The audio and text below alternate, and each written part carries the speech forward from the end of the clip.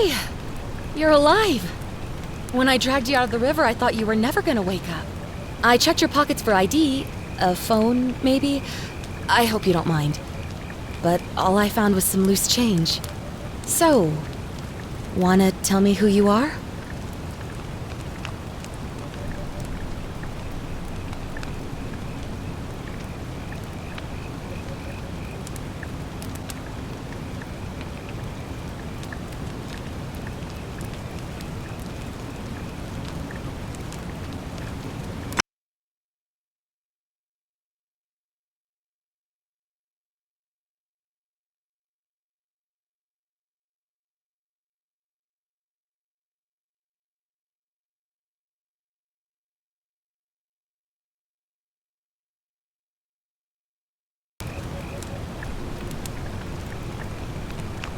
Well, it's nice to meet you.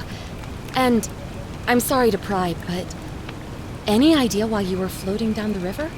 What's the last thing you remember?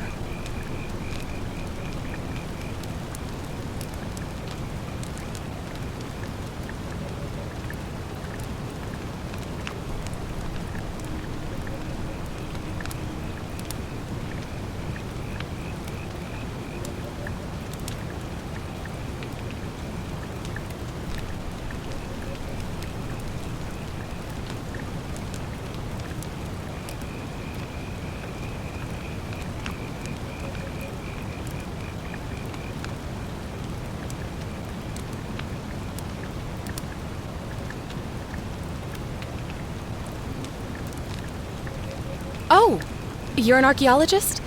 Then you'll definitely want to hear this. I don't know if it's exactly what you're looking for, but there are some ruins just behind you. Roman, I think. I need you to go in there and see if you can find a guy named Al for me. He went in there a few hours ago, and he hasn't come out. I've been freaking out, wondering if he's trapped or injured or worse. I would have gone in after him, but he made me promise to stay here, no matter what. There's no way I'm leaving without him, so I'm just kind of stuck here, waiting. What I mean is, I was hoping you wouldn't mind going in there to find him? If you can do that, I can get both of you back to civilization in my boat. Please? Oh, of course. Sorry, I don't mean to be pushy, What do you want to know?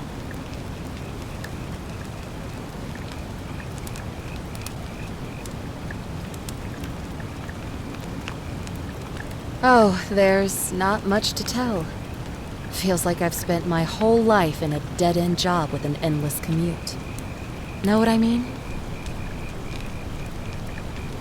Oh, I'd rather not say if it's all the same to you.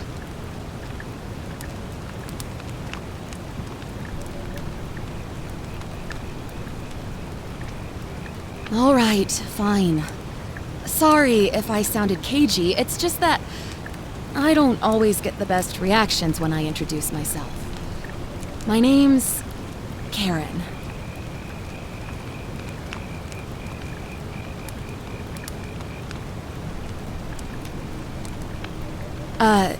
You're welcome.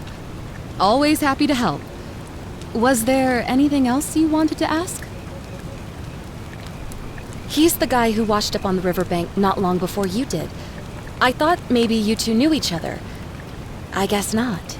But maybe the two of you can piece together what you're doing here. In any case, you'll like him, I'm sure. Once you find him, that is.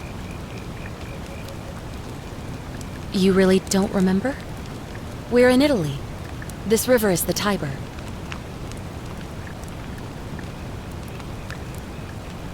Not much, really. But imagine what you might find in there. Priceless ancient artifacts. Al... What am I, an idiot? You could hike a long, long way in any direction and never find another soul. Trust me. Great. So you're ready to go look for Al?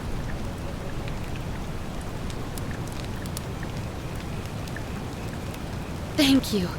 The entrance is just past those columns behind you. Please, hurry. Oh, and He left this here, but I think you'll need it more than I will.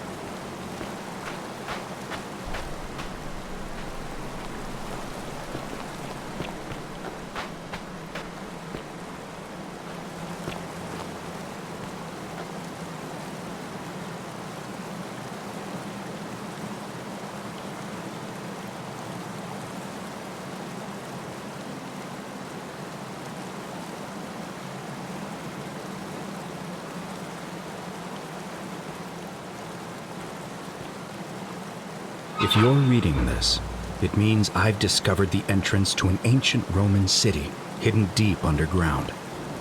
Its existence is long forgotten, all knowledge of it lost, except in the Latin inscription here. It reads, "You who wish to enter the city, step forth and be judged. The virtuous shall be rewarded with eternal life in paradise. The wicked shall find themselves showered in gold, but in vain, for this shall be their final resting place." Could an underground city have remained a secret?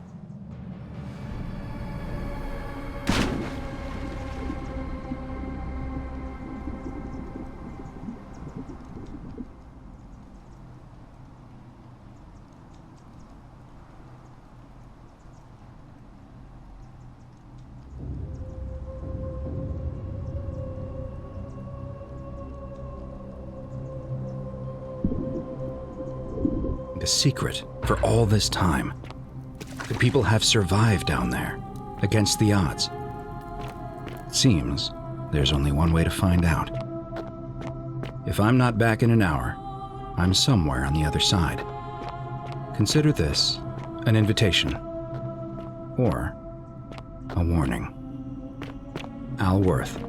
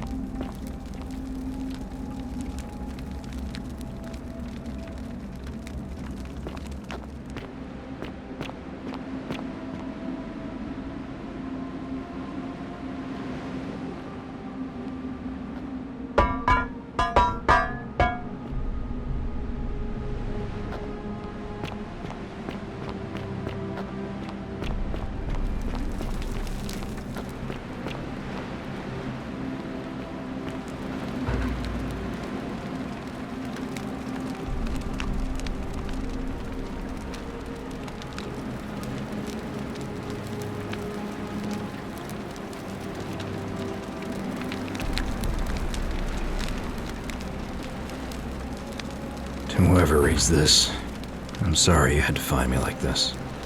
And worse, she'll suffer the same fate I did. I've spent a lifetime in this place, going around and around in circles, searching for a way out. The inscription was right. There is no way back. In here, there are only two options: death, or that godforsaken doorway into the past. I made the mistake of stepping through it. I wanted to set things right, and I tried. I really tried. Whatever I did, it took me right back to the beginning. Don't make the same mistake. Better to end it all now, and find out what awaits you beyond that portal.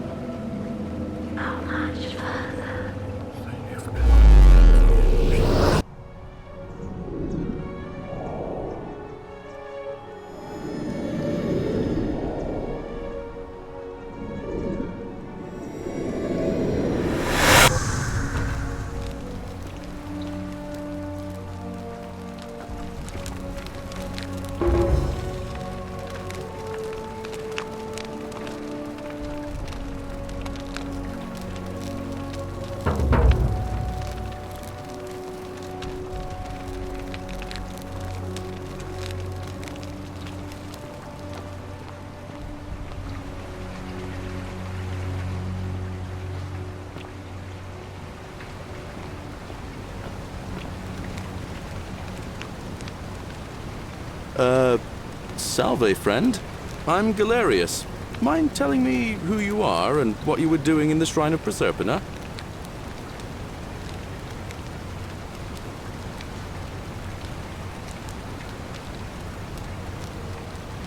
Yeah, you know, agricultural goddess of springtime?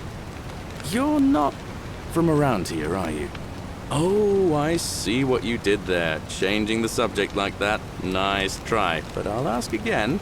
Who are you, and what were you doing in the shrine? No idea what you're talking about. Oh, wait.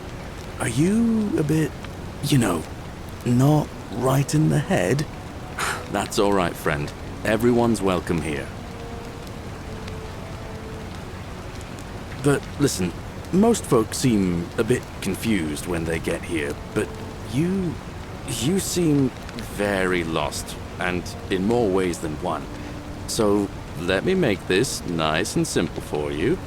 Live by our law here, and we'll all get along just fine.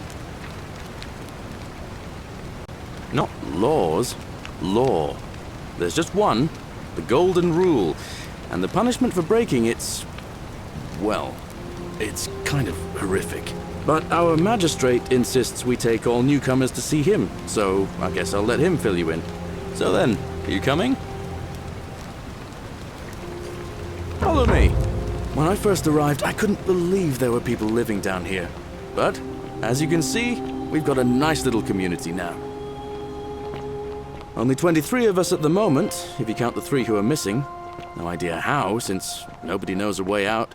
But it's just big and dark enough to get lost in, if you're not careful.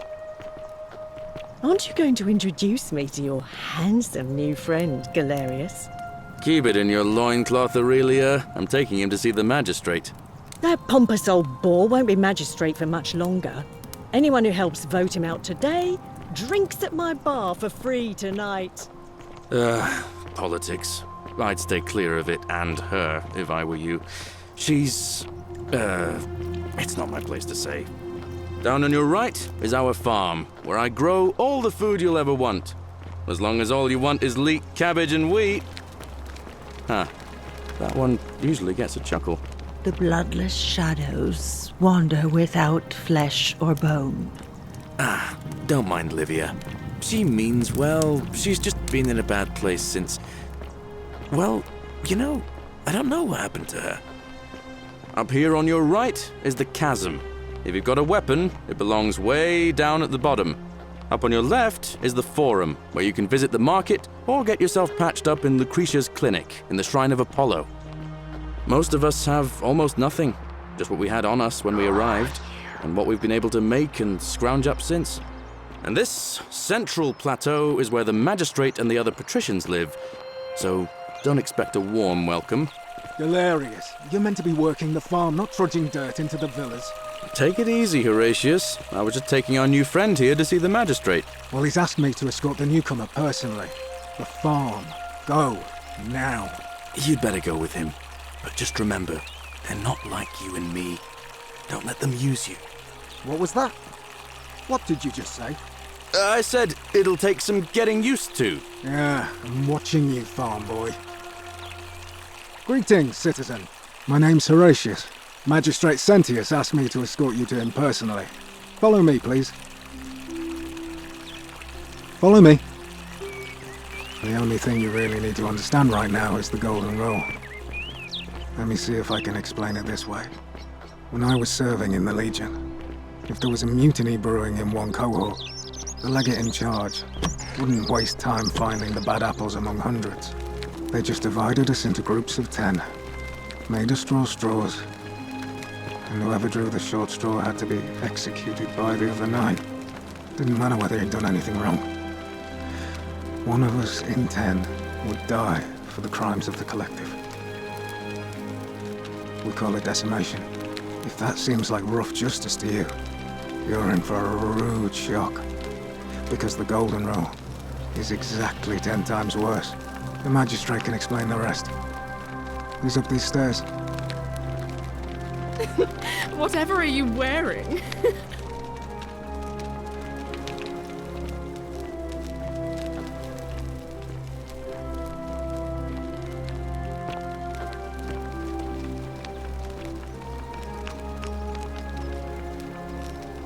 We're finally alone. I assume you already know who I am. May I know your name? A curious name, to match a curious accent. But I digress. I see you have the piercing and astute eyes of a man of great learning. We're always happy to welcome another scholar to our little community. Equitia will be delighted to meet you, I'm sure. Now, you're probably wondering why I summoned you, and I'll get to that. But first, take a look at this wondrous place, would you? A secret city built deep in the mountains many hundreds of years ago. Indeed. More importantly, consider the miraculous community we've built here over the last 7 months. 22 complete strangers brought together by the fates, living and working together in our own little paradise. And in all that time, not a single sin has been committed.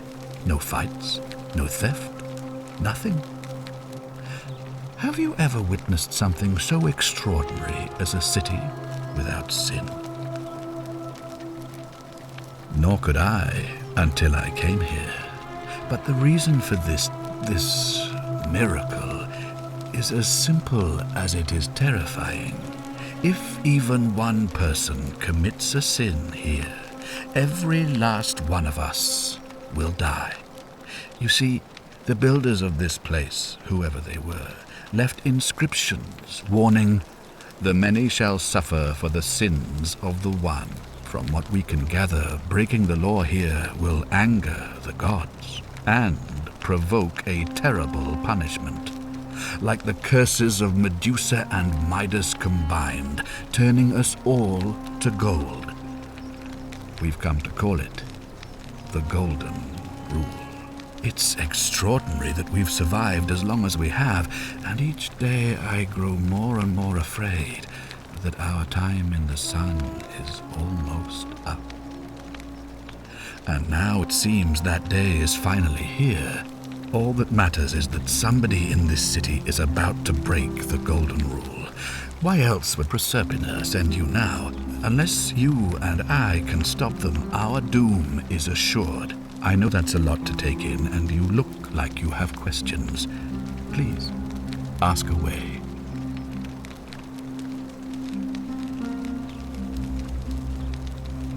An intelligent question. There was a good deal of debate about that in our first weeks here. Does it refer to crimes, or to some other ill-defined wrong? Of course, everyone agrees on the basics. No theft, no assault, and certainly no murder. But beyond that, it was more difficult to reach a consensus. What about lying, insulting someone, blasphemy, trespass, trying to escape, bribery, infidelity, suicide? As magistrate, I had to exercise leadership, and so I made a decision.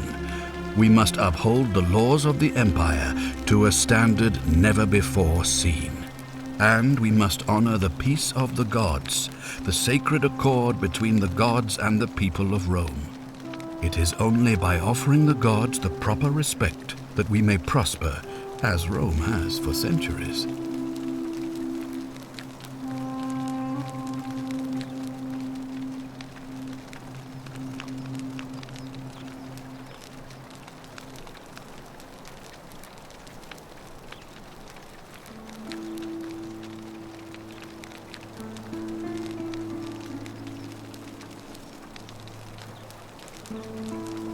I'm glad you agree.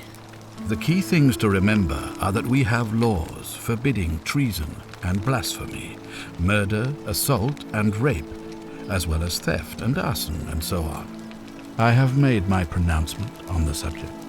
Unfortunately, there are still those here who resist, whispering blasphemous and treasonous lies in the shadows. I would be keeping a close eye on them if I were you.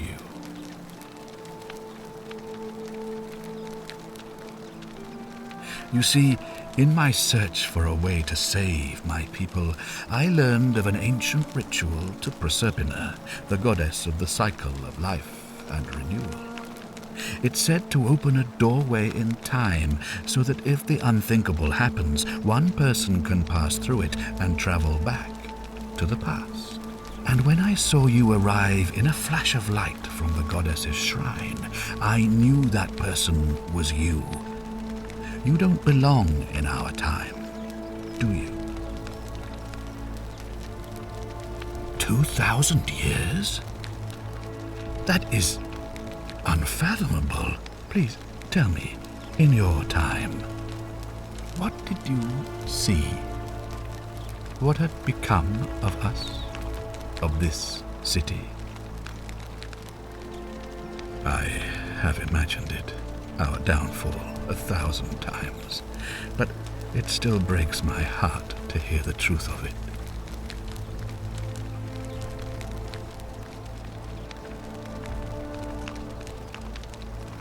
All I can tell you is that it's a ritual sacrifice to Proserpina. I stumbled across instructions. I have to recite a prayer, and of course, as with all rituals, some sacrifice is involved. Usually that means wine or food, or in some cases a live animal. In this case, the sacrifice is rather more costly. The life of the person performing the ritual.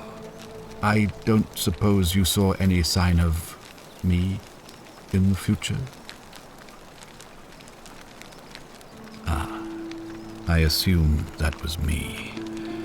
If I'm forced to perform the ritual, it's going to cost me everything. You'll try to make sure I don't need to use it, won't you? Well, I suppose that's all I can ask for. Well, I believe you're in the best position to go around asking people questions. You're new here, and it'll seem perfectly normal. As for me, well, it pains me to say my attempts to impose order have not earned me many friends. I fear I may not even remain magistrate after today's election. The people here would only treat my curiosity with suspicion. You shouldn't have that problem, though, unless, of course, you get off on the wrong foot.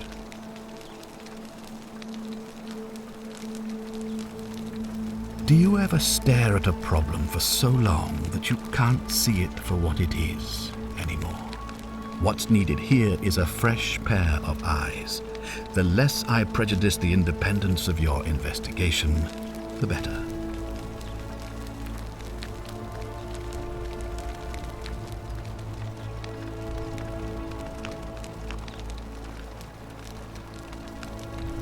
Ah, good. So, are you with me? Can I count on you to figure out who's about to break the golden rule? Wonderful. Now, I need you to investigate the city, talk to everyone, help them if it'll win their trust. I authorize you to enter private homes and inspect possessions and documents, unless, of course, you're asked to leave. Figure out who the culprit is, and as soon as you have a name, come back and tell me immediately. Oh, and one last thing. If I were you, I'd start my investigation by visiting Lucretia at the Shrine of Apollo in the Forum. I heard wailing from there not long ago. Seems like something's not right.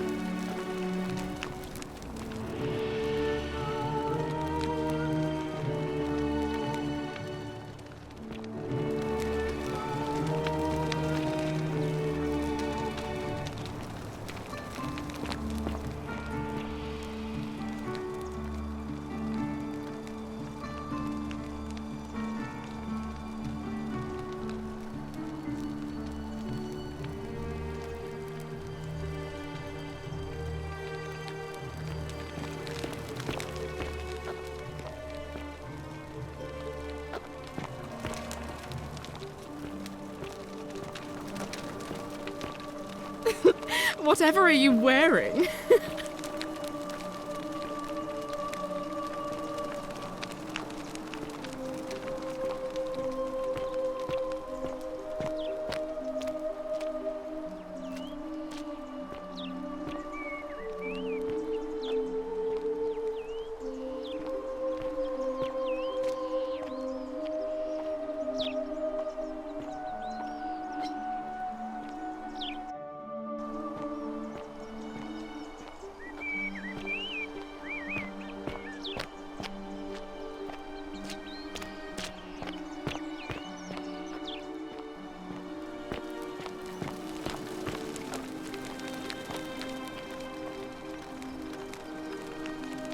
That's my room. Leave before I call Horatius.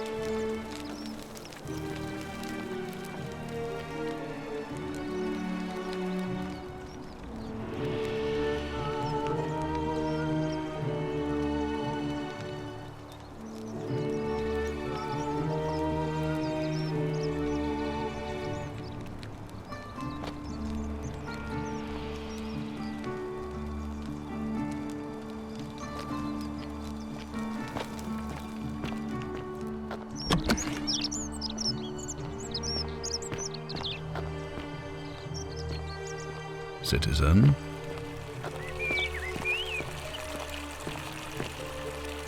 Hey, Horatius. How's it feel knowing your man's doomed to lose the election today? If you're trying to goad me into an argument, it won't work. I'm a stoic, remember? If the old man couldn't even keep his own daughter safe, how can anyone trust him to keep us safe, eh? Why do I get the feeling you lot had something to do with Sentilla's disappearance? That's it. Blame everyone but yourself. If I find out you did something to that poor sweet girl, not even the Golden Rule is gonna protect you. Got it? Ha! As if I'll be afraid of you, little man.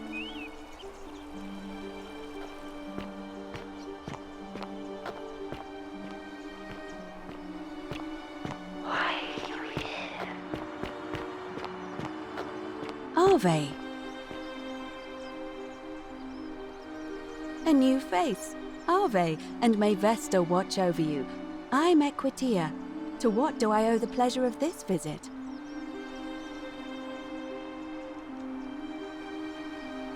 Oh my. I take it people are quite direct where you're from. I suppose it's quite charming in its own way. Usually, however, you wouldn't simply march up to a Vestal priestess and without due formality or courtesy ask, "What is your story?"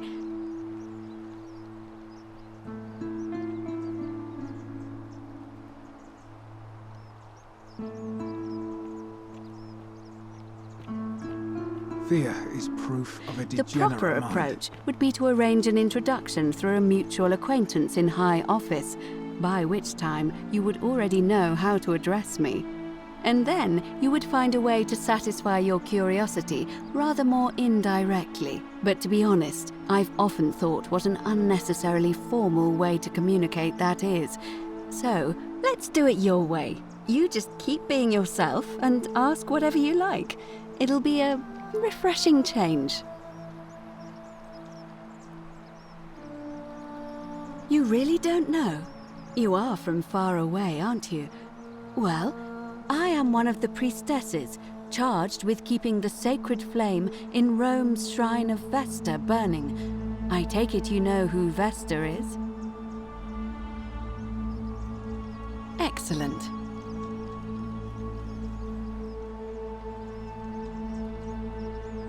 Put simply, I tend to the temples, ensure their sanctity is preserved.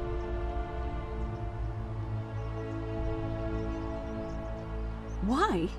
So that we continue to honor our gods, invite their blessings, and not bring their wrath down upon us, of course. It's vital that we keep them appeased and remain in their good graces. You know, I'm not entirely sure. But what about you? How did you end up here? Karen, you say? And nothing about that name seemed odd to you?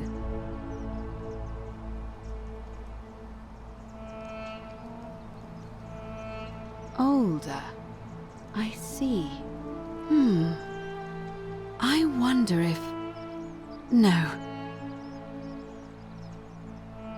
I apologize. I don't mean to be cryptic. It's just that you've got me thinking. Have you spoken with any of the others about how they arrived here too? I really think you should. Go around and ask them what they remember and see if you notice any patterns. Good. Thank you. But please be careful. I just don't want to see what happened to Livia happen to you too. Up until a few weeks ago, she was a perfectly productive member of our little community, darning clothes and cutting hair. She was always so chatty, always seeking out newcomers and asking them where they were from and how they wound up here. And then, about a month ago, she suddenly changed. She withdrew, stopped working and became despondent, started muttering to herself. Galerius and I visited her to see how we could help, but she just looked at us with this haunted stare, called us bloodless shadows, and told us we were ignorant of some pattern. Look, it could be unrelated. perhaps she simply fell ill. Or, as Galerius suggested, the weight of the Golden Rule was too much for her. But there is a small chance that she learned something, saw a pattern nobody else saw, and that it broke her. I just don't want to see that happen to you. So be careful, will you? Thank you. Now, go and follow the thread of truth through this labyrinth, and come back to me if you discover any patterns.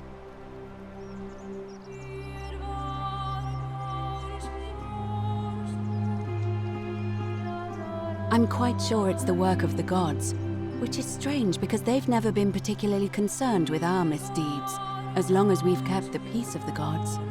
We ask for blessings, for good health, bountiful harvest, military victory, and in return, we offer praise, wine, incense, or animals. But here, it seems they require much more of us. I find myself reminded of an especially pertinent tale from our great poet Ovid in his epic Metamorphoses. Would you like to hear it? It is rather long. Wonderful. It goes like this. Baucis and Philemon were an old married couple living a humble life in a small town.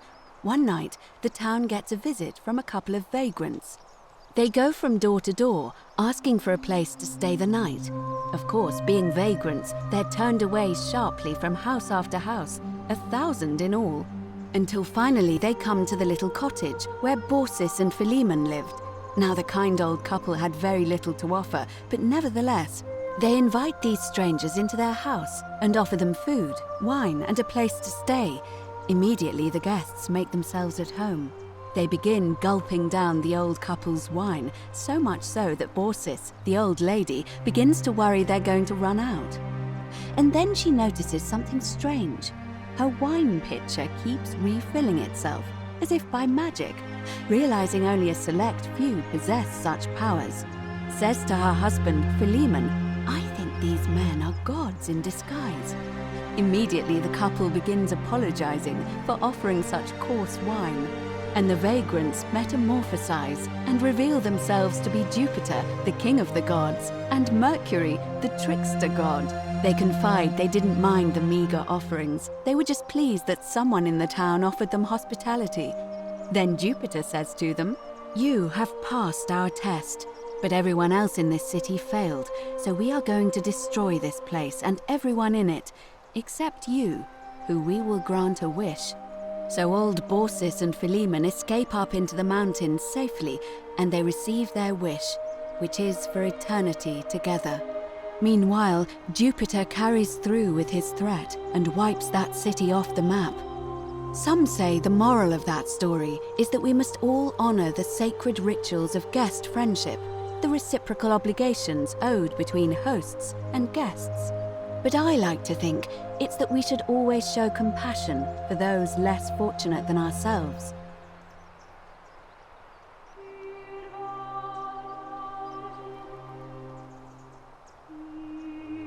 I'm pleased to hear it.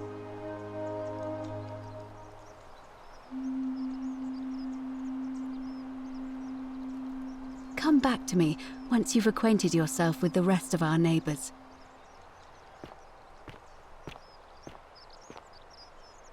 What now?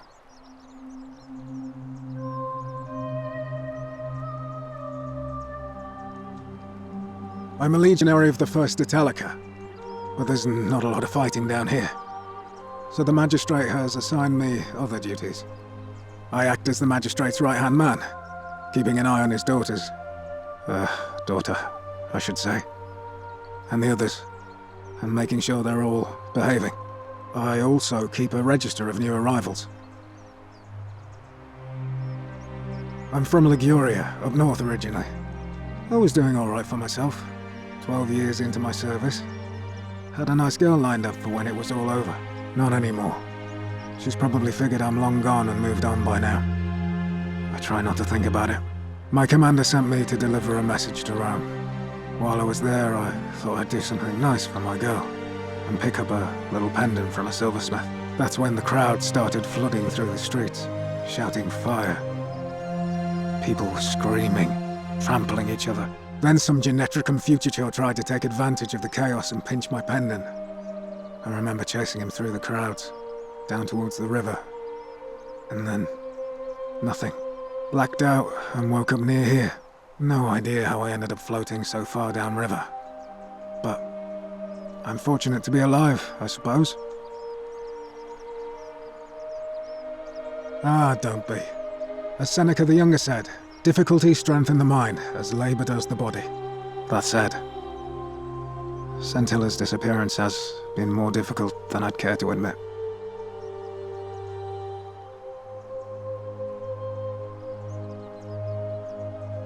Well, as I always say, it's kinda like a divine version of the practice of decimation in the Legion. By threatening to execute 1 in 10 men, the idea is to ensure order and discipline among everyone. And it works. If you knew you could be executed because your brother-in-arms is planning a mutiny, well, you'd bloody well watch him like hundred-eyed Argus, wouldn't you? Because your only chance of saving yourself is to stop bad things before they happen.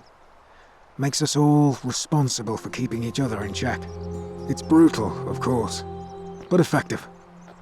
The Legion wouldn't be the most formidable force in the world without it.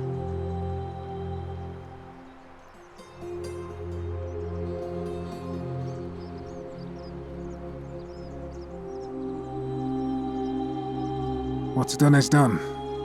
I was forced to execute my brothers-in-arms, and those memories will always visit me in my sleep. But life is harsh, and I've come to accept my lot. As with the Golden Rule, I don't have any control over it, so railing against it would be like trying to stop the seasons or the tides. As Seneca the Younger wrote, true happiness is to enjoy the present without anxious dependence upon the future, not to amuse ourselves with either hopes or fears, but to rest satisfied with what we have, which is sufficient. For he that is so wants nothing. A war crime? Isn't that a contradiction in terms? As Cicero said, in times of war the law falls silent.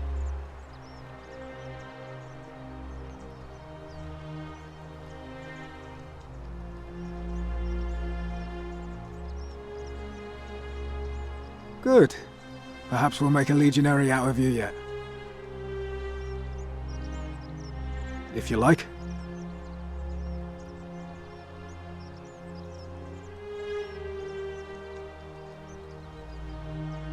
All right.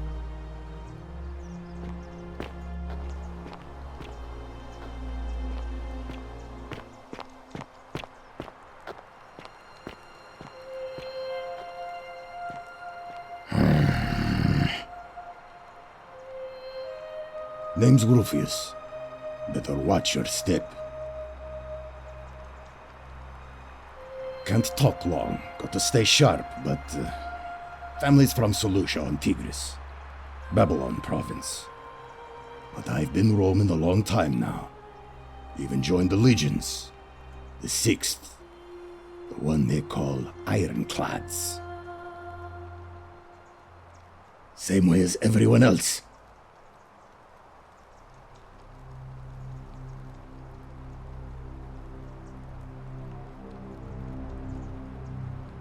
If you were dealing with what I am, you wouldn't be either. None of your business. In Troite ipsum commensula. If we have to.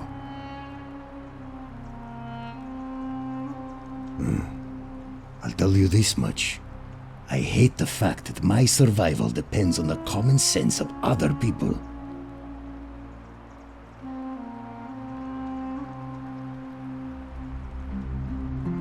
I mean, all these people just bumble along like nothing's wrong, while we're one bad decision away from being wiped out. Like the last lot of people who lived here. Seems like I'm the only one ready for what's coming. Whatever that is. And when it hits, it's everyone for themselves. You've been warned. I don't know. But did you ever get the feeling some of these statues are watching us when we're not looking? Like they're waiting for something. I don't like it. Of course I am. Whatever.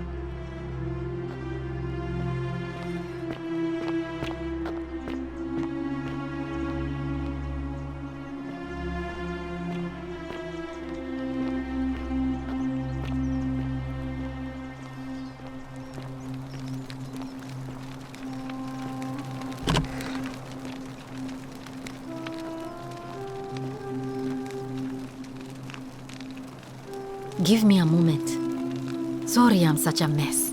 I just lost a patient and a dear friend. Yulia. She was a good woman.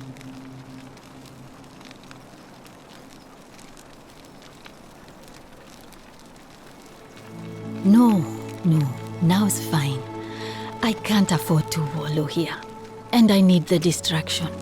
What's on your mind?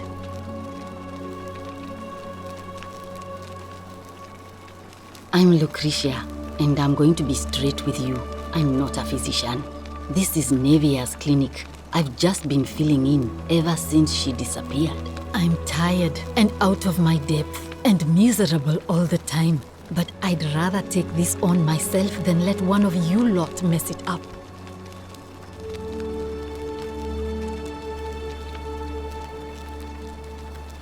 My husband and I moved to Rome from Caesarea. He embraced the Roman way more than I would have liked and turned into an awful philanderer. I would have divorced him and demanded the return of my dowry, but I knew he would sooner have me killed than give me my right. So I waited for the right time to take what was mine and disappear. And then the fires came. As he prepared to evacuate our villa, I gathered our most precious belongings, coins and gemstones, and the moment his back was turned, I ran. I could barely see for the smoke, and the streets were full of people trampling each other. I ran for the river, like everyone else, and leapt in. The next thing I remember, I was waking up on a riverbank, not far from here. It's all right. Say what you will about this place. At least my fornicating husband will never find me. And while there's no shortage of snakes here, at least with the golden rule, they have to try to be discreet about it.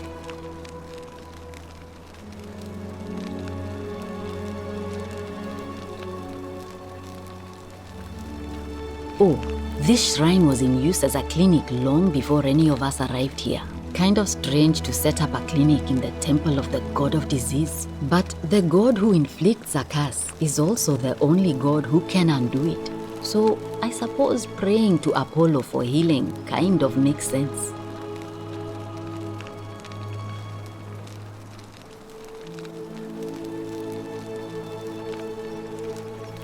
Well, she used to run the clinic. She was a midwife, not a physician. But she was the closest thing we had down here. And she was good, too. Until she suddenly lost all interest in us. One day she told me she'd made some profound discovery about the golden statues. This changes everything, she kept saying. But I had no idea what she was talking about. The last time I saw her, the last time any of us saw her, she was muttering to the statues. Like she could talk to them. And then she shut herself in the palace, barred the door from the inside, and nobody's seen her since. She's been gone so long now, we figure she's either dead or up to something so strange that she doesn't want anyone else to know about it. But I really wish I could reach her, because that's the only hope I have of solving a troubling problem, a real thorn in the paw situation.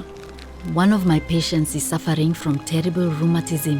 His joints are inflamed and he's in constant pain.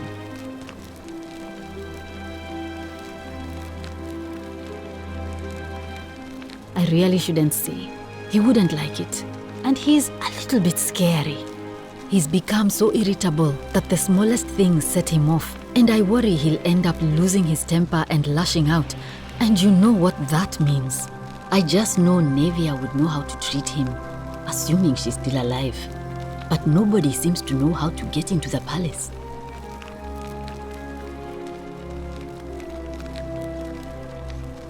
Thanks, I suppose.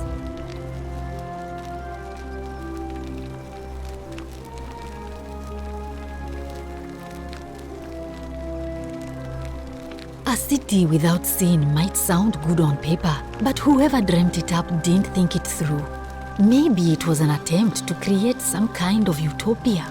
But snakes like Decius will always find loopholes to exploit. And what can we do about it? Absolutely nothing.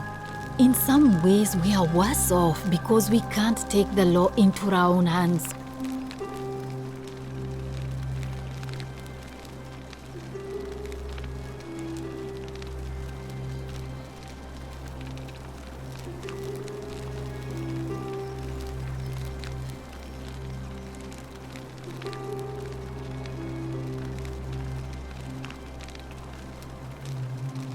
Oh no. Sorry, I don't mean to worry you, but no, that is definitely not normal. There was one other person who claimed she could hear the statues talking to her. But that was Nevia, and she went a little mad. Well, she used to run the clinic. She was a midwife, not a physician, but she was the closest thing we had down here. And she was good too, until she suddenly lost all interest in us. One day she told me she'd made some profound discovery about the golden statues. This changes everything, she kept saying, but I had no idea what she was talking about. The last time I saw her, the last time any of us saw her, she was muttering to the statues, like she could talk to them. And then she shut herself in the palace, barred the door from the inside, and nobody's seen her since. She's been gone so long now, we figure she's either dead or up to something so strange that she doesn't want anyone else to know about it. But I really wish I could reach her, because that's the only hope I have of solving a troubling problem, a real thorn in the paw situation. One of my patients is suffering from terrible rheumatism. His joints are inflamed and he's in constant pain.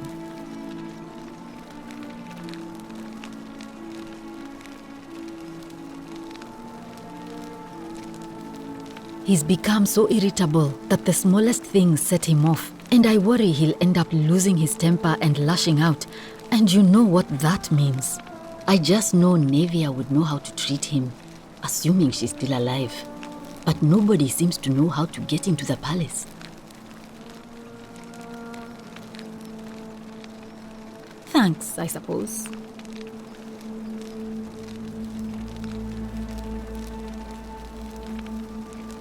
She was poisoned. She came in here frothing at the mouth. Normally, I'd treat her with resin of silphium, a rare plant which is perfect for this sort of thing. And I knew Decius had some at his market stall, right around the corner. So I ran over there, but he just looks at me with this evil smile and says, "That'll be 1,000 denarii." There was no way I could afford that, and he knew it. Then that toad shrugs and says, "Supply and demand. I guess you don't value your friend's life that highly." Anywhere else, I'd just pay a thug to steal it from his stall, but there's no way I can do that down here with the golden rule. So all I could do is come back here and just watch her die. I kept on apologizing, and now I'll never know who poisoned her, or how they managed to do it without breaking the golden rule, or why she cursed that snake's cruel black eyes with her dying breath. Well, unless you have the power to bring someone back from the dead, there's really just one thing you can do. Get me that silphium resin. I'm going to have another patient in here soon. Could be in the next day or in the next hour. And I will not allow this to happen again. I don't care how you get it, but you have to make it happen. Because if I lose another patient this way, I swear to the gods below, not even the golden rule will stop me from marching up to that Genetricum Fututo and scratching his eyes out.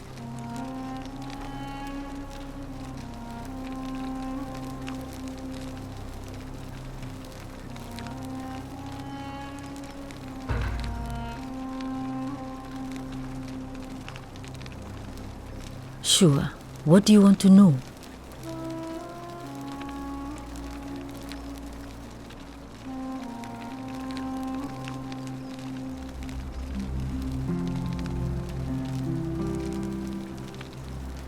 Hemlock, I believe.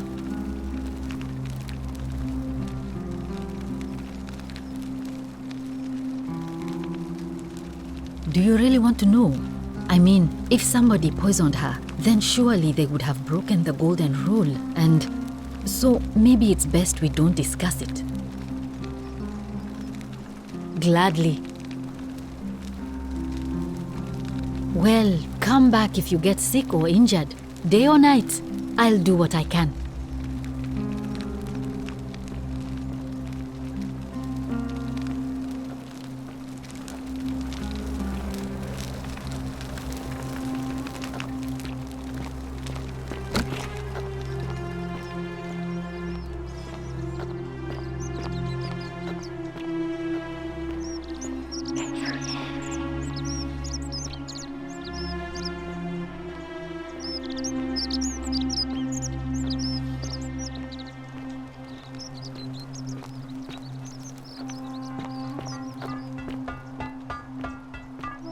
Salve. Ah, a new face. Salve, and welcome to a little community. My name's impossible to pronounce for most people, so you can just call me Virgil. You arrived on a sad day, friend. What with Julia's death? I wish we could have met under better circumstances.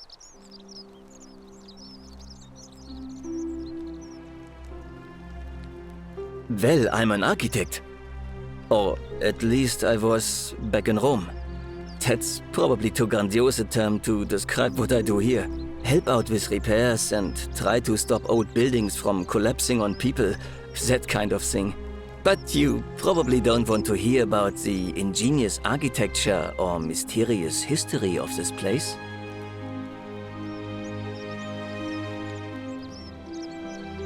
Oh, I'm glad you asked. Some of these shrines were constructed hundreds of years ago, which means Romans have been arriving here for at least that long. But there's one thing that puzzles me. The oldest shrine in this avenue isn't Roman at all. It's Greek.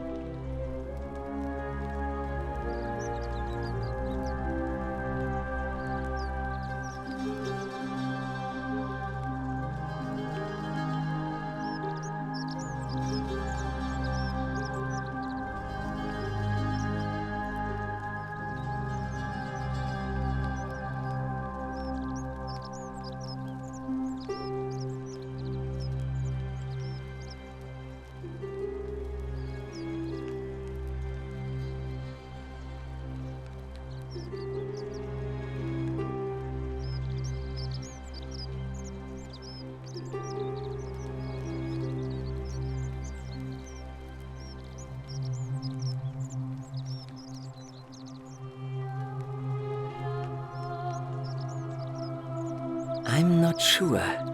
It could mean that the Romans, who first started building here, were just copying Greek architecture, which they do all the time. Or it could mean that they were Greeks living and worshipping here before the Romans arrived. Which begs the interesting question, who really built this place? And could it be far older than any of us imagine? If only there was a way we could talk to the people who came here before us. The stories they could tell. Gladly. Personally, my favorite thing about this place is the aqueducts. Those series of adjoining arches. They're an ingenious feat of Roman engineering with a very practical purpose.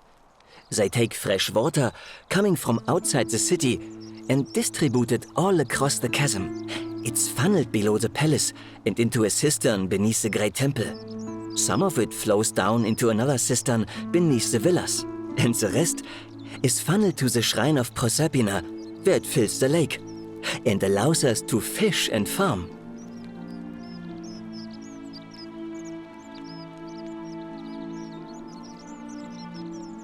Hey, not so loud. Just talking about that could anger the gods for all we know. I'm not saying it's impossible, but you'd have to find a way inside somehow. Just, please, try to be a bit more discreet about it.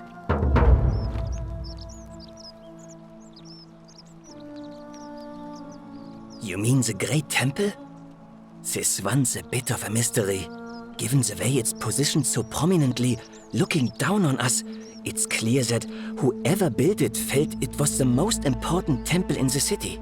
Unfortunately, someone else went out of their way to keep its purpose a mystery. You see, usually a temple is dedicated to a particular god, like Proserpina or Diana or Apollo. Usually, that god is obvious. But in this case, it's unknown.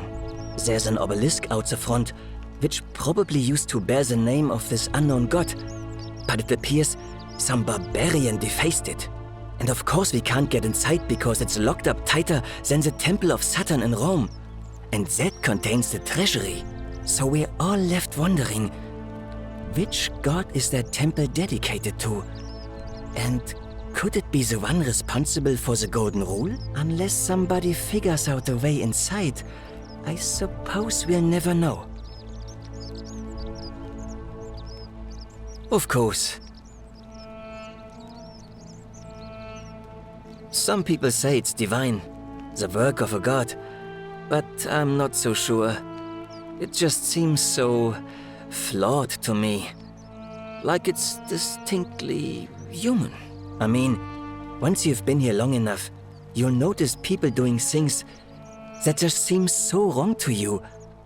But this so-called god doesn't seem to care, which means one of two things.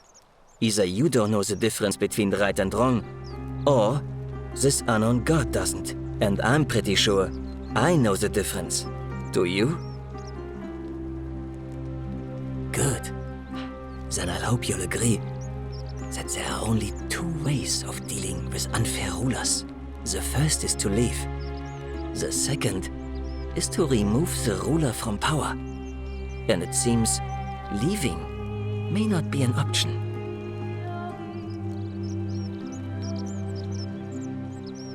Good question. It's best if I say no more, but I hope you'll give it some thought.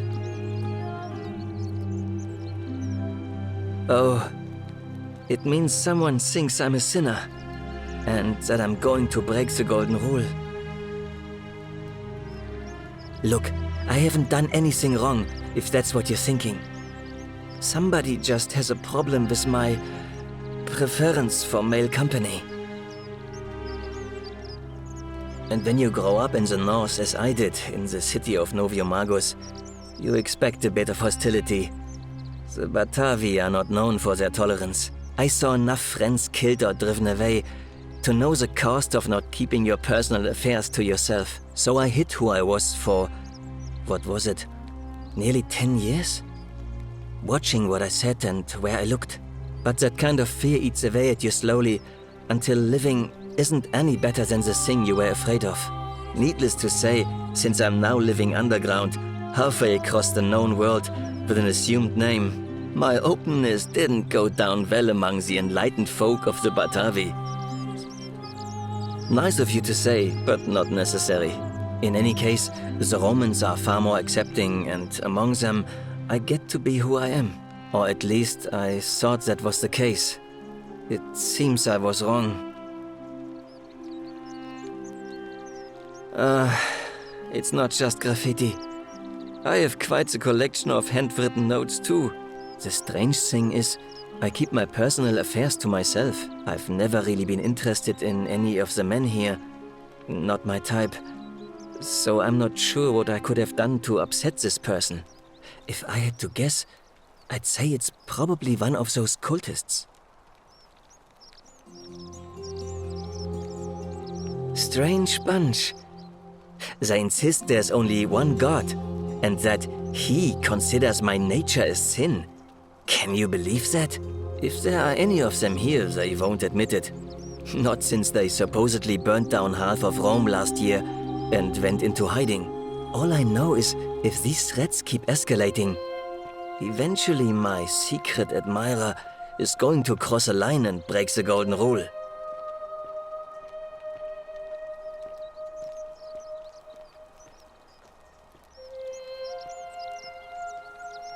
What? Really? I didn't expect that. But thanks. It's always a pleasure to meet someone so selfless. I'm glad you arrived when you did. I'd start by figuring out who the cultists are. Or maybe ask around among the merchants here. Someone who lives or works in the forum must have seen something. But if you find them, please don't hurt or humiliate them. I suspect they're just confused.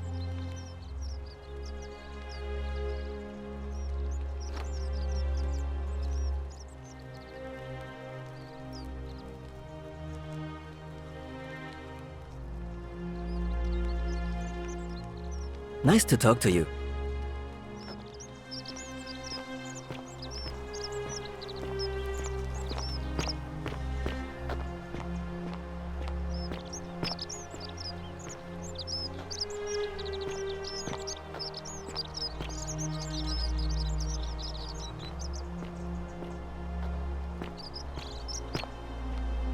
Hey, Virgil, how much would you want to make me a bow? For the last time, Dacius, I'm not making you a bow. But why? You know why. But how am I going to defend myself against someone else with a weapon? There are no other weapons in the city. We all went along with the magistrate's weapons ban, so it wouldn't be an issue. That's why I've got to get in first before someone else beats me to it.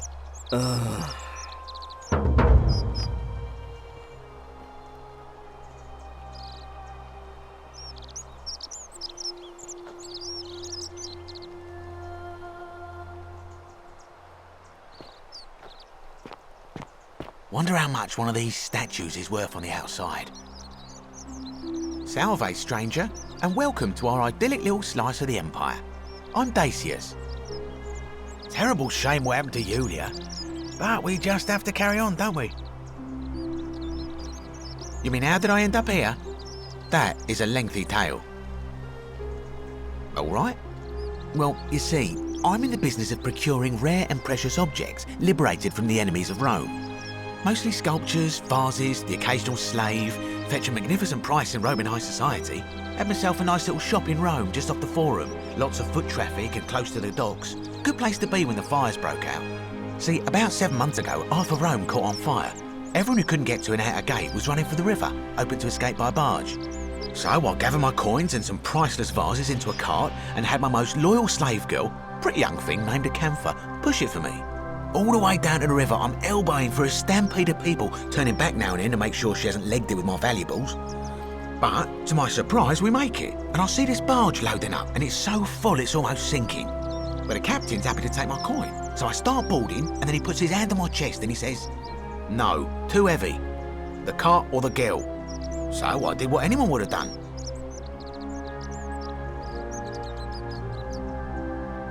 Of course I chose the cart. I mean, I can always buy a new slave girl if I still have my money. So I put my hand on the cart, and I guess she realised what was happening because those pretty black eyes of hers go all wide. And in one swift motion, she topples the whole bloody thing into the Tiber.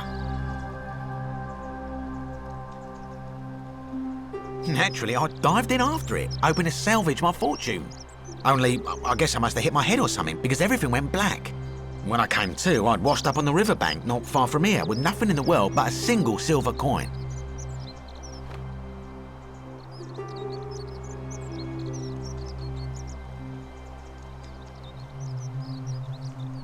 Thank you, friend, but it turns out it might have been a stroke of good fortune because this place is a veritable treasure trove.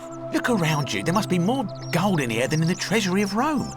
If I can just figure out how to get it out of here.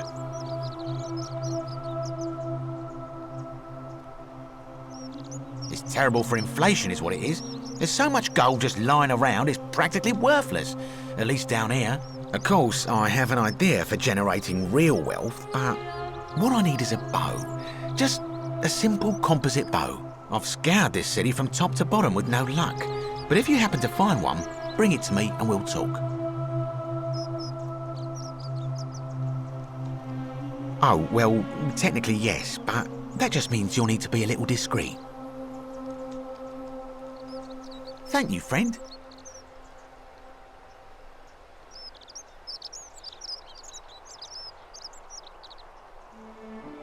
I don't, I'm afraid. But I did overhear Fabia telling Georgius she saw something. She was headed to the baths not long ago.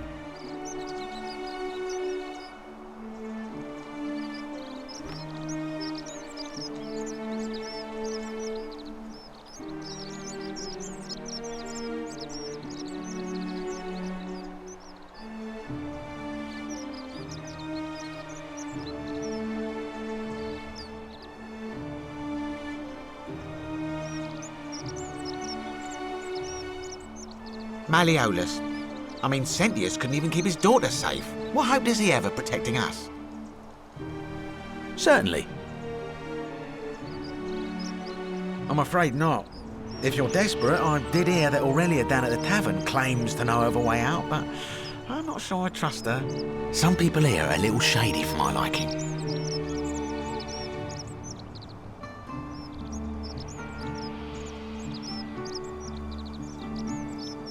Certainly. All I ask is a reasonable price of 1,000 denarii.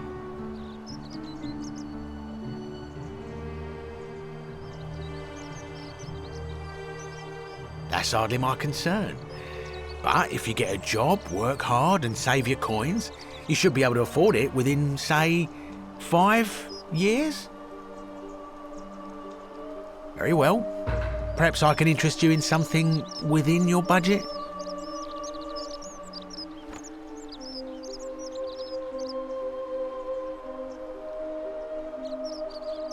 Very well. Another time.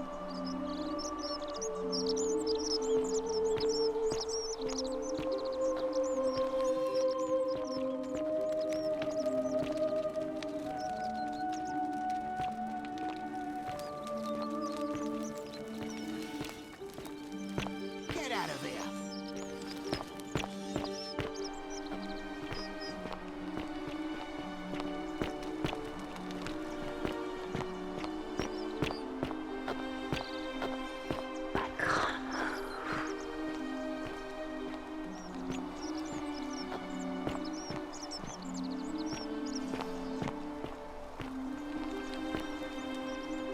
Help!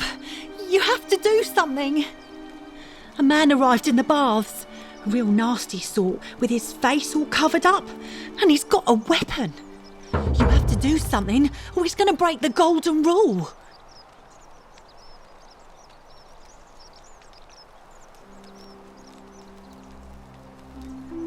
Are you serious? This is an emergency. Are you going to help or not? None of us do. The magistrate made us throw them all into the chasm. So now this man's bow is the only one in the city. You'll just have to improvise. Thank you. He's still in there, somewhere.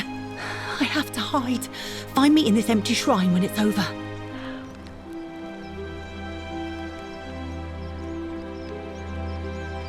What?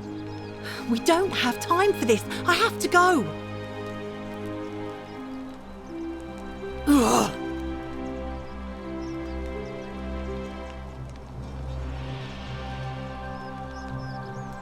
The shrine is collapsing.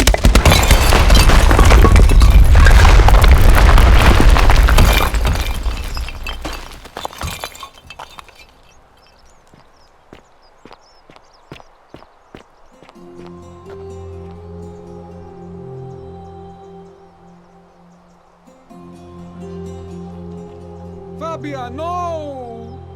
Oh God, she's dead! Did anyone see that? The whole shrine just collapsed on her! Oh Fabia, why did you have to go in there? Poor sweet girl!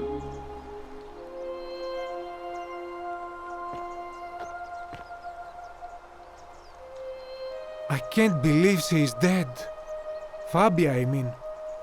She walked into that empty shrine, and the next moment she is lying dead under a pile of rubble. The gods are cruel and unjust. She was like a daughter to me. I'm sorry, friend. It's not right for me to lay my burden upon you.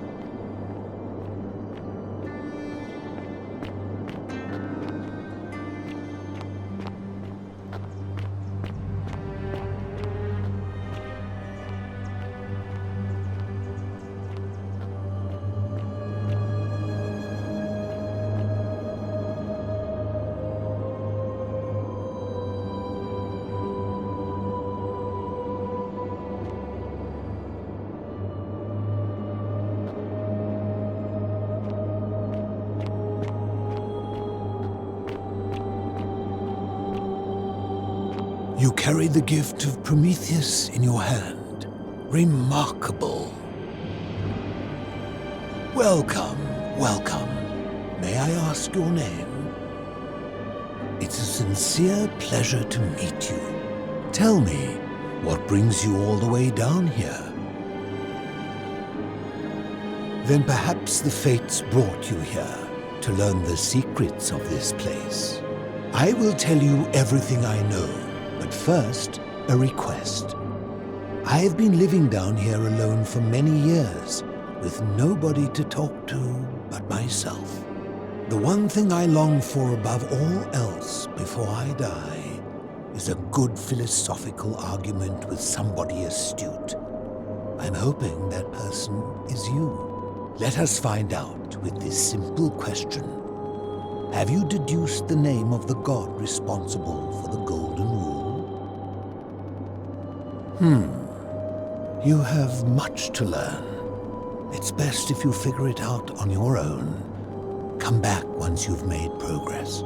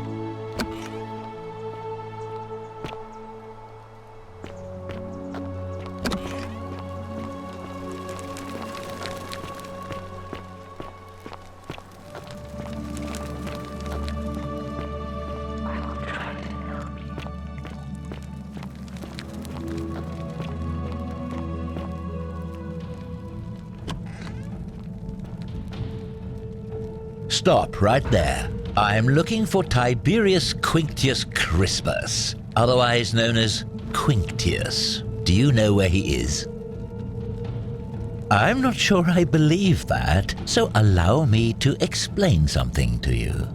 I am here with orders from Emperor Nero himself to find and execute the cultist Quinctius for terrible crimes against the Empire. So, if you tell me the truth, I will allow you to live. But if you lie to me or otherwise obstruct the Emperor's business in any way, I will put this arrow through your chest. Is that understood? Thank you. Now tell me, who are you people, and what is this place?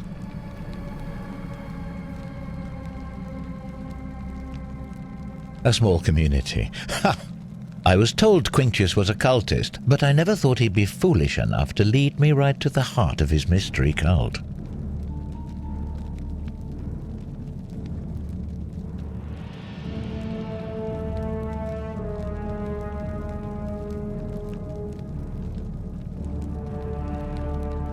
Oh, don't play coy with me. I don't care if you're worshipping Bacchus, Magna Mater, or Christ. You lot are all the same to me. Always sneaking off to your secret sanctuaries, indoctrinating each other with your little mantras. The Emperor may have tolerated your activities up until now, but after what Quinctius did, those days are numbered. You say that, but if you're not a cult, then why go to such great lengths to keep this place a secret? So you admit you're not allowed to leave.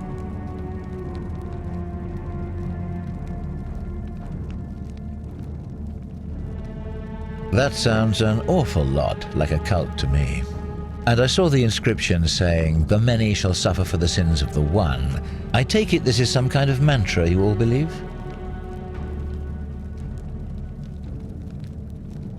Another lie. So you really do believe that? Fascinating. You've clearly been indoctrinated into this nonsense. Now tell me, where did you lot get enough gold to make all these statues?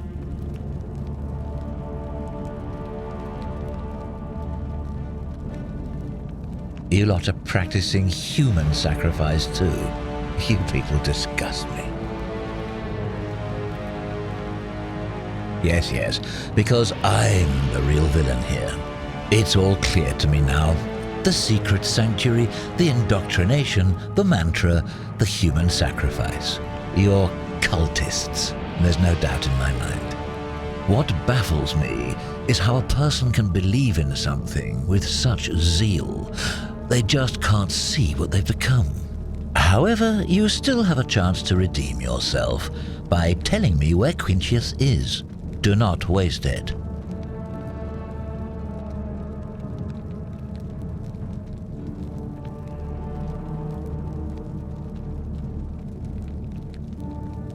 Very well, here's what I know. He's a 40 to 50-year-old man with distinctive eyes, one green and one blue. He's also known to have delusions of grandeur. The Emperor says he and his cult, your cult, are responsible for starting the fire which burnt half of Rome to the ground and killed thousands in the process.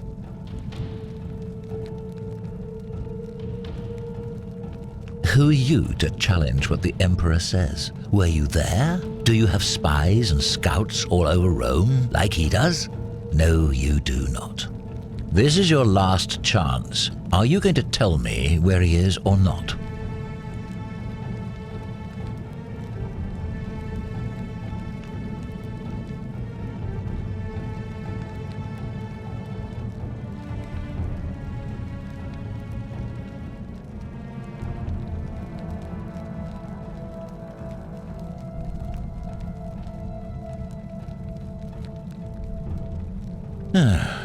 Then you're of no use to me.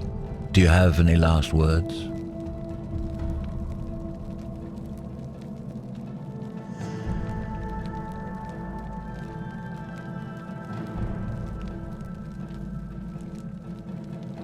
Aha, I knew it. Now it's my turn to tell you something. Once I'm done with you and Quintius, I intend to kill every last one of you wretched degenerates. And I can think of nothing I'd enjoy more. The many shall suffer for the sins of the one.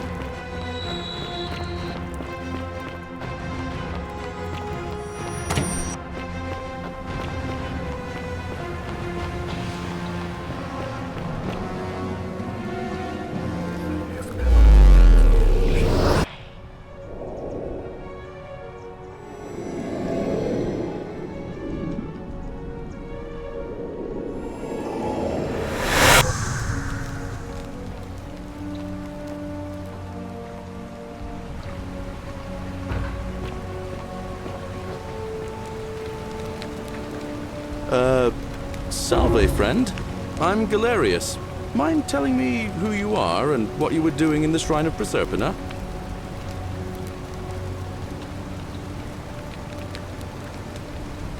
I don't think so. I've never seen you before in my life.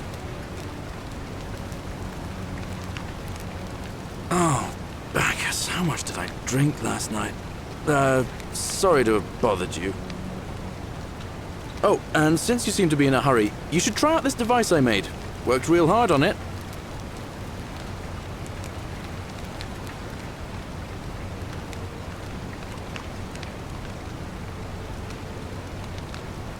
Just attach the pulley to the rope over the lake and hang on to the handles. If it works, it'll be faster than walking. And if it doesn't work, worst thing that can happen is you'll take a swim in the lake. I haven't quite summoned the courage to test it myself. But don't worry, it's completely safe. Probably. All right, see you around.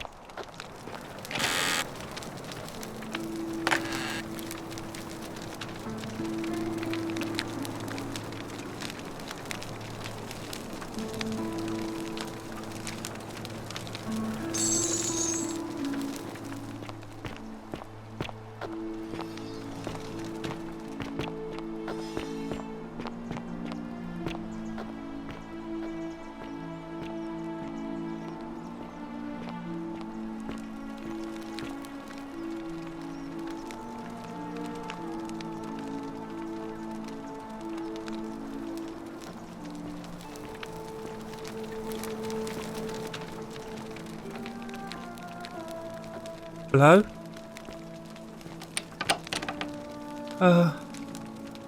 Hello? My name's Dooley.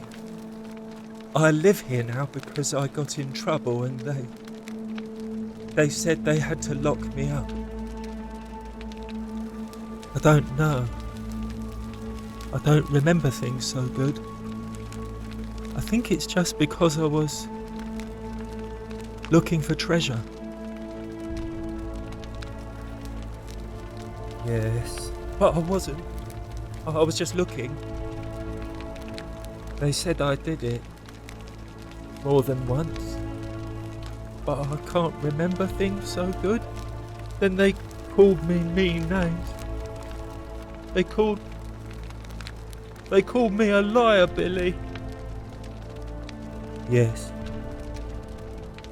They said I have to live here now and gave me this letter. But I'm not good with words. Do you think you could read it for me?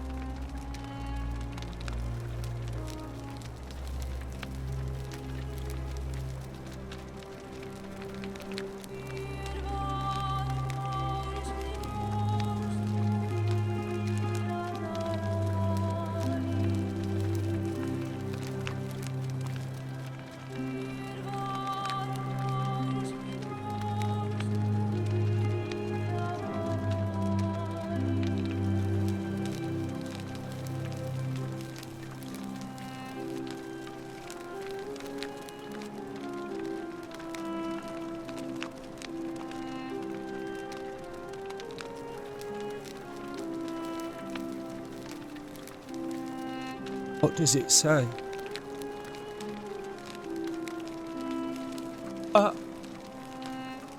My treasure! My friend Hannibal used to look after me. He said he always would. But then, he died. It was very sad. He said if anything ever happened to him, I had to find something very precious hidden away. He gave me this key and made me promise to keep it safe until I found the treasure. But I couldn't find it. All I remember is he said something about the cisterns, but when I went up to the high one, they put me in here. Now nobody looks after me, except my friend Galerius. And Ek, the priestess lady. She's a nice lady.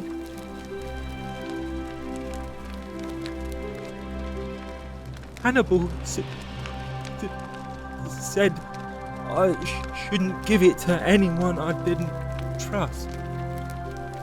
But maybe you could help me get out of here.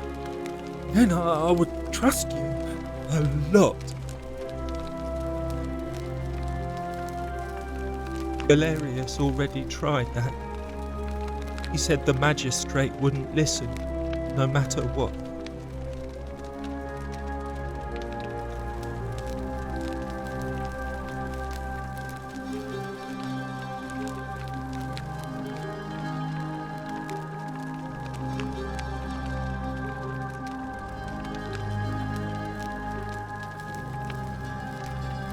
What about the rules?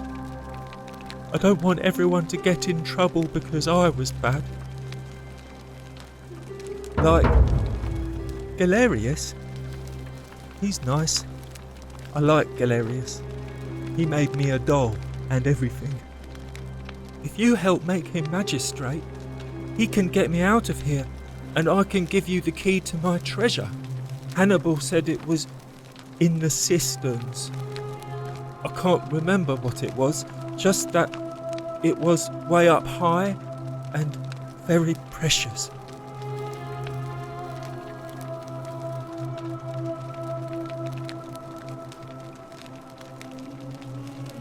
Gold? You mean treasure?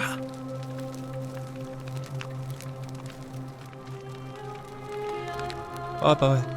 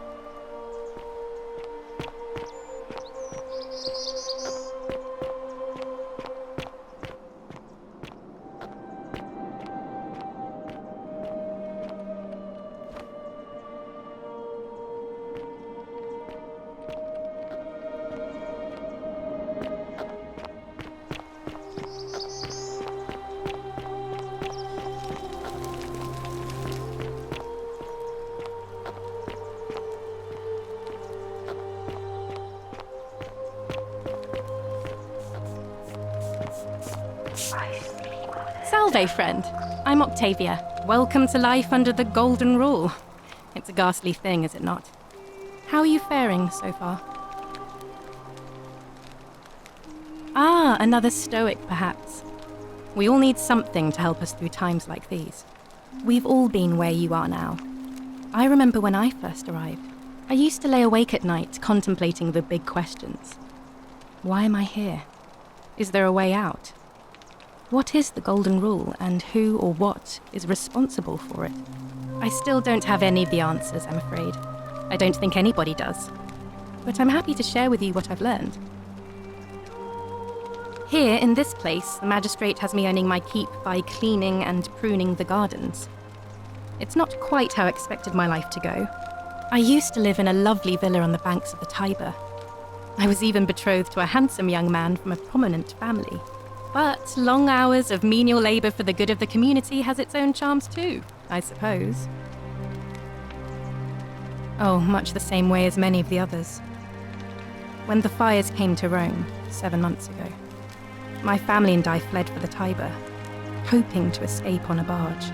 We were among the fortunate ones with enough coins for passage, but unfortunately, there were a lot of desperate people, and they boarded before we could depart. A scuffle broke out, and I was pushed overboard. The last thing I remember was the water, rising up to hit my cheekbone. I woke up by the river, near that shrine, and stumbled across this place.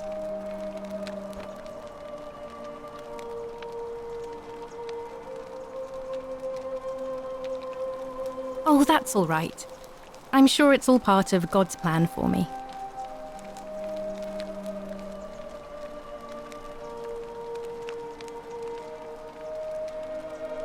Oh yes, of course. A slip of the tongue.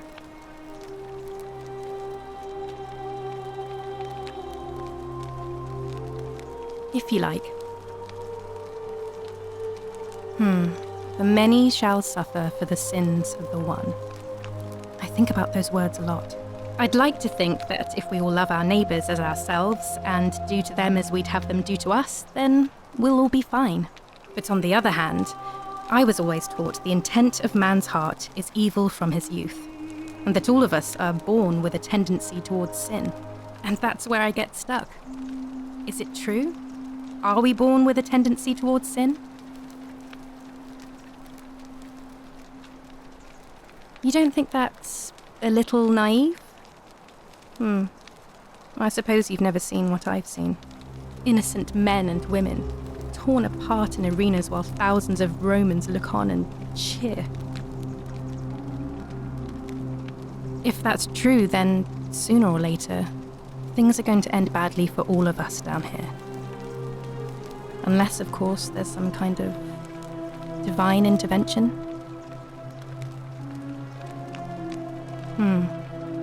I wish I shared your faith. Please keep that to yourself. I know you're not from around here, but things are very difficult for us right now. There was a terrible fire in Rome last year, and our emperor decided to make us his scapegoats. There were executions. It was horrible. Oh, thank you. You have no idea how much I appreciate that. All right, well, it was lovely to meet you. I look forward to getting to know you better over the coming months. And if you ever... I can't believe this is how it ends. Oh no. No. Ulpius, what are you doing? Get back from there. If you lose your balance, you'll fall.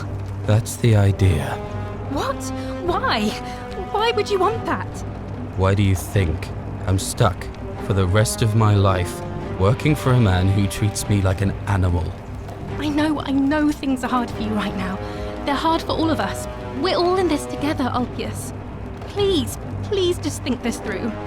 If you do this, it could be the sin that seals all of our fates. Is that what you want? I'm sorry, but I just don't care anymore. Please, Ulpius. Help him.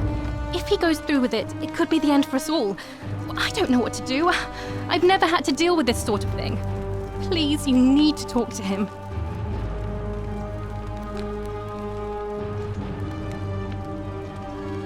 I don't know, but it's a crime for slaves to take their own lives.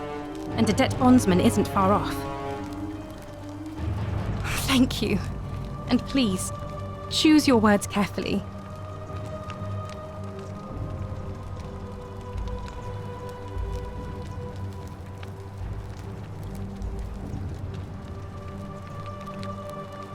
Let me guess. You're going to lecture me on how suicide is a crime against the Empire.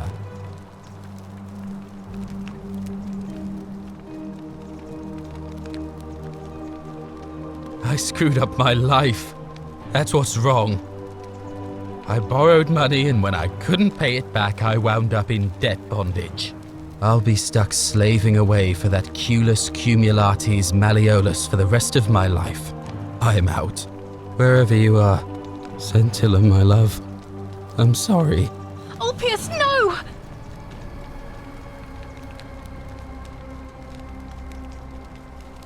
I can't believe he went through with it. Oh Lord, that poor lamb.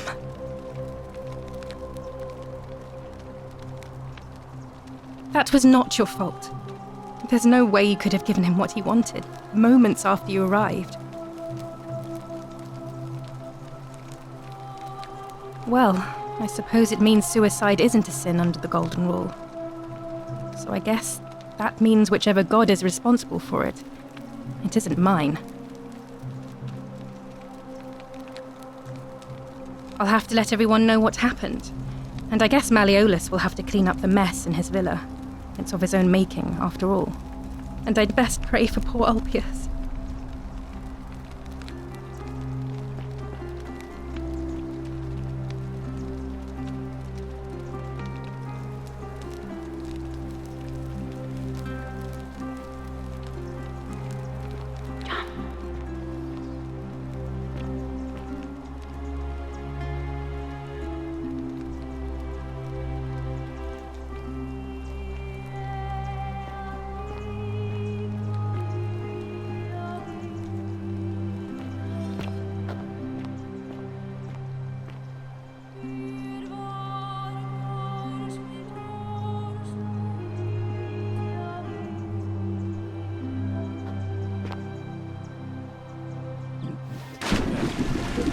Thank you. Thank you. I am delighted and deeply honored to have been elected your magistrate. Magistrate, yes, yes. Thank you. I am delighted and deeply honored to be elected your magistrate. And now, I make this solemn promise to you, good citizens. And now, I make this solemn promise to you, good citizens. Under my leadership, you will finally enjoy the freedom you deserve. And yes, no more shall you walk on eggshells. Yes. No more shall you walk on eggshells, fearing simply to live and breathe, because the tyrant Sentius told you it was forbidden. Yes.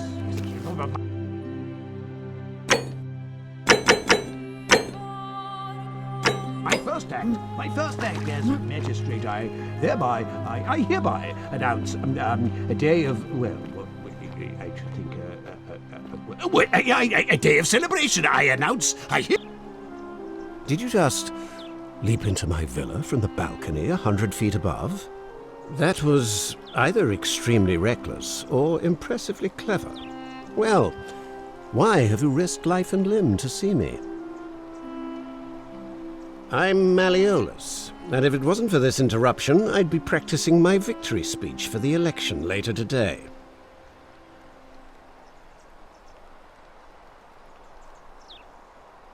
I'm glad you asked.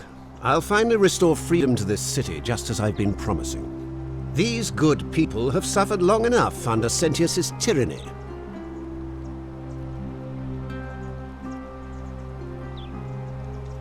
By declaring there's no such thing as the Golden Rule. It's a children's fable exploited by Sentius to frighten us into submission. Wait, Don't tell me you've fallen victim to that monstrous lie.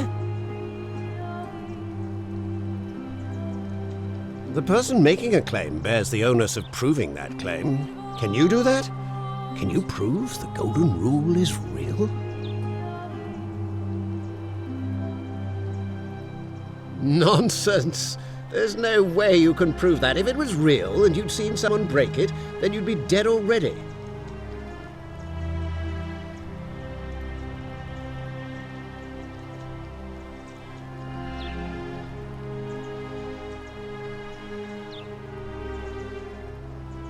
Surely, you're not one of those people who believes everything you read, as if a lie could be transformed into the truth by the simple act of writing it down? What? Oh, I see what's happening here. Another poor, vulnerable soul taken in by Sentius's machinations. He won't get away with this much longer.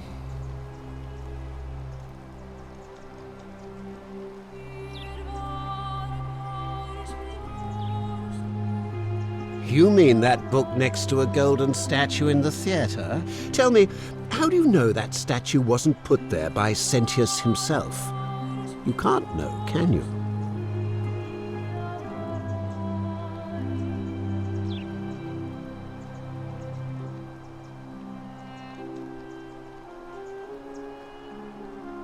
I disagree.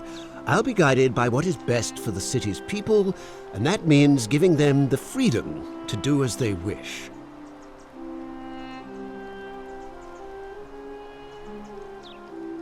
True, but that is simply because you are mistaken.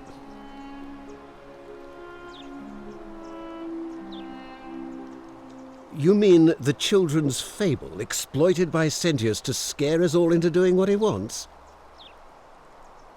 I'm afraid not. We're stuck down here together, for better or worse. We're all going to have to make the best of it.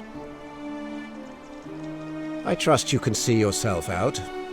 Through the door this time. There's a key just beside it.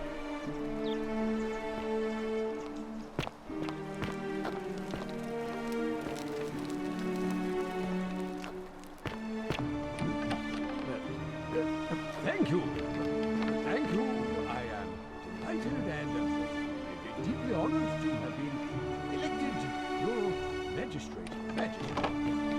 Thank you. I am delighted and deeply honored. Thank you. And now, I make this solemn promise. Get out of there.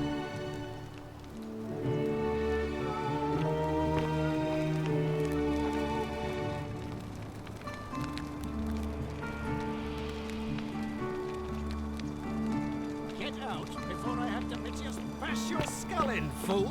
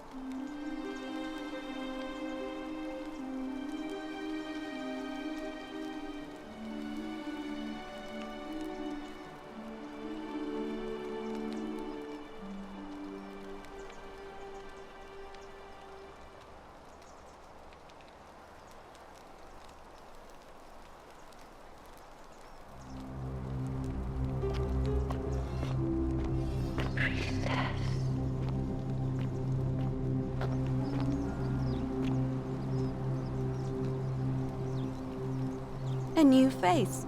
Ave, and may Vesta watch over you. I'm Equitia. To what do I owe the pleasure of this visit?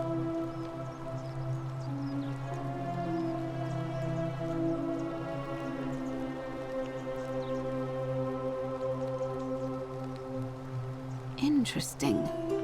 I'm not sure why you're telling me, but you've come to the right person. Did you find a pattern then? What have you noticed? Yes, I understand many of our friends were carried here by a river current. What else? Yes, I suppose that could be something. But then most of us do tend to carry coins on our person, don't we? What else? There are definitely some common threads there. But I think we'll need at least a few to ensure we're not just seeing coincidences. Keep asking people how they wound up here. I don't want us to rush to any conclusions yet. Livia's fate weighs heavily on my mind and dictates we should be sure. Yes, you should ask the others first.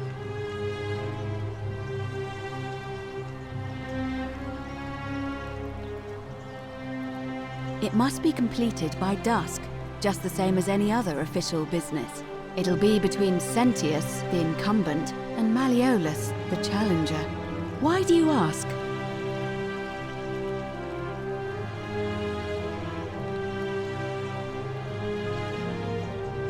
All of the male citizens who are willing and able to attend, unless they're running, of course.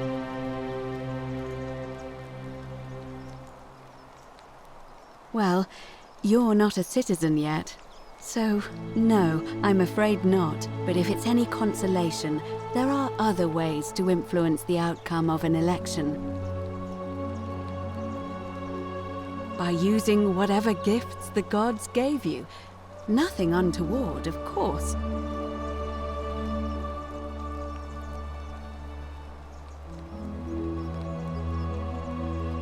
Certainly. I don't, I'm afraid.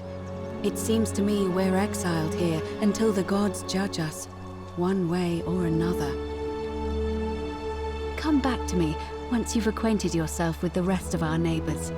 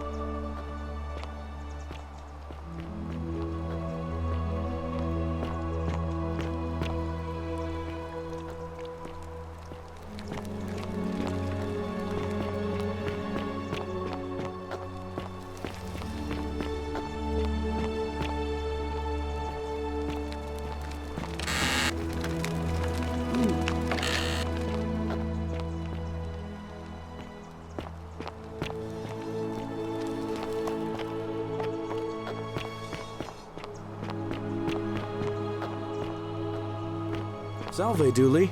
How are you doing today? I'm sad. Am I going to die in here? I don't think so, my friend. It's election day today. Perhaps our new magistrate will be kinder than Sentius and let you out. I hope so. Galerius, what happens when you die? You're not going to die anytime soon, Dooley. My mother told me, when you die, a ferryman helps you cross a river and your spirit lives on in the underworld. Is that true? Well, yes, but... Is it true that if you were good, you get to go to Elysium, but if you were bad, you get punished forever and ever in Tartarus? Something like that, but... If I die and go to Tartarus because they say I've been bad? I'm not going to let that happen to you, Dooley. I promise. Thank you, Galerius. Thank you. Now, I have more work to do, but I'll visit you again soon, alright? Alright, Galerius.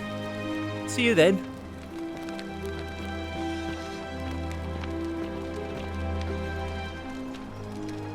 I saw you use the device I made, and it worked! Anyway, I'm sorry to ask, but is there any chance you'd be willing to do me a favor? Well, I've been trying to get this rare flower from the rock spire in the middle of the lake. It's too steep to climb, so I hung a rope over the lake and made this pulley device, only I couldn't quite summon the nerve to use it. Do you think you could use the device again and try to get that flower for me? Oh, thank you. It would help me a lot. There's no rush, just whenever you get a chance. All right. See you around.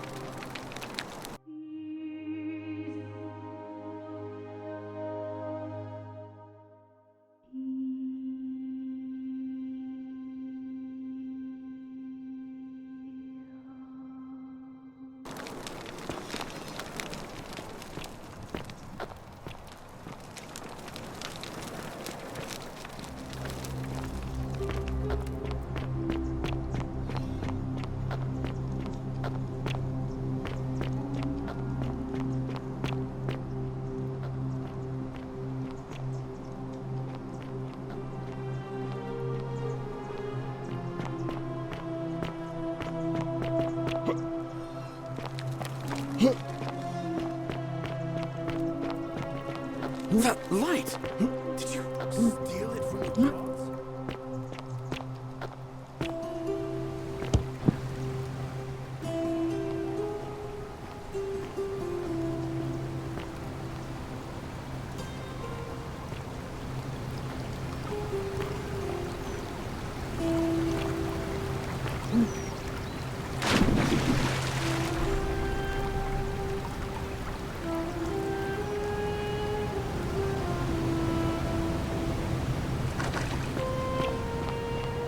Don't you just love springtime?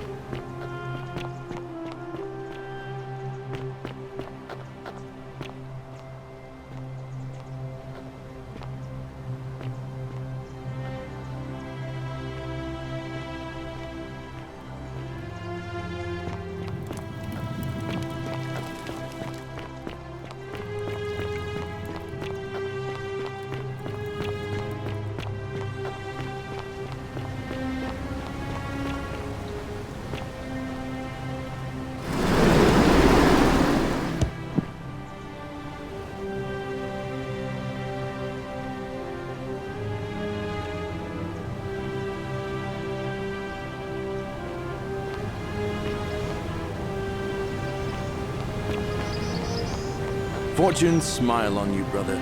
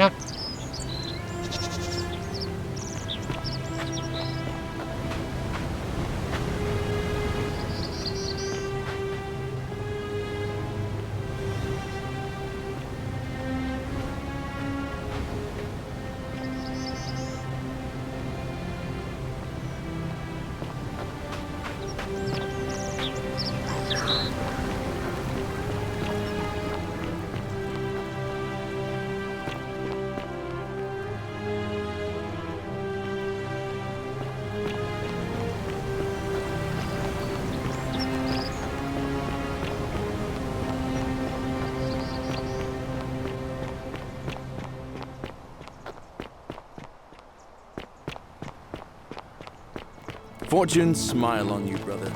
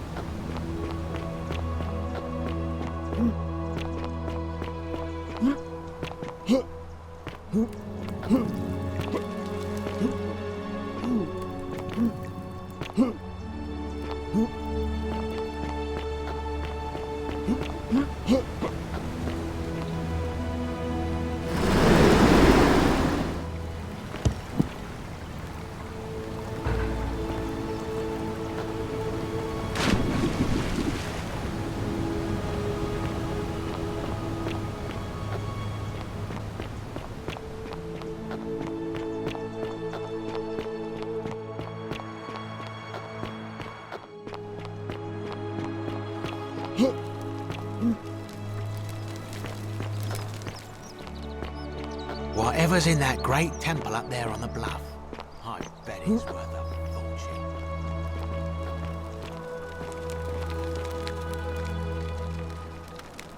Ah, it's you again. Hope you're settling in, friend. Now, what's on your mind?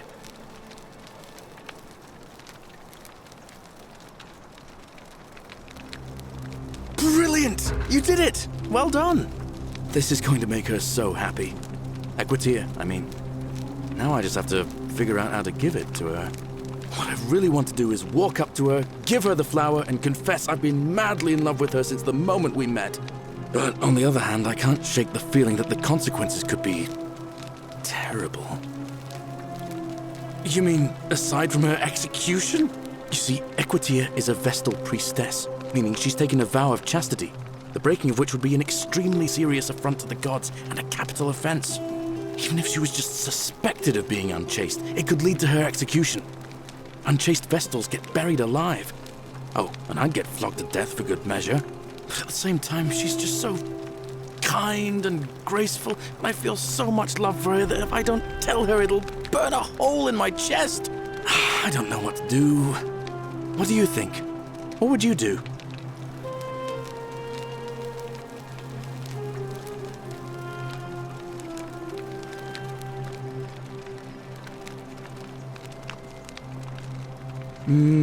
I suppose you're right.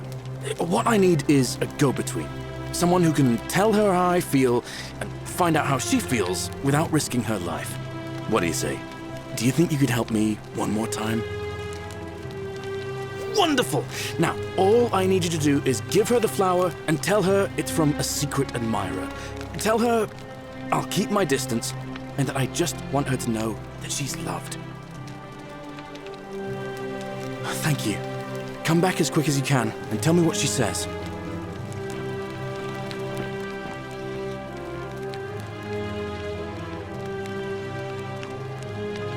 Ave again.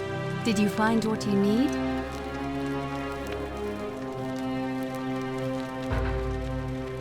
Oh, how lovely. It just happens to be my favorite, too. Who do I have to thank for this? I see. So, it's from Galerius, then? Of course I do. I think everyone in the city knows. That man is a wonderful human being, and my favorite person in the world. But he is the least subtle secret admirer you could imagine. The way he looks at me with those puppy dog eyes. Plus, he's been trying for weeks to get his hands on this flower. He went to so much effort, too. Suspending that rope above the lake, inventing that pulley device all on his own.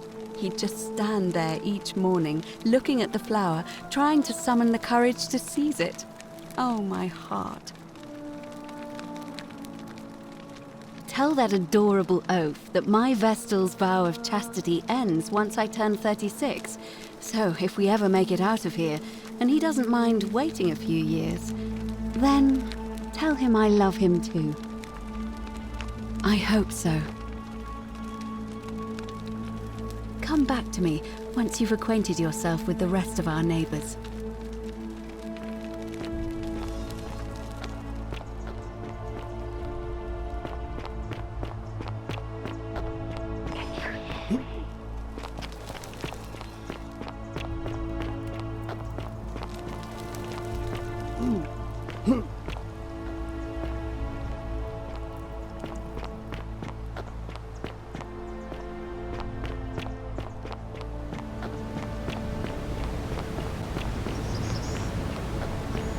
Fortune smile on you, brother. Ah, it's you again. Hope you're settling in, friend. Now, what's on your mind? Thanks. What did she say? Venus, that is the best news I've ever heard in my life. Oh, thank you. Thank you so much. You have no idea how happy you've made me. I wish there was something I could do to thank you properly, but I don't have much to offer you. All I can do is tell you where there's a secret stash of coins you might be interested in.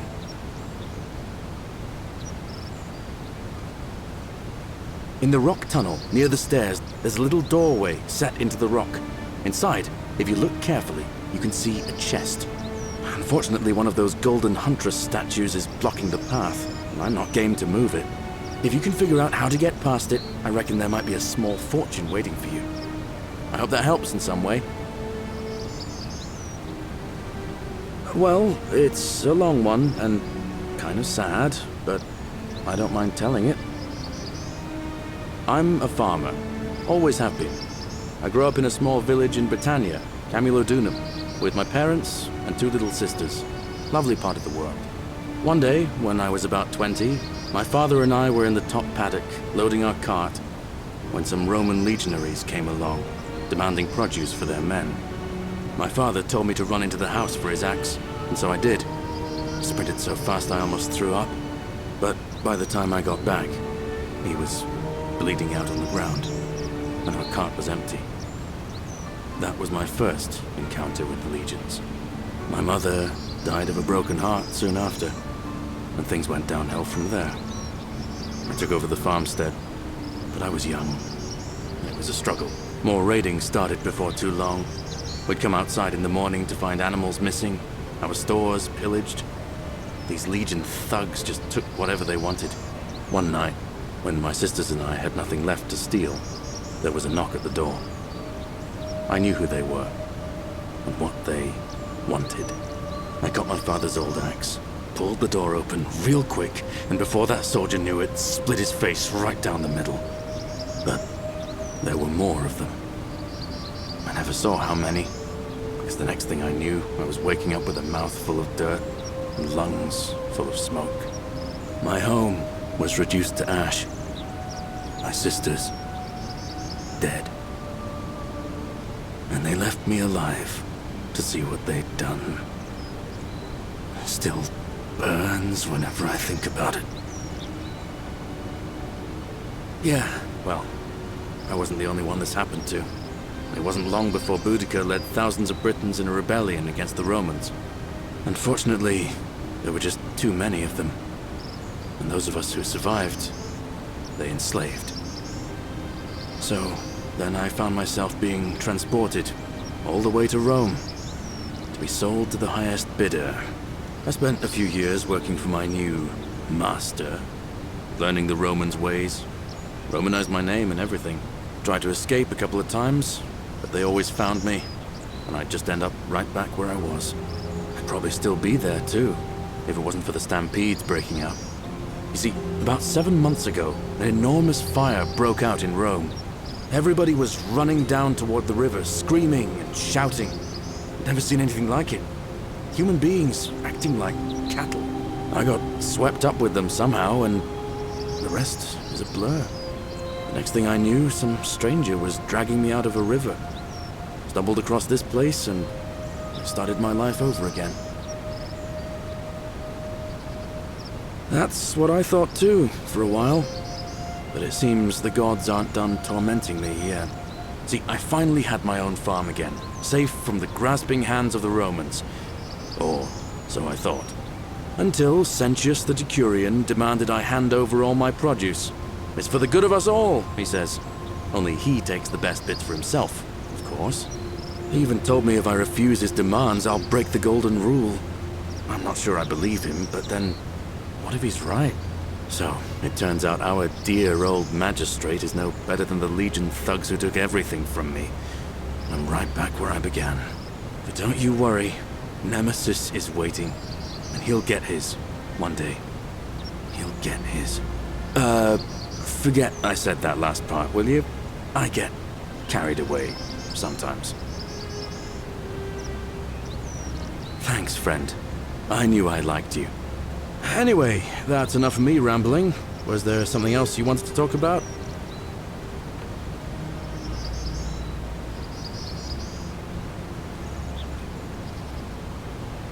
I can't see how I could vote for either candidate. I don't like Sentius much, but Malleolus is almost as bad. Even I could do a better job. Me, a farmer. And I've never given a speech or put on a toga in my life. I've bounced the idea around once or twice, mainly as a way of getting Dooley set free. God knows Sentius is never going to do it. But from what I hear, Malleolus has the election stitched up. Nobody's going to take him on and win. And maybe that's not such a bad thing. I mean, he talks a lot about freedom, so I'm hoping if he's elected, he'll release Dooley from his cell. And that's good enough for me.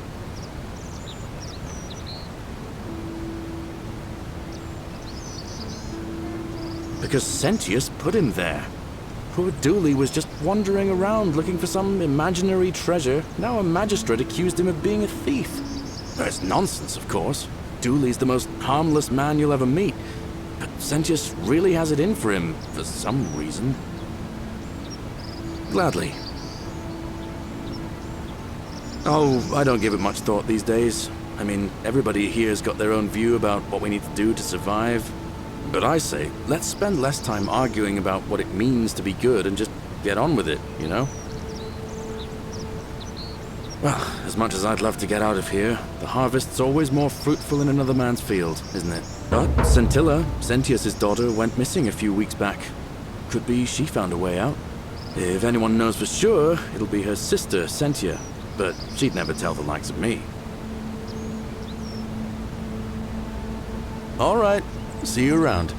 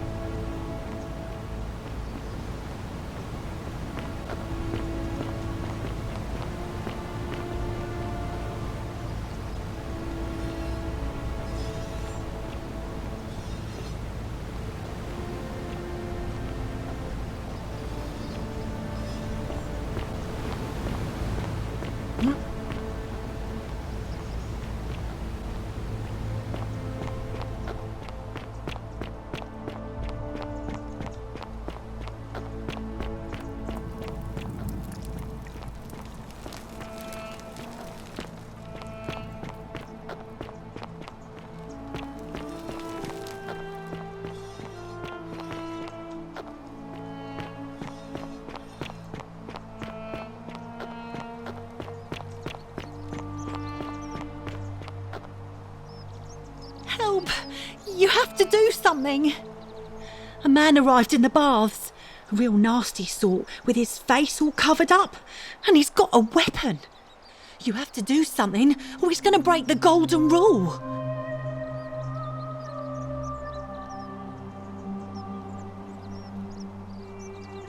Thank you. He's still in there, somewhere. I have to hide. Find me in this empty shrine when it's over. What? Why?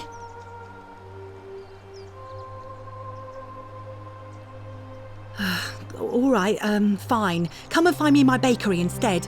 Please be careful.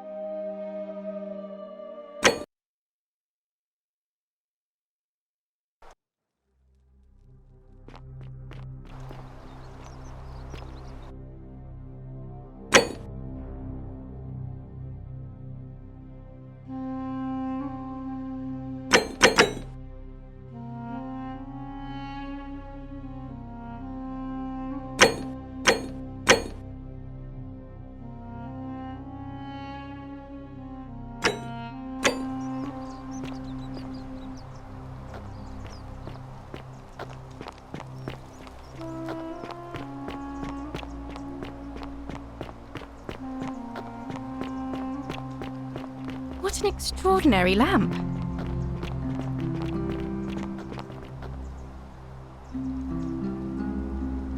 I hope you're coping. I'm afraid not. Although I did once hear someone gossiping down at Aurelia's tavern about a possible way out. I don't put a lot of stock in such rumours, but if you're desperate and wealthy, you could look into it, I suppose. If that doesn't work, then I suppose we're all stuck here until the gods decide our fate. I hope it works out.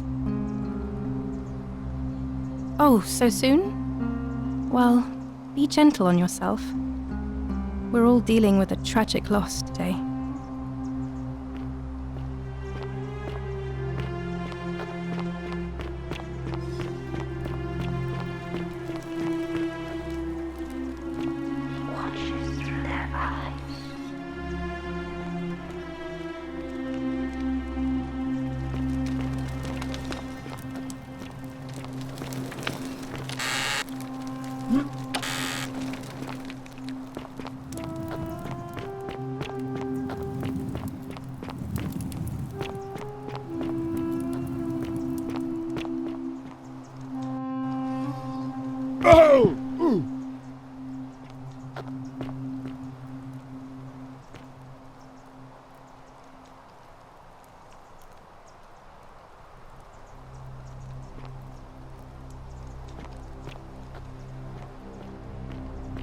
I'm guessing that Promethean fire's not for sale.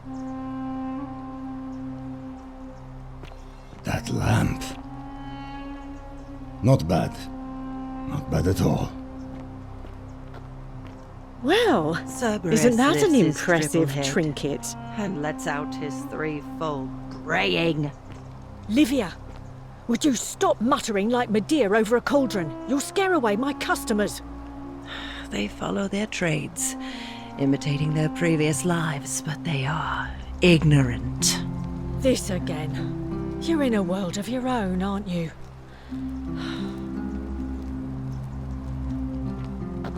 That lamp.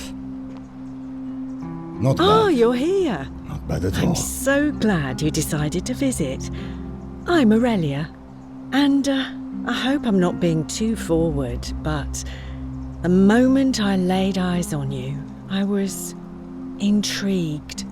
There's a light in your eyes I've never seen before, a certain learning and sophistication.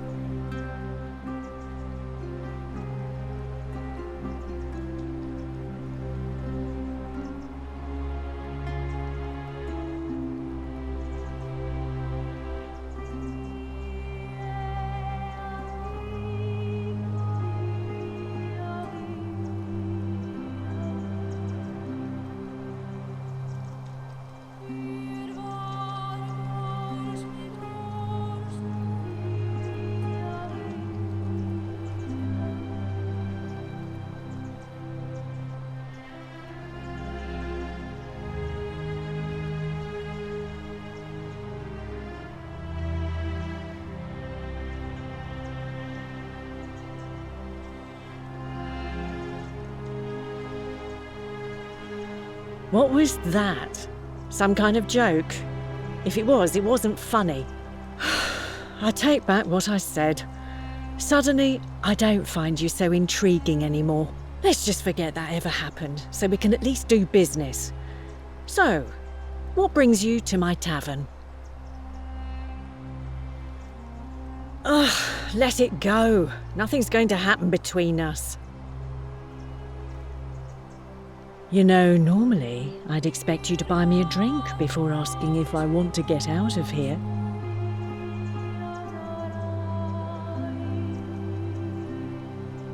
Straight to business, huh? I can work with that. As a matter of fact, I do know a way out. I'm happy to tell you all about it, but this is valuable information we're talking about, and I don't just give it out like some cheap oracle. So, how badly do you want it? Is it worth, say, 1,000 denarii to you?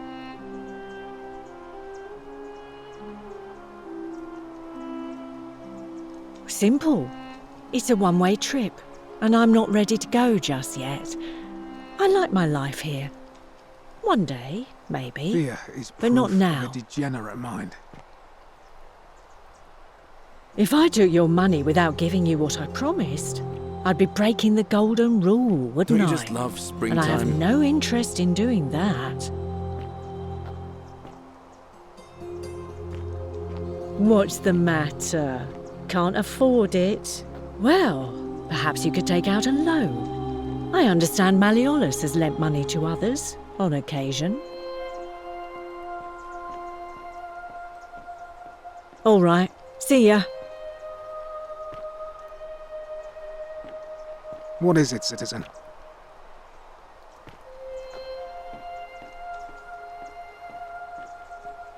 What business is that of yours? A lot of people have been looking for her. But it's been 3 weeks, and we've found nothing. What makes you think you can do better? I suppose that's true.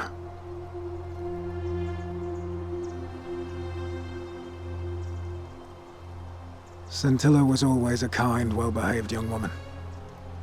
I admit, her disappearance really caught me off guard. If anyone knows something, I'd expect it to be Sentia, Malleolus, Claudia, or Domitius. But none of them will tell me anything. You might fare better though, I suppose.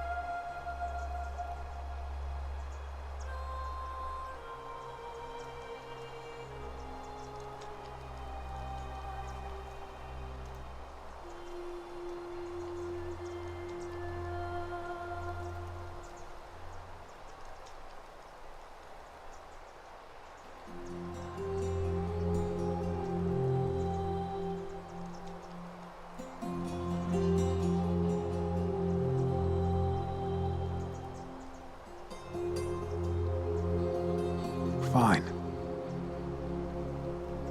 He's one of the better commanders I've ever had, that's for sure. Good stoic. Lives by Seneca's words. Treat your inferior as you would wish your superior to treat you. Can't ask for much more than that. Not that it's any of your business, but my loyalty is and always will be with Sentius. Unfortunately, I don't think my vote is going to make any difference today. See, Domitius has been going around town, shoring up votes for Malleolus with lies, bribery, and intimidation. The man's a savage, but he's a gladiator, so people fear and respect him more than they should. Sentius knows about it, of course, but he doesn't have the same rat cunning as Malleolus. This place will be different with that Sleaze at the helm. But I try not to worry about things I can't change. I appreciate the thought, but you're new here, and I just can't see how you could make an impact in the time between now and the election this afternoon. In any case, if you're interested in the election, go and have a chat with Equitia, the Vestal Priestess. She'll be overseeing proceedings. I went around asking the same questions when I first arrived. Never did find a way out. But I learned how to accept my situation. To bear trials with a calm mind robs misfortune of its strength and burden. That's from Seneca the Younger, if you're interested.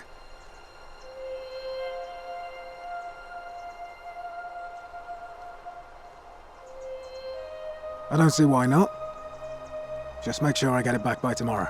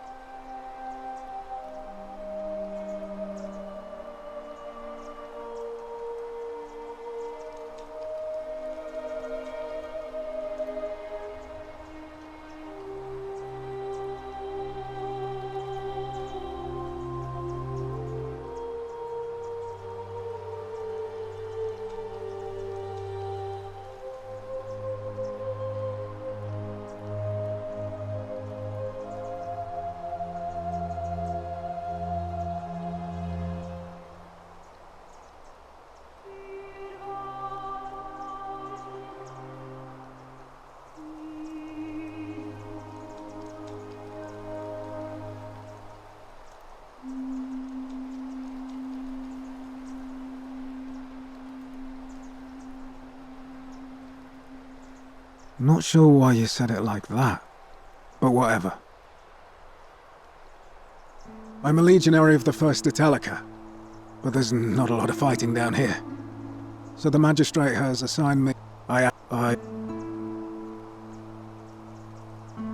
Alright. Please keep an eye out for anything that might lead us to Scintilla. I love your clothes. So exotic.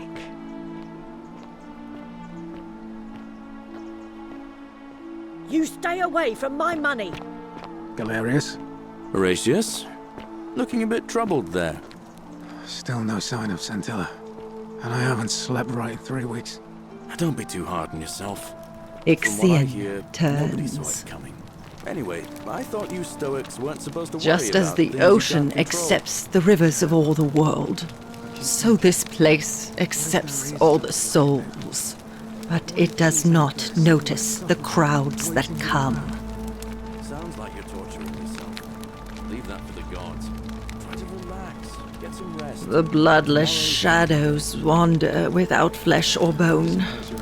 Some crowd the forum, some the house of the ruler of the depths. Others follow their trades, imitating their previous lives. They never do. You think you wish to know, but you do not. It is better for you if you remain ignorant. Pandora's box must stay closed. I'll say no more.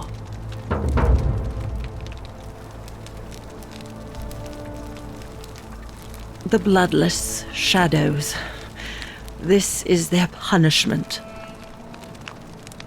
Help me? You cannot help me. I have seen things. A pattern, a terrible pattern. It is better for you if you remain ignorant. Pandora's box must stay closed. I'll say no more. The bloodless shadows. There is only a downward path, gloomy with fatal yew trees. It leads through dumb silence to the infernal regions.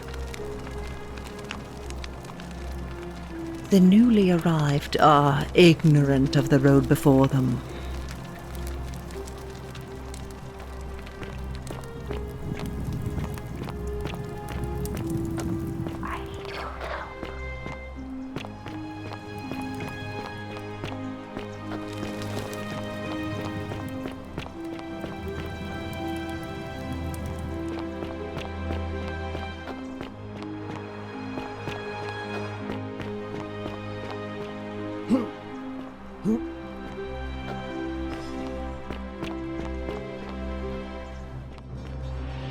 Ave.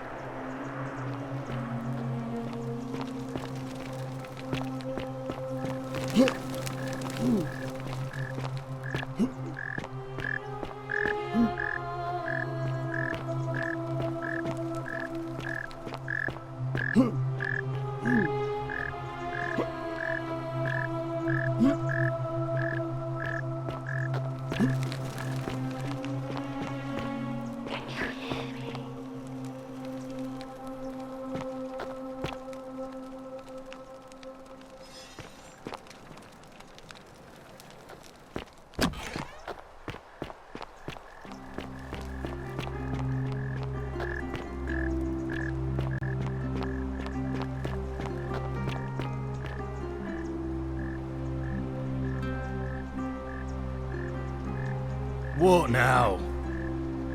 The name's Domitius. You want to get to Malleolus? You go through me. Why? Because I am a gladiator. That's why. You want to see me fight? Keep running your mouth, fatuous cunners. When Malleolus wins the election, yeah, this place will change. You won't even want to leave. You'll see. I think it's gone on long enough, and Malleolus is going to put an end to it once he's elected. He's going to announce it in his victory speech. Just you wait and see. 'Cause if I tell you, and it gets out, it'll give old man Sentius a chance to interfere in our plans. And we can't have that. We've already lined up the votes he needs to win. Just stay out of our way, and we won't have a problem. Malleolus, of course. If old man Sentius can't even protect his own daughter, how can we trust him to protect us? Listen, I don't abduct women. They come to me. And they keep coming back, if you know what I mean.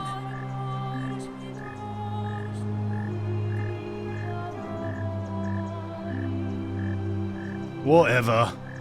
Just remember, I'll be watching.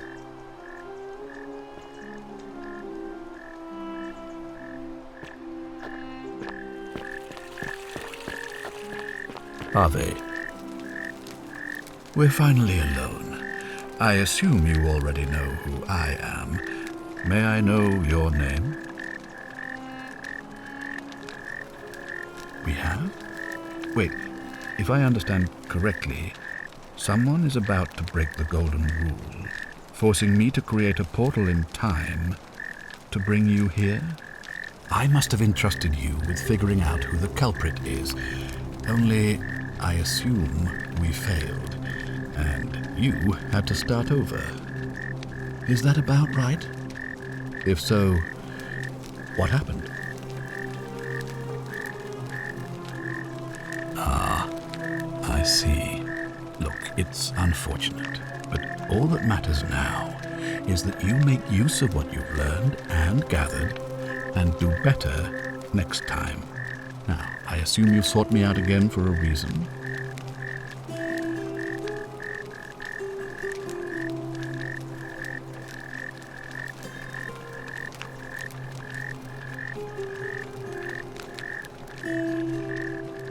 Sextus Sentius Imperiosus is my name, though magistrate is the proper way to address me. Before I wound up here, I was a decurion in the cavalry of Imperial Rome, helping protect civilization from the barbarians.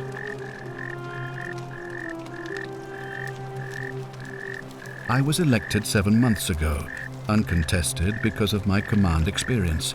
Since then, there's been growing agitation for another election. They're supposed to be annual, but I agreed to hold it sooner, hoping it would placate my constituents. Unfortunately, it just seems to have emboldened certain elements instead. My men and I were at the Emporium in Rome as honor guard for a visiting dignitary arriving upriver by barge. Now, the port is usually bustling, but just as our guests arrived, waves of people began running toward the river from streets and alleyways in every direction. They were trying to escape a terrible fire. Unfortunately, the crowd sent my horse into a panic, and I remember it losing its footing by the water's edge. The next thing I knew, I was waking up on a riverbank not far from here in the company of some stranger. I went looking for my horse and discovered that lonely temple. You can probably figure out the rest.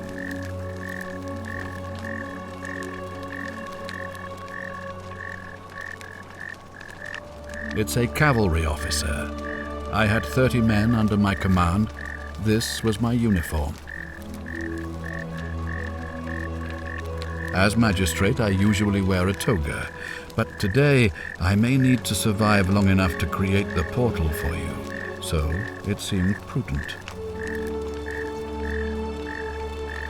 Very well.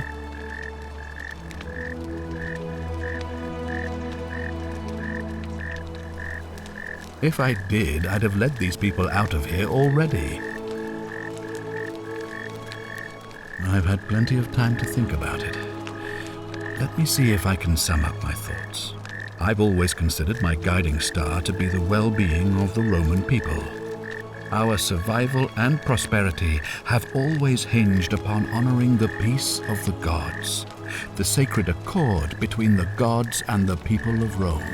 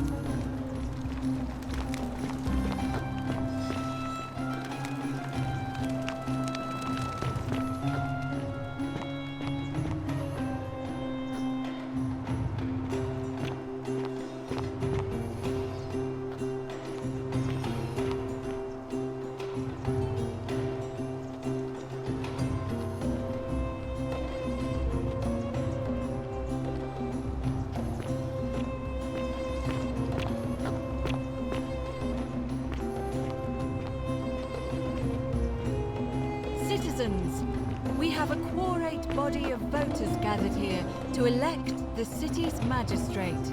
The candidates are Sextus Sentius Imperiosus and Marcus Malleolus Gurges. As agreed, we shall dispense with ballots and candidates will abstain from voting.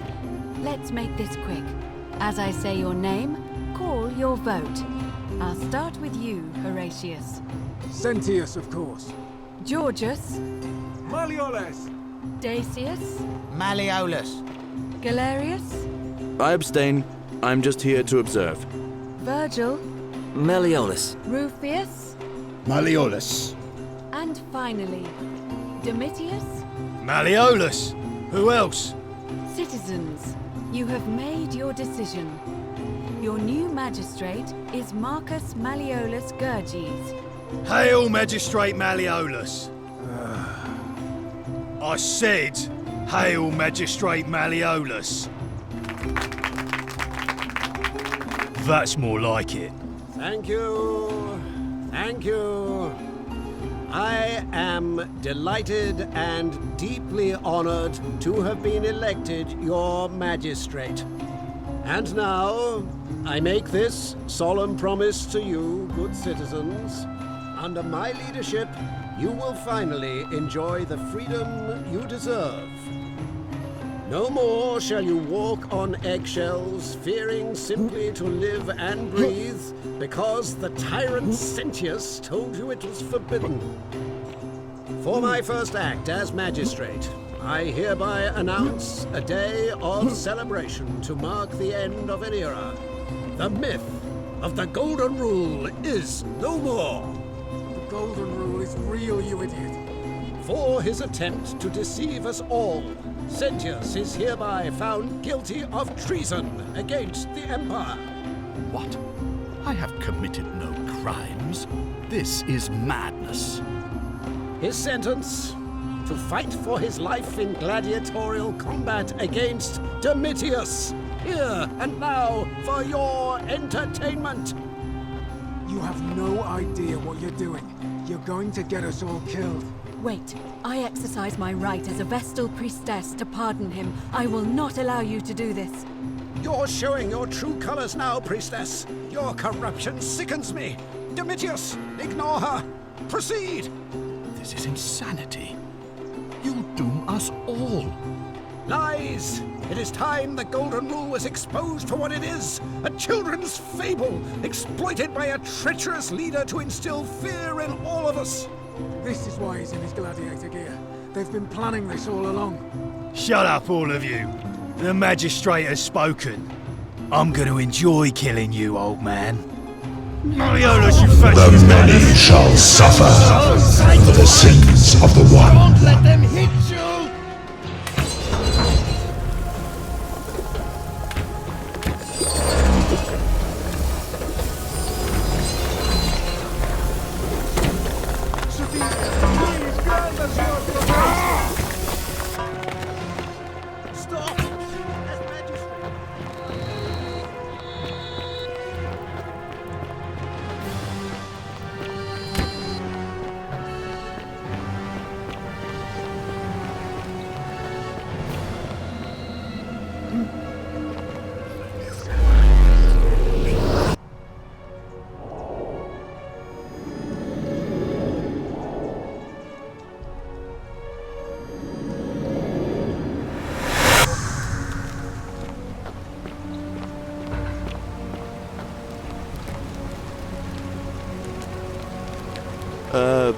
Salve, friend.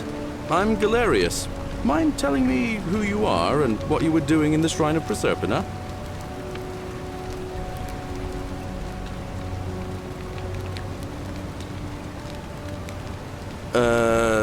I don't think so. I've never seen you before in my life.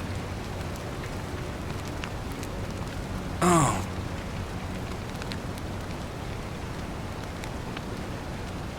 Of course. What did you want to know?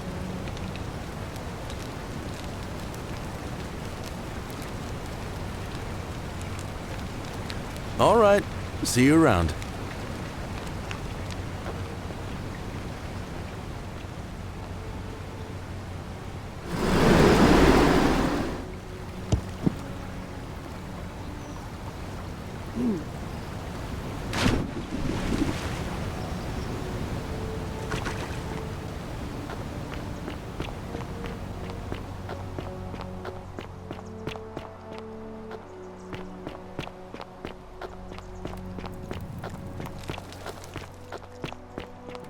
Fortune smile on you, brother.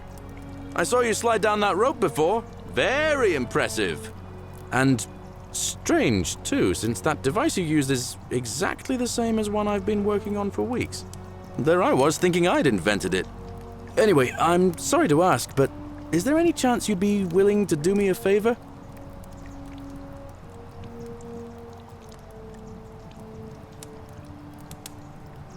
Well, I've been trying to get this rare flower. Do you think you could use... Really? You already have it? That's impressive. You're just a step ahead, aren't you? This is going to make her so happy. Equitia, I mean. Now I just have to figure out how to give it to her.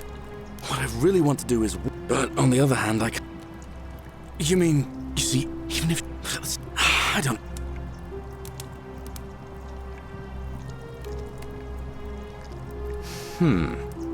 Now that I... What do you say?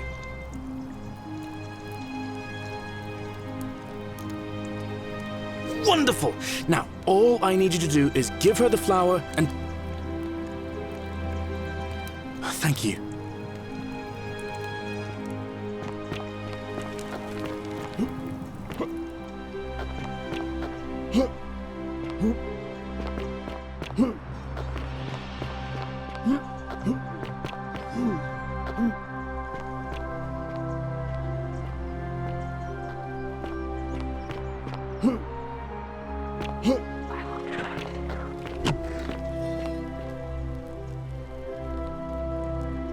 A new face, Ave.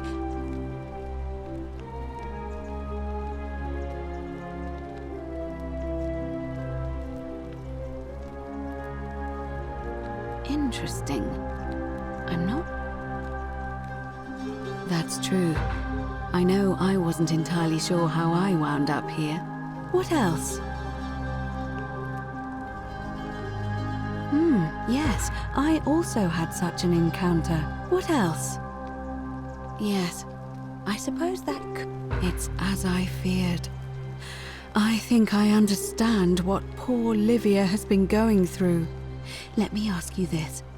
Did you happen to encounter a stranger in the forest before you arrived here? And did you happen to catch her name? I see. And Was this Karen, by any chance, wearing a hood? Because I've seen her before. There's something I think you should see. I think you'd better follow me to the baths. What? How could you know that? And why are you talking to me instead of doing something about it?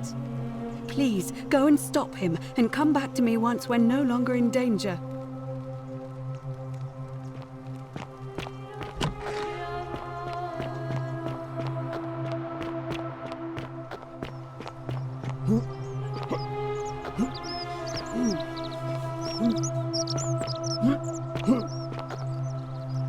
Help! You have to do something! A man arrived in the baths. A real nasty sort, with his face all covered up. And he's got a weapon. You have to do something. Thank you. I have... What?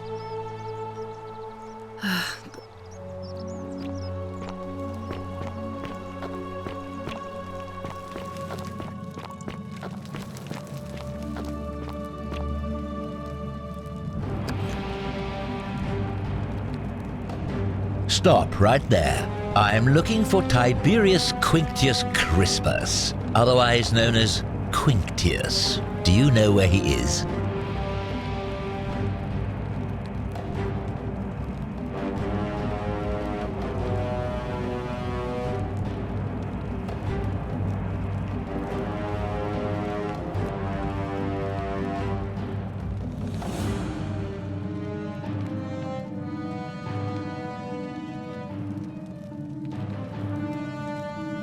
You're right, I am.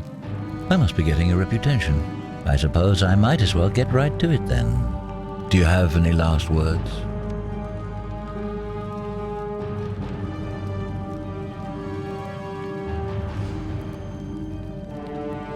As a matter of fact, I do. Once I'm done with you and Quintius, I intend to kill every last one of you wretched degenerates. And I can think of nothing I'd enjoy more.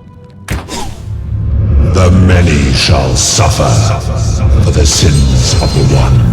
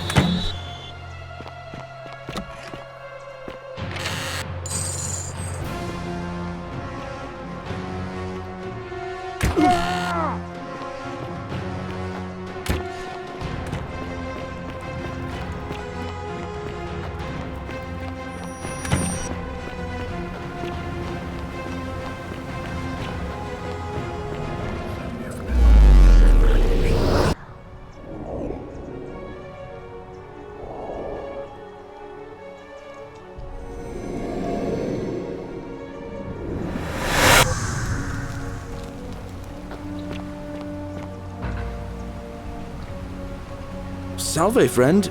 Mind telling me who you are and why you look like you've just taken on a gladiator and lost? I don't think so. Oh.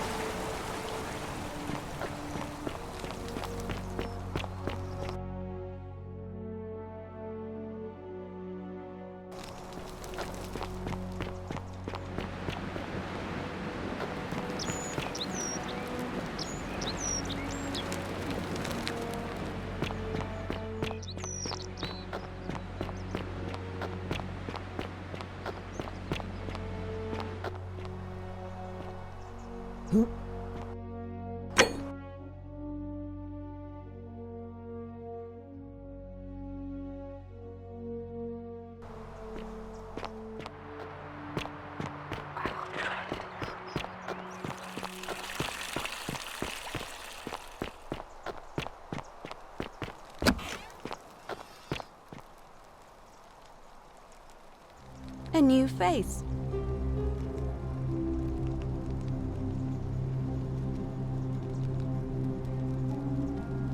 Interesting.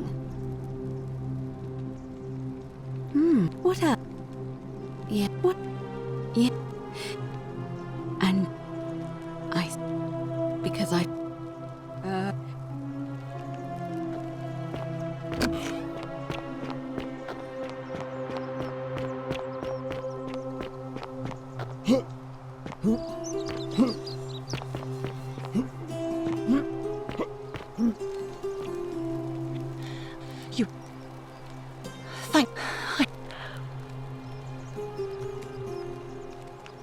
What? Why?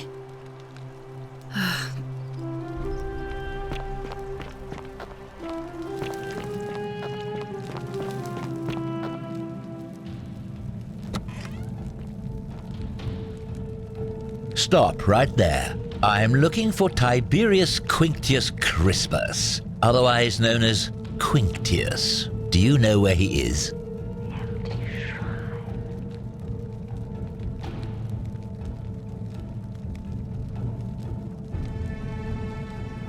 Thank you. For your service to the Empire, I'll let you live for now, but you'd best make sure our paths don't cross again.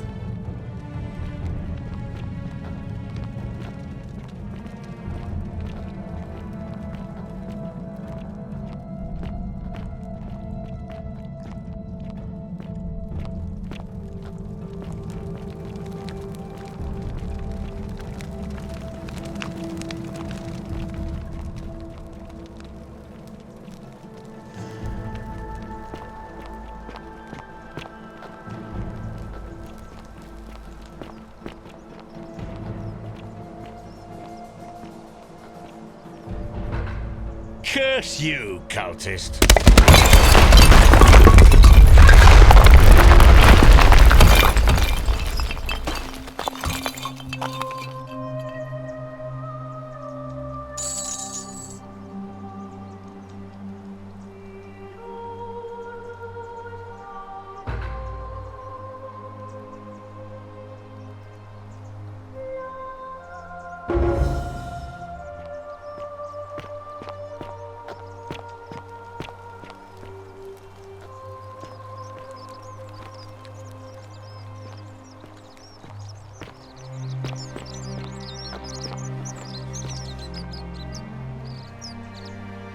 You there!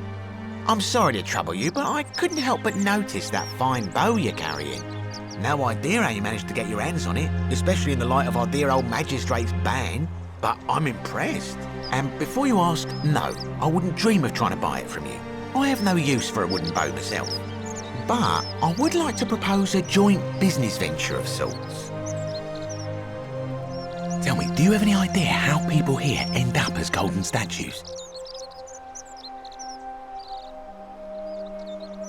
And here I was thinking I was the only one to figure it out. In any case, supposedly 1 or 2 of those arrows is enough to turn a full-grown man into gold. Now, of course, that is a travesty, a terrible, horrible waste of human life which has to be stopped. And yet, on the other hand, I can't help but think of a tale told by that Greek fella Aesop, the goose that laid the golden egg. With the ability to transmute organic matter into gold, one could create infinite wealth. Use your imagination. Golden animals, insects, trees and plants. The Midas touch without the drawbacks. We are talking riches beyond imagining. And even if we were to split all those riches between the 2 of us, half of infinite wealth is still infinite. Interested? Excellent. So the first question is, how do we get our hands on one of those golden bows? Now, I have a plan, but first, tell me, are you familiar with the story of the goddess Diana? No problem. Allow me to explain. Diana is our goddess of the hunt, the moon, and the underworld, depending on who you ask. The one thing priests and poets agree on is that she carried with her a golden bow and a quiver of golden arrows. And it just so happens that there is a shrine of Diana in this very forum, with a prominent statue of the goddess herself. And would you like to guess what she's holding in her hand? Precisely. I can't tell you how many hours I've spent in that temple staring at it, trying to figure out how to retrieve it without breaking you-know-what. Oh, gods, no. If you tried that, we'd all be dead within moments, I'm sure. No, here's what I propose.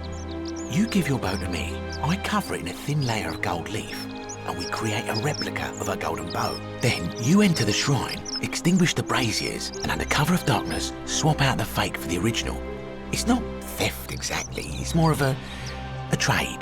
But make no mistake, this is a dangerous path, and there's no way of knowing where it will lead. But in my experience, all the best adventures begin with a risky first step.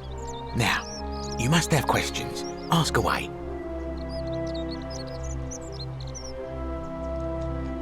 Because the gods would see you, of course, hence my proposal. I'm more of an ideas man, whereas you're obviously the more resourceful and heroic type. I have complete confidence in you. When Prometheus stole fire from the gods and became a hero to all mankind, do you think he was worried about the danger? Only because he was silly enough to get caught. So, are you in, partner?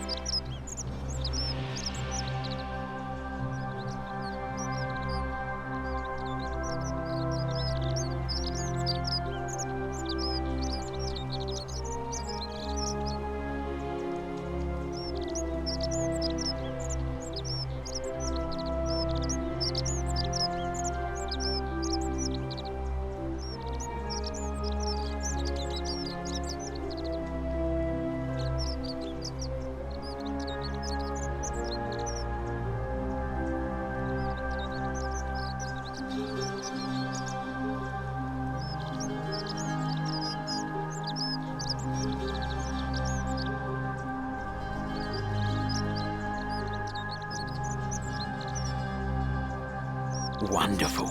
Now, if you'll hand over your bow, I can get started applying a layer of gold leaf. This is a quality weapon. Now, bear with me for a moment. And here we are, a gold leaf bow.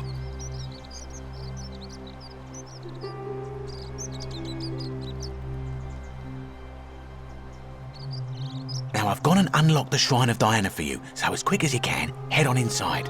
It's just at the end of the street on the left. May the gods not watch over you.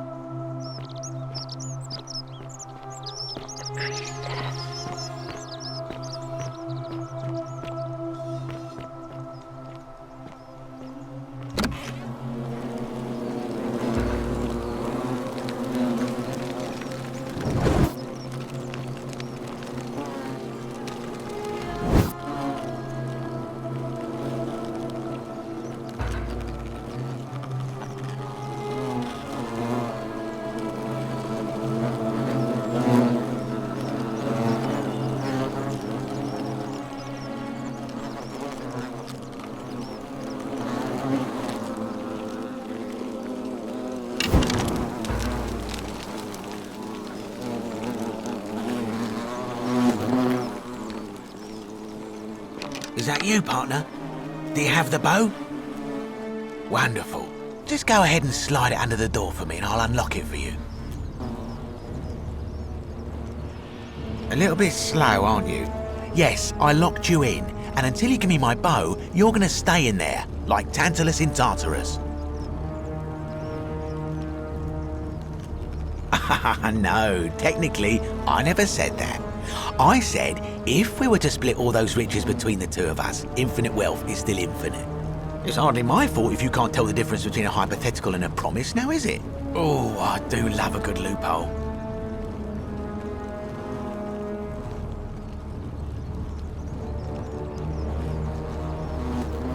You're just gonna have to take your chances, I'm afraid. The bow, now. And don't even think about giving me the fake one.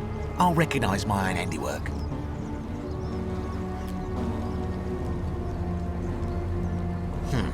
I would reconsider my position quickly if I were you.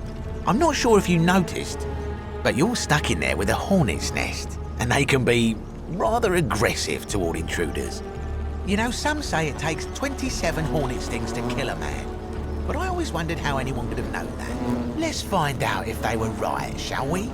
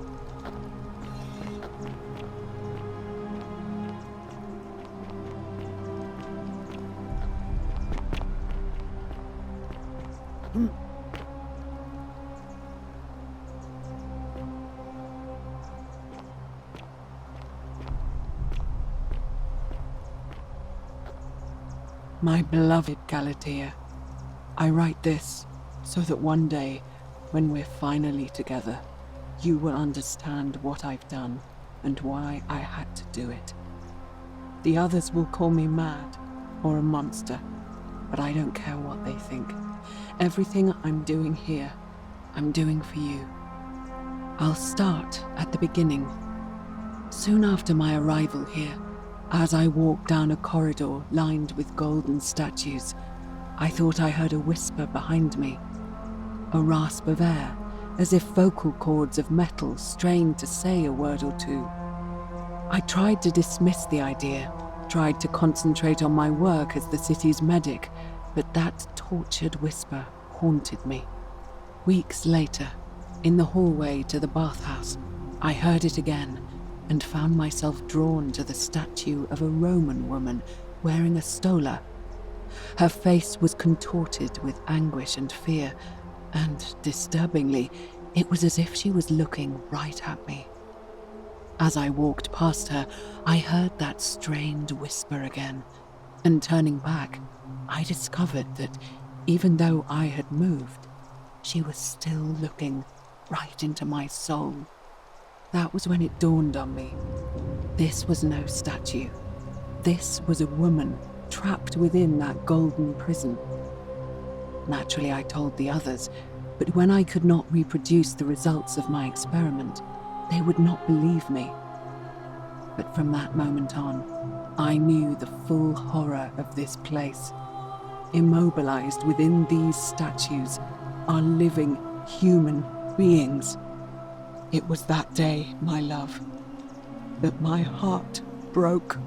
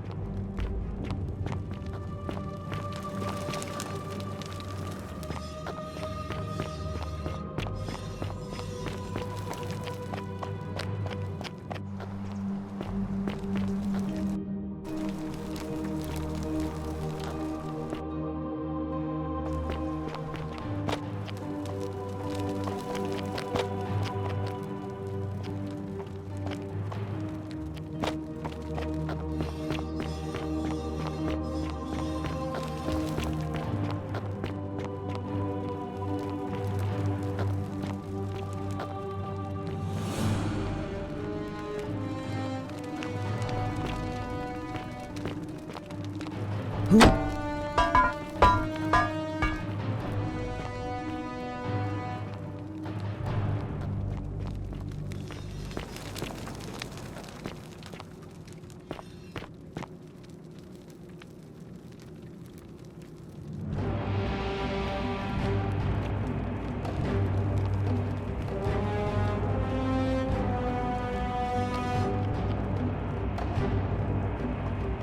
not supposed to be here.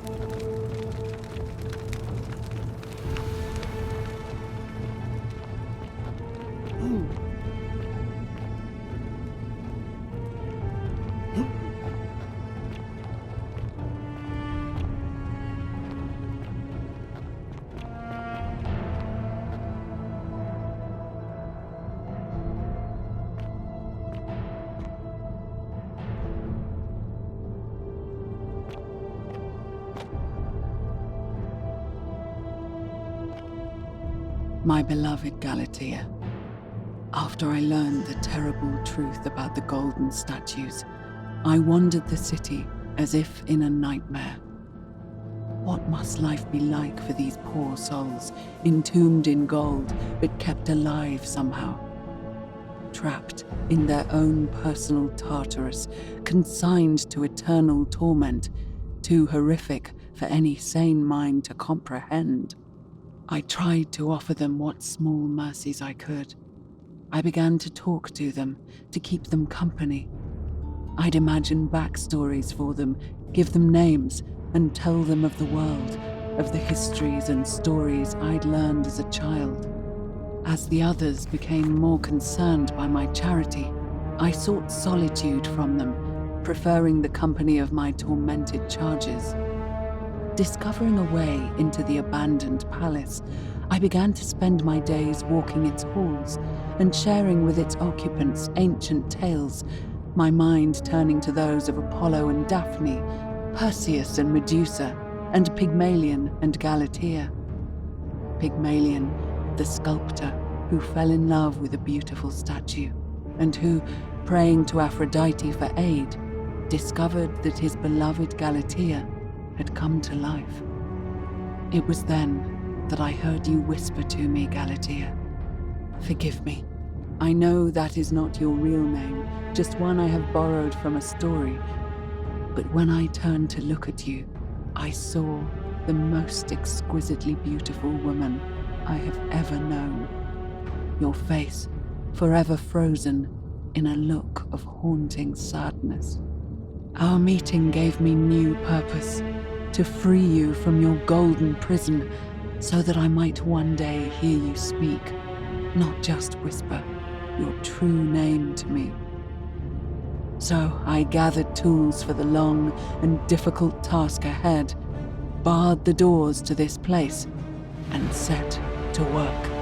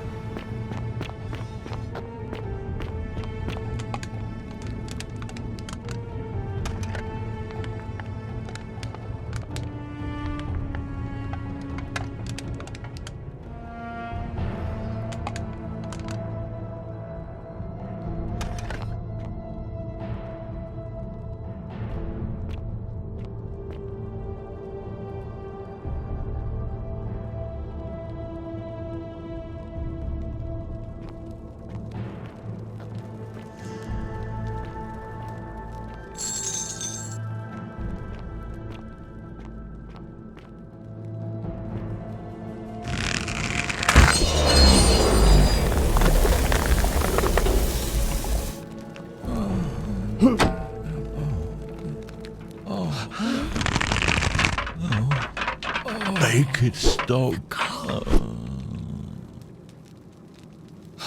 Make it stop. Please. Please.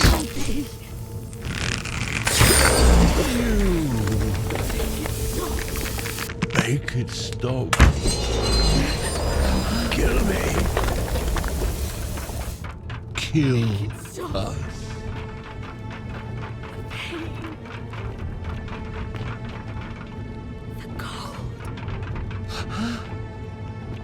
Please.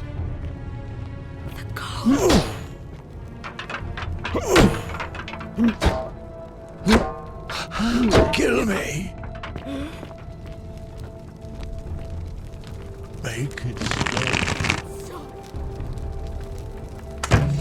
Make it stop. I just want to die. Kill me. Kill me. Make it stop. Make it stop. Kill me.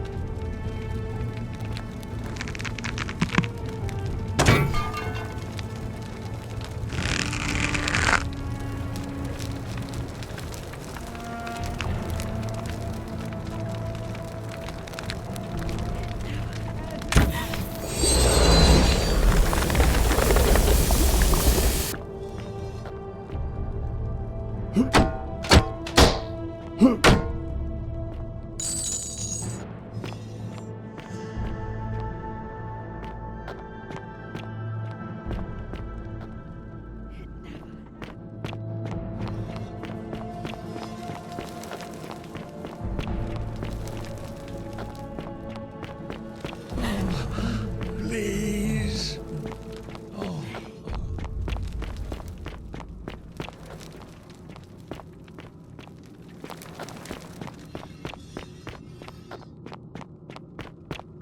Make it stop.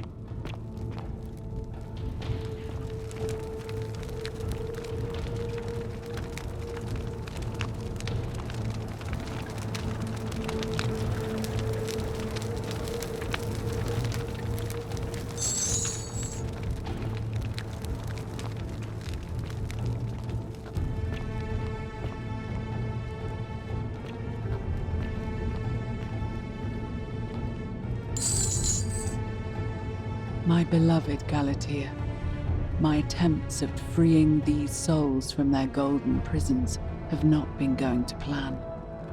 My first charge was a Greek woman who I called Iodame after the Athenian turned to stone by Medusa. Drilling through the gold that encased her, I was vindicated by the discovery that beneath half an inch of gold, which is so rigid it must be some kind of alloy, was living flesh. Unfortunately, this golden alloy seems to have fused with her skin, so removing it exposed the sinew and muscle beneath and appeared to cause her great pain. At first, I braced myself, expecting that inflicting such pain would break the golden rule, and yet, somehow, it did not.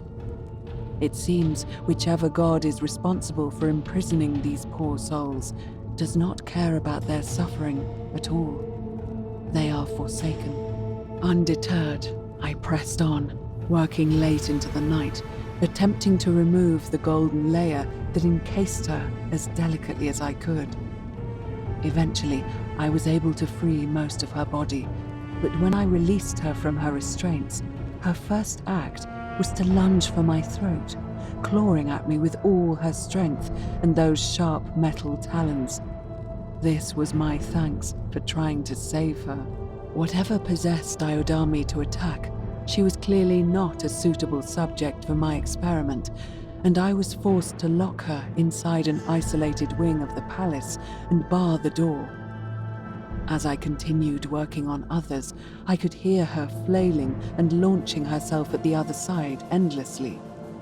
Regrettably, my other experiments bore similar results, and after relocating a few times, most of the palace is now too dangerous to work in. Still, as much as my heart aches to know that you're suffering, I cannot risk attempting to ungild you yet. Not until I have perfected a method that will bring you back to me, whole in both mind and body, and ensuring your humanity is preserved. I promise you this. One day we will be together, even if I have to free every last statue in this God's forsaken place.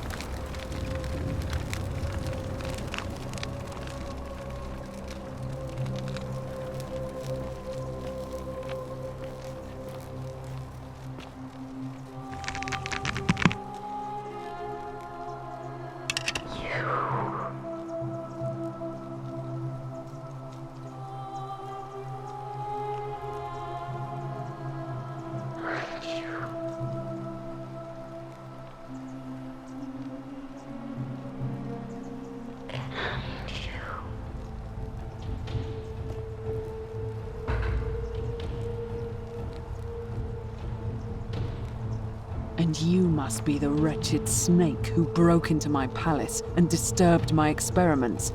And, worst of all, Look at what you made me do to her. This never would have happened if you just stayed away. You're going to pay for that.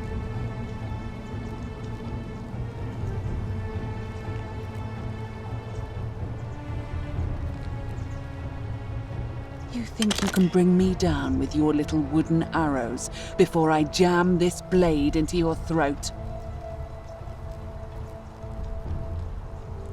What? How? That's impossible. You're trying to intimidate me.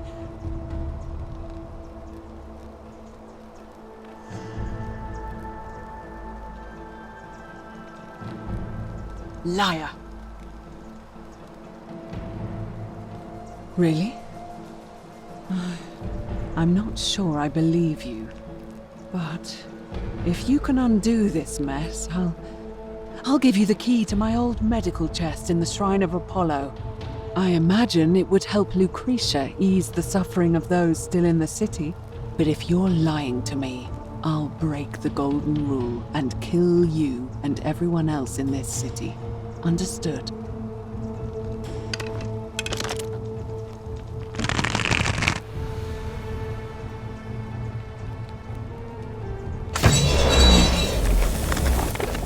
You did it.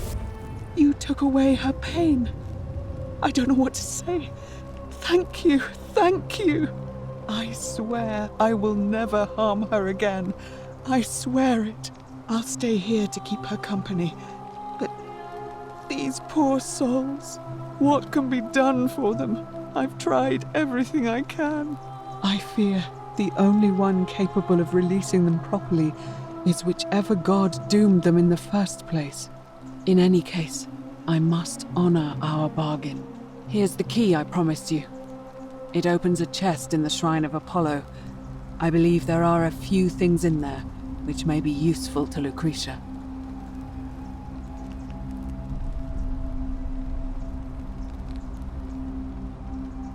Now, please leave. The door here leads out onto the palace balcony. You should be able to make your way down from there. Go, and never return.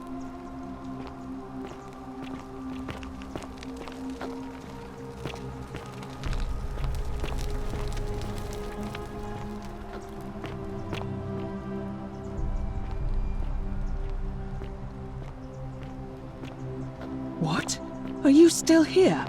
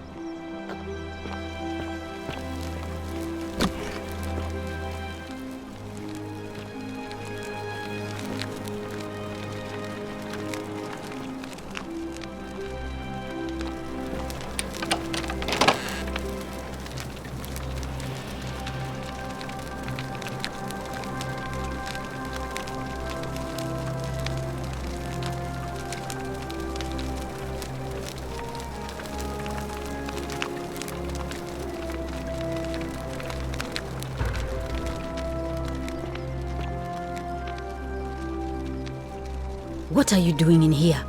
Can't you see this woman is dying? She's been poisoned. She needs the resin of a plant called Silphium, but that Culus cumbulatus decius won't give it to me.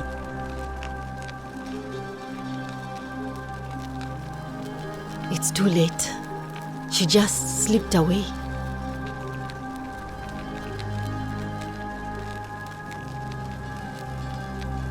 She was poisoned. And that'll be 1,000 denarii. Then anywhere, so enough. Well, get me. I don't. Well.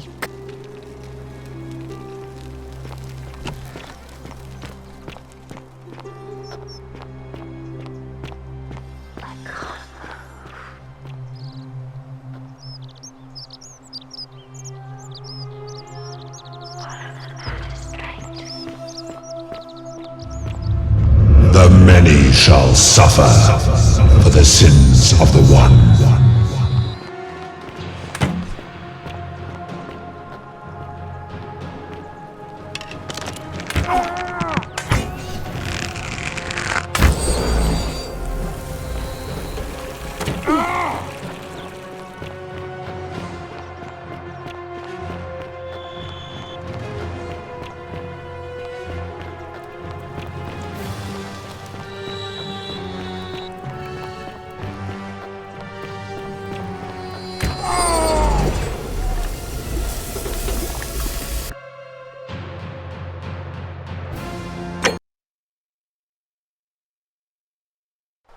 Go, and never return.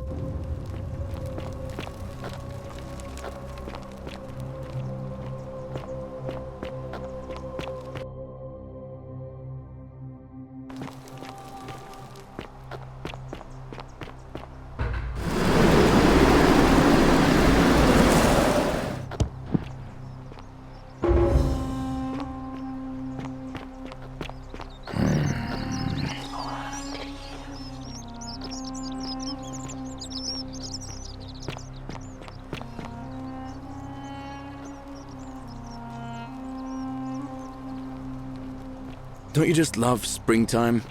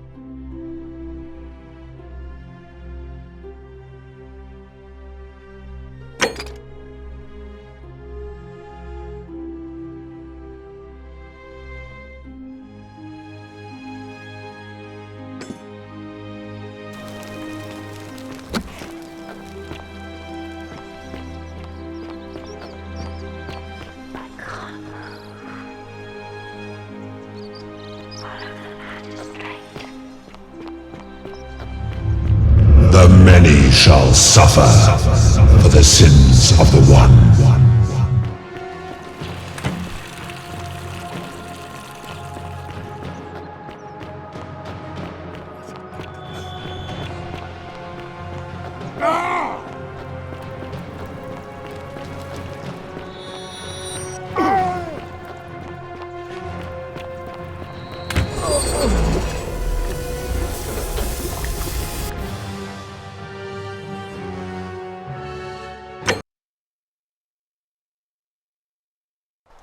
Go, and never return.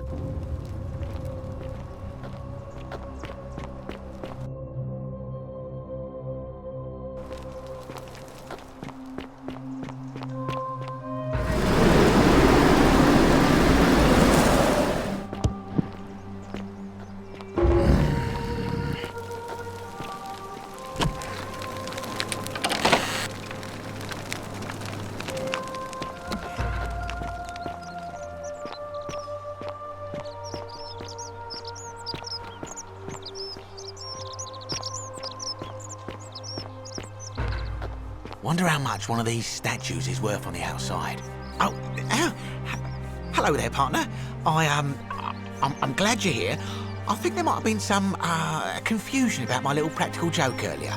You see, my plan was to give you a little fright. You know, like two friends joking around at the Saturnalia, and then, surprise, I'd open the door. But when I opened it, you were gone.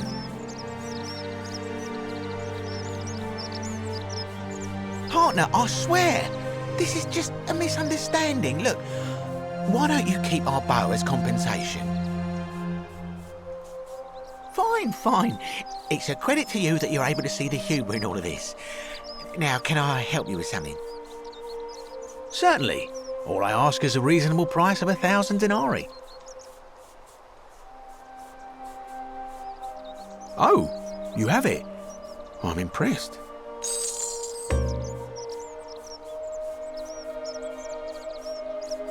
Pleasure doing business. Can I help you with anything else? Very well. Another time.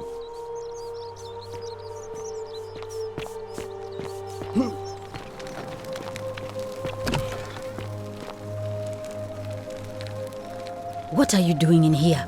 Can't you see this woman is dying? She's been poisoned. She needs the resin of a plant called Silphium, but that Culus cumbulatus decius won't give it to me. What? Quick, give it here. Yulia, you need to swallow this. Here, let me help you.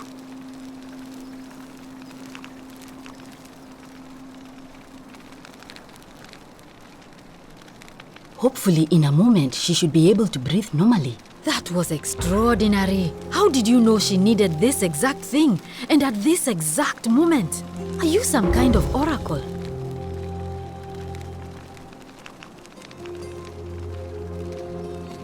Look, if you don't want to tell me, I won't look a gift horse in the mouth.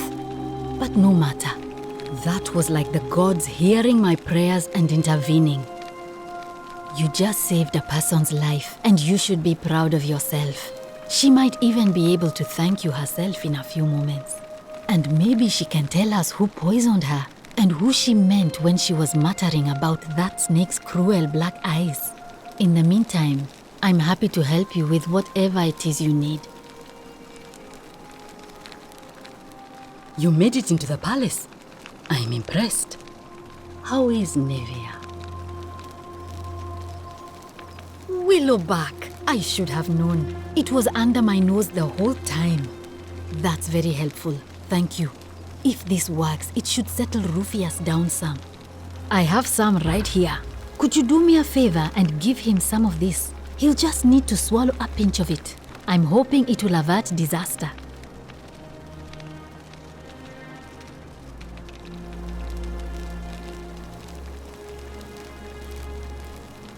Thank you. I'm really glad you arrived when you did. That's a shame. Thanks again for saving Yulia's life. Apollo smiles upon you.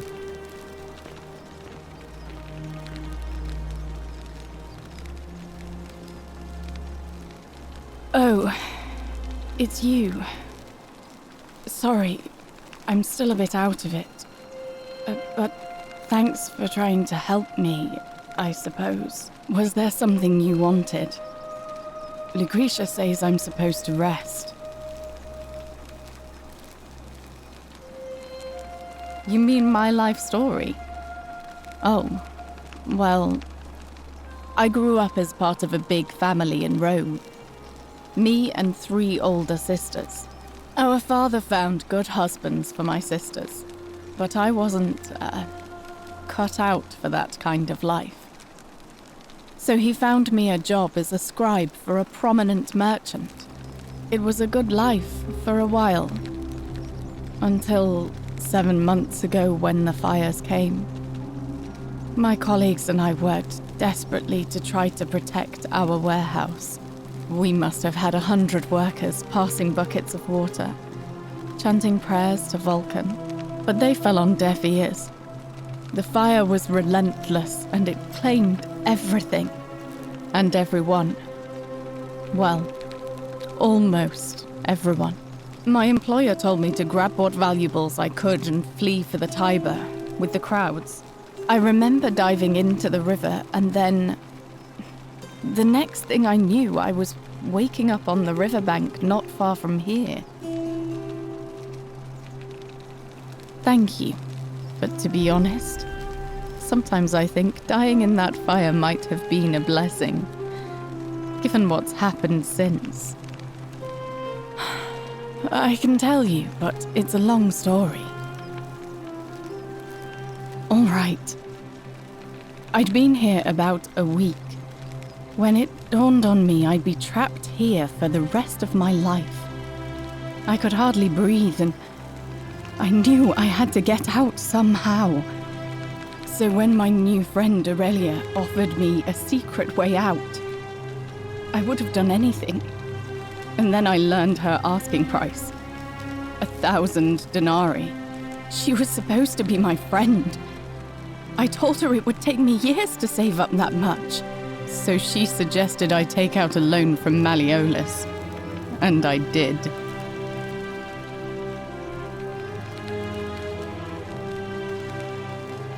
I'm not proud of it, but yes, I was surprised he agreed to it, to be honest. But I was so happy to have the money I didn't question it. I had to sign an agreement saying I'd work off the debt over 30 years. But I figured I'd be out of here so soon it wouldn't matter. I paid Aurelia, and she gave me her so-called way out. Do you want to know what it was? Hemlock. Drink this, she said, and you'll be out of here in no time. Of course, I demanded my money back, but she refused. She pointed to a sign on her tavern saying, "Let the buyer beware." Then she just looked at me with those cruel black eyes, and she laughed. She immediately told Malleolus I'd tried to escape without paying him back. Only, he didn't seem upset or surprised at all. In fact, he just thanked her. And that's when I realized the two of them had planned the whole thing from the beginning. That's what I said to the magistrate. I went to Sentius and begged for help, but he said the law was clear. I'd signed over my labor for 30 years and there was nothing he could do. I thought about resisting too. But Malleolus said if I didn't submit, I'd break the golden rule. And I couldn't be responsible for all those deaths, so he locked me in his villa. Confiscated everything I owned as collateral, and made me wear immodest, humiliating outfits while I worked day in, day out. His wife Claudia was just as bad. She sent me to work on an endless stream of futile, demeaning tasks.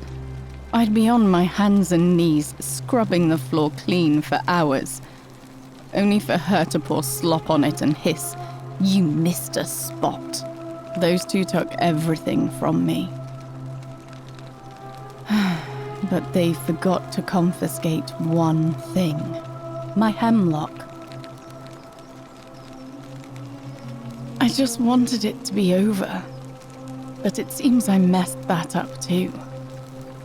Should have drunk all of it. I brought it on myself.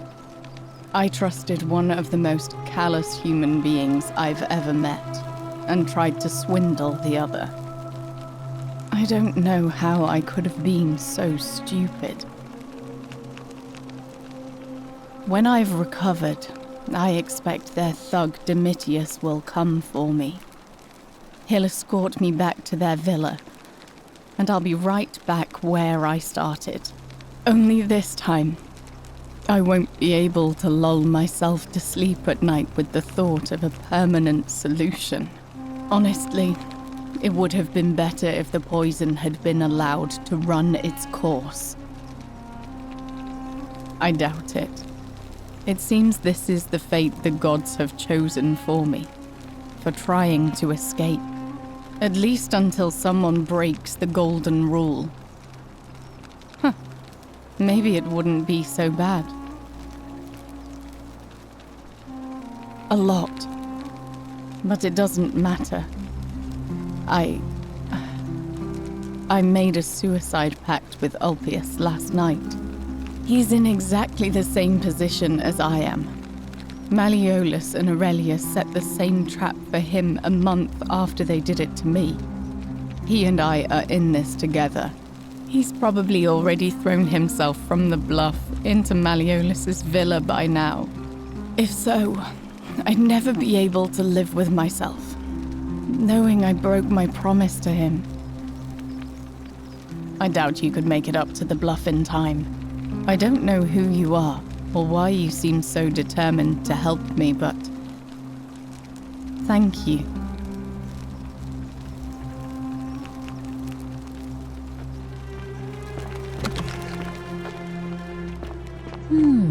A golden bowl. Just like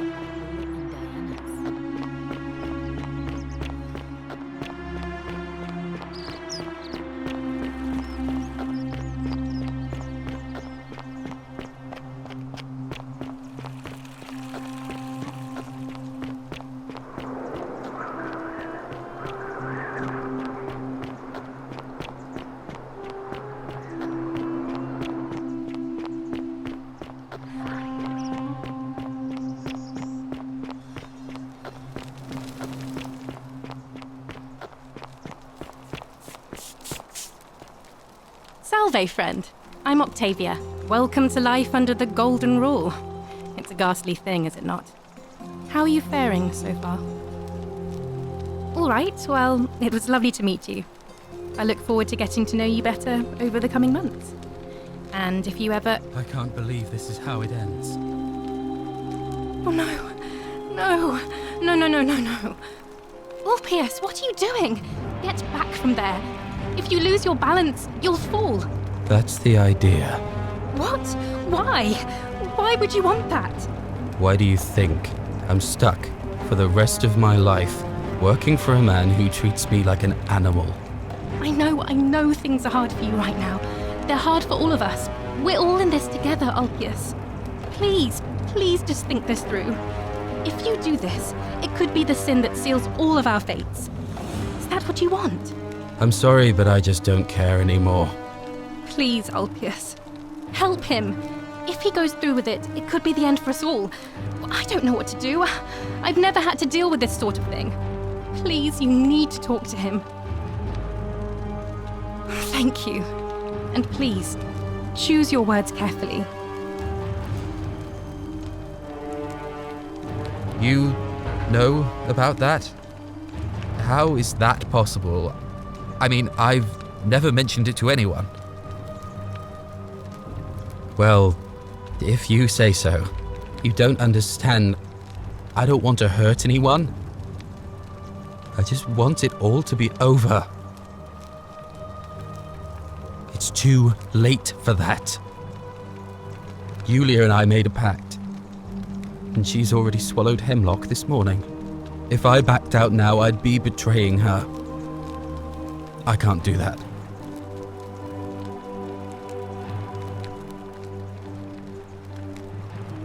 Oh, really? That changes things a little. But we're still in debt bondage to that monster. Unless you happen to have 2,000 denarii to pay off both of our debts.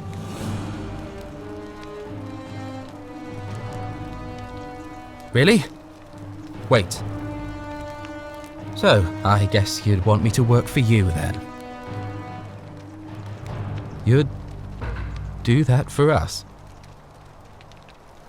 A couple of complete strangers. It seems today we're both blessed. This did not turn out how I thought. Thank you, friend. I never thought people like you existed. Thank you. I'll go and pay off our debts immediately. I just wish there was some way I could repay you. But I have nothing but the tunic on my back. I'll go and take care of things with Malleolus and tell Yulia the good news. Thanks again, friend. I'll never forget what you did for us.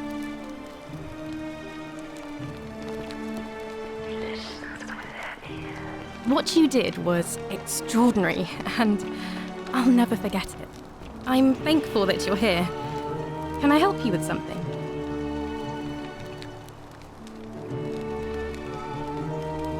Please keep that to yourself. I know you're not from around here, but there was a here in this place. But if you like. That's.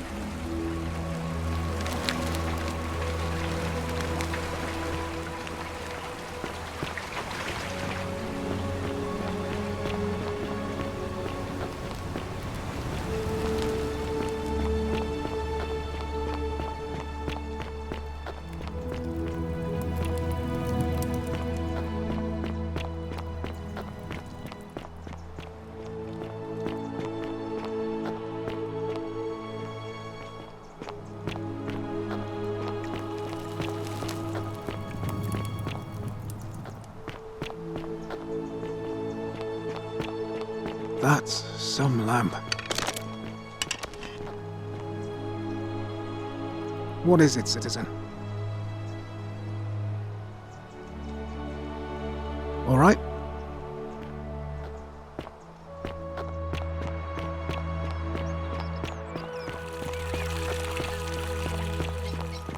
How come you're allowed a weapon and I'm... Malleolus isn't receiving visitors at the moment, it being election day. Whatever. Just remember, I'll be watching.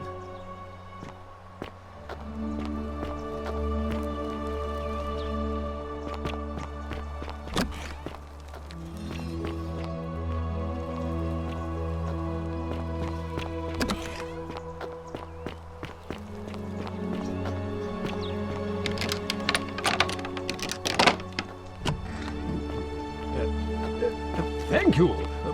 Thank you. I am... Domitius doesn't usually let anyone in here without a hefty tribute, so you must have been desperate to see me. Well, what do you want?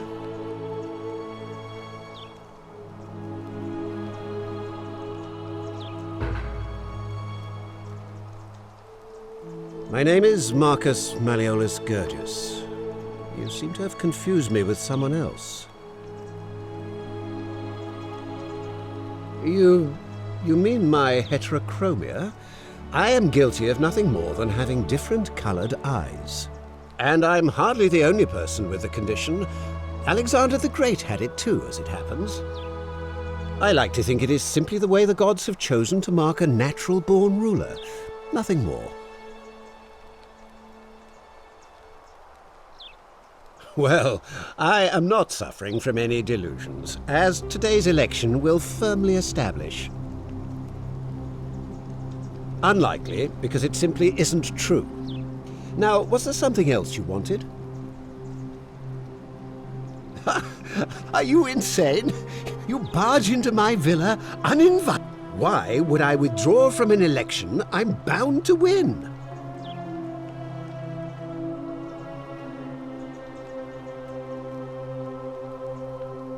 Don't talk nonsense.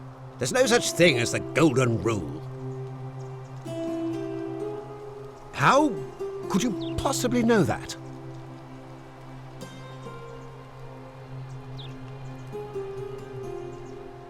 Nonsense! This is nonsense! I don't know how you know about my plans, but I'm absolutely sure Sentius is involved somehow. And now, I'm going to enjoy watching Domitius kill him even more. Now, get out of here!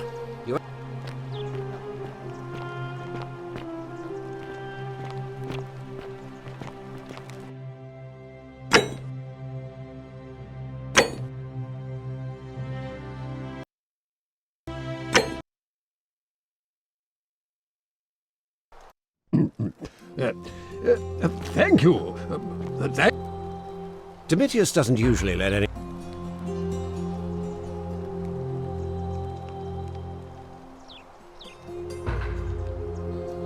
You... Unlike... Don't talk... How? Nonsense! I don't know how you know. And now, I'm going to enjoy watching... Now...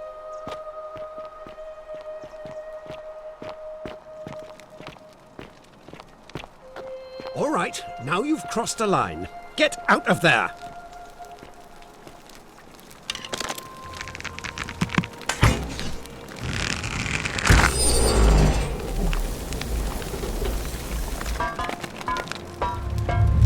The many shall suffer.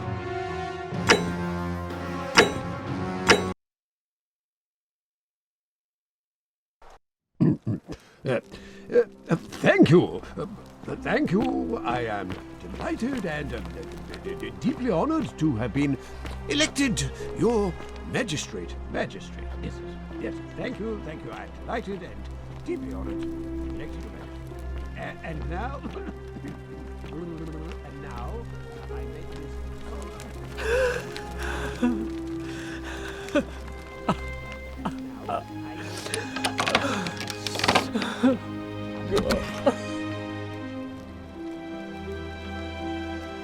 You're not supposed to be in here.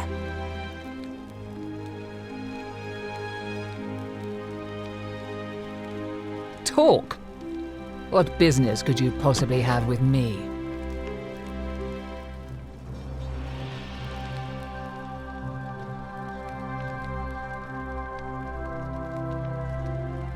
I think a better question is, why am I being interrogated by a stranger who just barged into my villa? I have quite enough marriage trouble already, without having to explain to my husband why I am receiving strange men in private. My marital affairs are no concern of yours. Thank you very much. I think it's about to be broken if you don't hurry up and leave. The dainty little thing from next door. Of course not. As much as I despise her father, I would never lay a finger on that poor, sweet child. Well, I've had quite a... Domitius!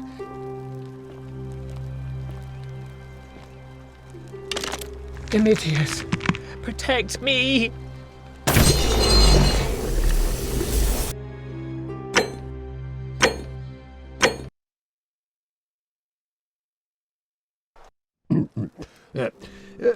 Thank you. Thank you. I am delighted and deeply honored to have been elected your magistrate. Yes, yes. Thank you. I'm delighted and deeply honored to elect you magistrate. And now, I make this solemn promise to you, good citizens.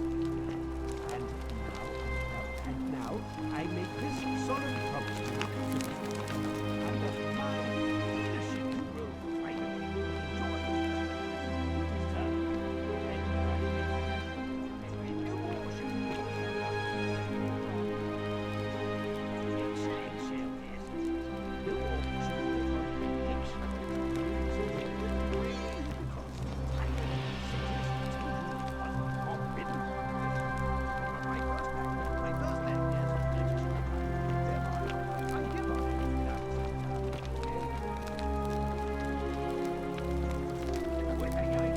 Celebration, I hereby announce the day of celebration in harmony. Yes. Very good.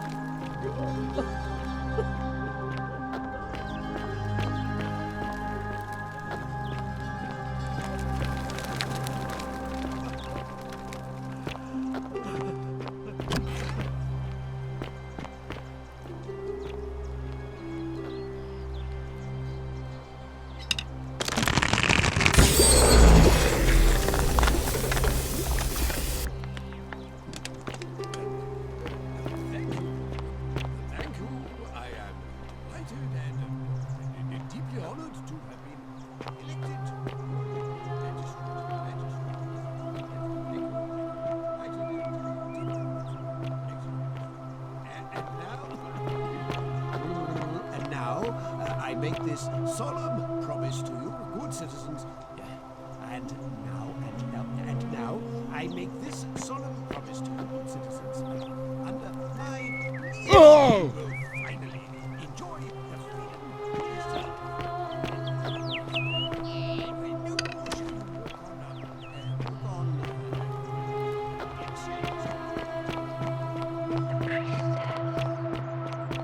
Isn't the great temple majestic?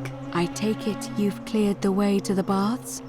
Follow me, but don't follow too closely. We can't have people thinking we're bathing together.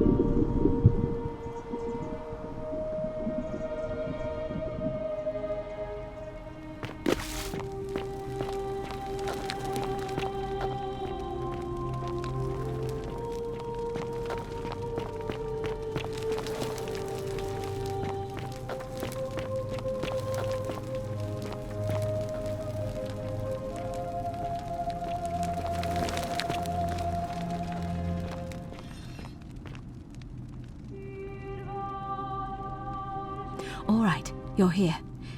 You were asking how I knew the young woman you met by the river was wearing a hood. Here, look down at the bottom of the baths. It's a little hard to make out in this light. If only we could see. Oh, what a marvelous lamp. But do you see it? Somebody waking up by a river in a forest to find a hooded figure with a coin. It's just as you described it, only your pronunciation is a little off. The name you heard wasn't Charon. It was C-H-A-R-O-N, as in Charon, the ferryman of the dead. Charon, who, in exchange for the right coin, helps the souls of the newly deceased cross the Styx, the river that separates the land of the living from the land of the dead. When I dragged you out of the river, I thought you were never gonna wake up. I checked your pockets for ID, but all I found was some loose change. Feels like I've spent my whole life in a dead-end job with an endless commute. Sorry if I sounded cagey, it's just that I don't always get the best reactions when I introduce myself. My name's Karen. I'm so sorry, my friend. I'm so sorry. I take it you know what this means. I'm afraid so. It's all starting to make sense. All these people whose last memory was running from the fires toward the river. It seems none of them escaped with their lives after all. Perhaps we should be grateful they don't remember their final moments. It also tells us that the Golden Rule is the work of Pluto, the god of the underworld, and why his epithet has always been Father of Riches. I know it's a lot to take in, and you look as if you have questions, so I'll try to answer them if I can. That was my first thought too. In the old stories, the underworld was where the souls of the deceased were taken. But it was also possible for the living to reach it without dying, if they were particularly fearless. So I'm afraid I don't know. Oh, I'm sorry. I keep forgetting you're not from here. If you were Roman, or even Greek, you would know these stories. Each of them is slightly different, whether the storyteller was Plato, Homer, Virgil, or Ovid. But they always involved the souls of the dead meeting a grim ferryman named Charon on the bank of a river. It was said that he'd help the new arrival cross, only if they could pay him with a coin, an obol. That's why it was once our custom to bury our loved ones with a coin in their mouths. Charon's obol, we called it. Of course, an obol was a kind of Greek coin, because we inherited this knowledge from the Greeks. To be fair, the ferryman isn't exactly as the poets described, and he, she, they seem to appear to different people in different guises. You say you saw a young woman named Karen with a hood, and I once heard Kabash mention a stranger in a ram headdress named Kerti, and Rufius described meeting a stranger named Kumut Tabal wearing an eagle headdress. But whatever form this stranger took, they were always wearing a hood of some sort, and their name always began with a K sound. I suspect the only way you'll solve this riddle is if your paths cross again. Good question. Let's see. In the stories, Charon would always require a coin as payment for passage across the river, but that never made any sense to me. What does an ancient immortal being need with coins? In our case, it seems Charon didn't take the coins we had. He or she merely checked we had one in our possession. So, maybe there's something special about the coins each of us had on us. That might explain why we wound up here, but so many others did not. No. I mean, I had my suspicions, especially after Livia's ramblings, but I would never have figured it out without your help, I promise you. Now that we know where we are, we have to figure out what to do about it, if we don't want to be cast into gold for eternity. We don't have much to go on, except the old stories. I remember 4 in particular about heroes in the underworld. Hercules, the demigod and son of Jupiter, Orpheus, a Thracian poet, Sisyphus, a king of Ephyra, and Aeneas, a Trojan hero. Hercules was able to leave the underworld because he cowed its god with his strength. Sisyphus and Orpheus both relied on their wits instead. They persuaded the goddess of the underworld, Proserpina, to help them escape. And finally, Aeneas was able to escape with the help of a spirit guide, who led him through a secret gate. So it seems you have two options: to confront the god of the underworld head-on, or find a way to escape with the help of Proserpina or some other guide.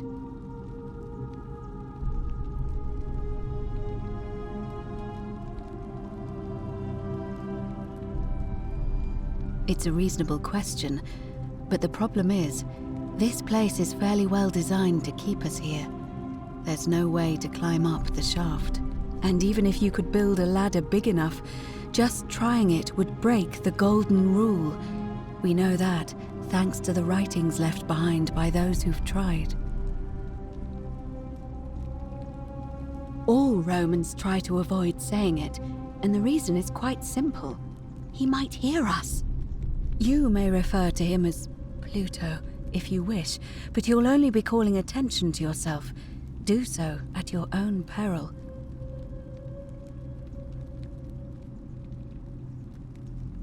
Shh! Is everyone so blunt where you're from? Oh! That option would be the boldest, but also the only way to learn the truth about the Golden Rule, and maybe even put an end to it. As I said, Hercules managed to overpower the god of the underworld, but he was a demigod. Forgive my candor, but you are no Hercules. Are you telling me that you can? I won't pretend to understand exactly what that means, but if that's true, then perhaps you stand a chance. So, if you want to confront him, I'll help you as much as I can. Who knows? Perhaps your name will be uttered in the same sentence as Hercules one day. But first, you'd need an audience with you-know-who, and for that, you'll need to enter the great temple overlooking the city. The problem is, the door has been sealed shut for as long as I've lived here, and there doesn't even seem to be a keyhole. I suspect the answer lies in the desecrated obelisk in front of it. I'm not sure if you noticed, but there are 4 plaques missing from its base. It looks as though somebody, or a series of somebodies, forcibly removed them, and in doing so, dishonored and angered our divine keeper. If you could recover and replace all 4 of those missing plaques, I imagine he might be willing to receive an audience again. It's the towering stone monument with 4 sides and a pyramid-shaped head that stands before the great temple, a dedication to the god of this place. You'll find them all over Rome, but of course they were looted from Egypt many years ago. It seems one of them made its way here too, although how is a mystery. However, this one is unusual in that each of the 4 sides is decorated in a different style: Roman, Greek, Egyptian, and another I don't recognize. That means you'll need to recover 4 different plaques: Roman, Greek, Egyptian, and a 4th, a mystery plaque. Good question. To answer that, we first need to ask who would have defaced the obelisk in the first place. It would have had the god's name engraved into it, so it may be that whoever desecrated it wanted that name to be forgotten. And there's only one group of people I know of who might want to do that. There's a cult in Rome that often argued there is only one true god. Theirs, of course. They've been known to start fires, as well as deface religious monuments whose existence challenged their beliefs. If I were you, I'd go looking for them. Of course, they've all been in hiding since the fire last year, so finding them won't be easy. But I did hear a rumor they have a secret shrine somewhere in the city. Perhaps, if you could find that, you might be able to recover the Roman plaque. I don't know. But perhaps you should begin your search with the local Greek fellow, Georgius. His store is in the Forum. Perhaps Kabash, our Egyptian resident, will be able to tell us. Unfortunately, he disappeared weeks ago. But I did hear Aurelia is peddling rumors about him at the tavern, so perhaps you could talk to her, or just take a look in his room. I'm afraid you're on your own with that one, but perhaps finding the other three will illuminate the way.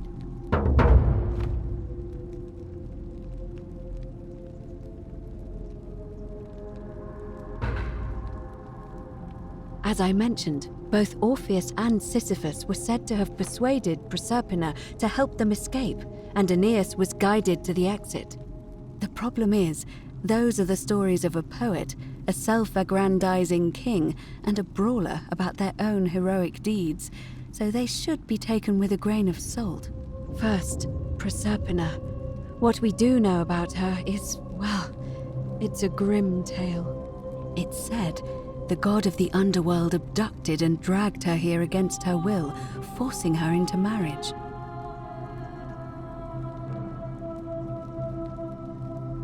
It is. The gods are a mirror image of mankind, as far as cruelty is concerned, I'm afraid. If the stories are true, I imagine she's as desperate to escape as we are. If she really did help Orpheus and Sisyphus, perhaps she'll help us too. The problem is, how do we communicate with her without being noticed by her captor? Leaving that aside for a moment, there is also the possibility of a spirit guide. I don't suppose you've come across one of those in your travels? Truly? And you're only bringing this up now? Then again, I suppose you were worried I'd think you were as mad as Navia. Can you tell me more? Is it the same voice? What kinds of thing does it say? Fascinating. Perhaps she's a benevolent spirit. Or perhaps... Perhaps you're hearing the voice of Proserpina herself. If she has indeed been abducted, it would make sense for her to speak in cryptic whispers to avoid detection. Tell me, has she told you anything that might lead you to the way out? Oh, I see. Well, let me know if you hear anything that might be a thread through this labyrinth. All right. I would suggest not discussing this with anyone. The best we can do for them is to let them remain oblivious for as long as possible. As for Livia, it seems she's been shouldering the weight of this terrible secret all this time. Perhaps it would comfort her to know she's not alone. In any case, time is of the essence, so you'd best begin. May Fortuna guide you. Although you may not need her with Proserpina on your side.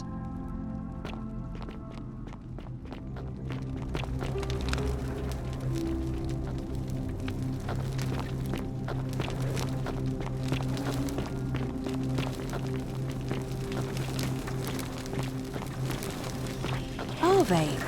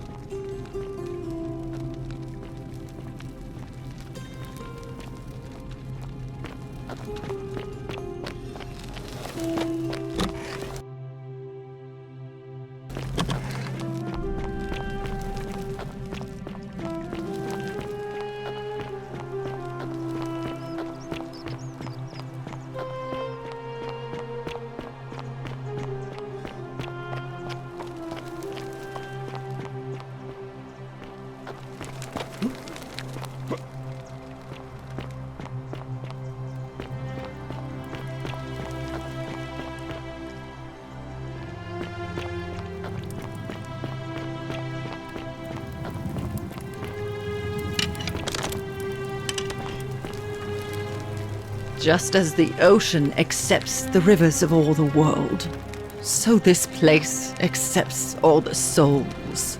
But it does not notice the crowds that come. Say it. Speak its name. Then it is true. I was right. I thought I saw it, but when the rest of them could not, I kept thinking I must have gone insane. I had to tell myself it was true over and over again, until I wasn't sure if I was deceiving myself. I must apologize if my words seem cryptic. I'd found comfort in reciting the Metamorphoses by our great poet Ovid. He gives such an uncanny description of this place. I cannot help but wonder if he himself came here. Would you like to hear it? I will do my best to remember the relevant verse. There is a downward path, gloomy with fatal yew trees. It leads through dumb silence to the infernal regions. The sluggish Styx exhales vapor, and by that way, the shadows of the newly dead descend, entombed with full rites, and the ghosts of those, at last, given proper burial. The wide, thorny waste is cold and pallid, and the newly arrived shades are ignorant of the road that leads to the Stygian city, where Black Dis has his cruel palace. As the ocean accepts the rivers of all the world, so this place accepts all the souls, and is never too small for any populace, nor notices the crowds that come. There the bloodless shadows wander without flesh or bone. Some crowd the forum, some the house of the ruler of the depths. Others follow their trades, imitating their previous lives, and still others incur punishment. I hope I have done it justice, and now we share a secret. It's as if you've lifted a great burden from my shoulders. Thank you, friend. I think I should rest.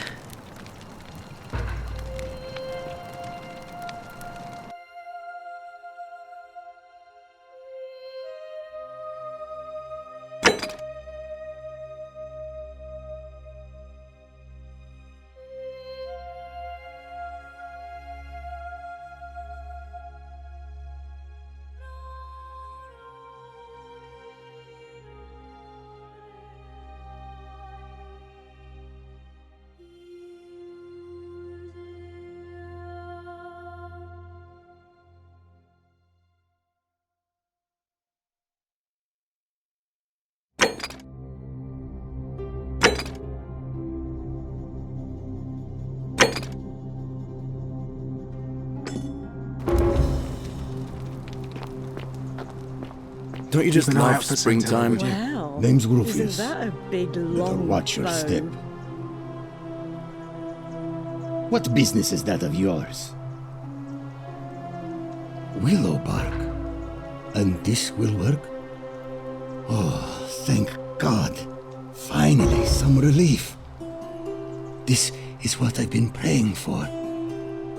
Maybe God hasn't abandoned me after all. Thank you. I've been in a lot of pain lately. The rheumatism, these cursed statues always watching, and the crisis of faith. It was too much. Started messing with my head. This is exactly what I needed to set it straight again. I owe you one. No idea what you're talking about.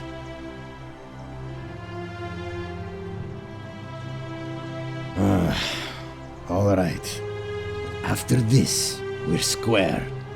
I think I have seen that plaque. Sorry I lied. Can't be too careful these days. Head into the caves behind the theater. Turn right, then right again. Oh, and here. You'll need this key. You didn't get that from me.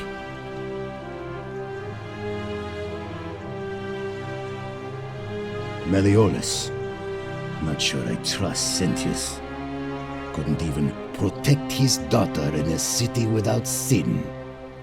How's he going to protect us? No. See you around.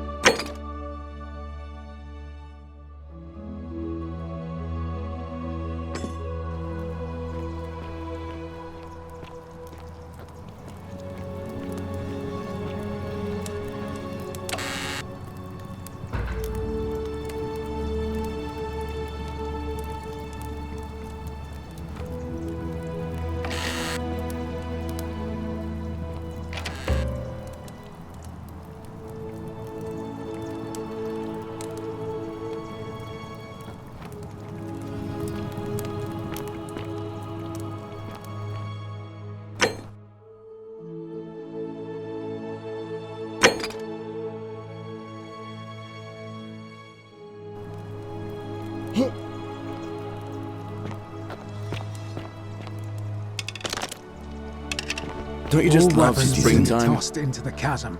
Magistrate's orders. Vote for Malleolus for a free drink at my tavern.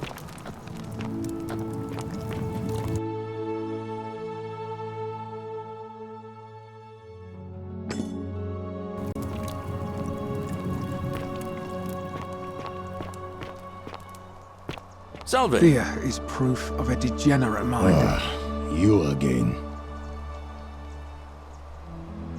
No idea what you're talking about?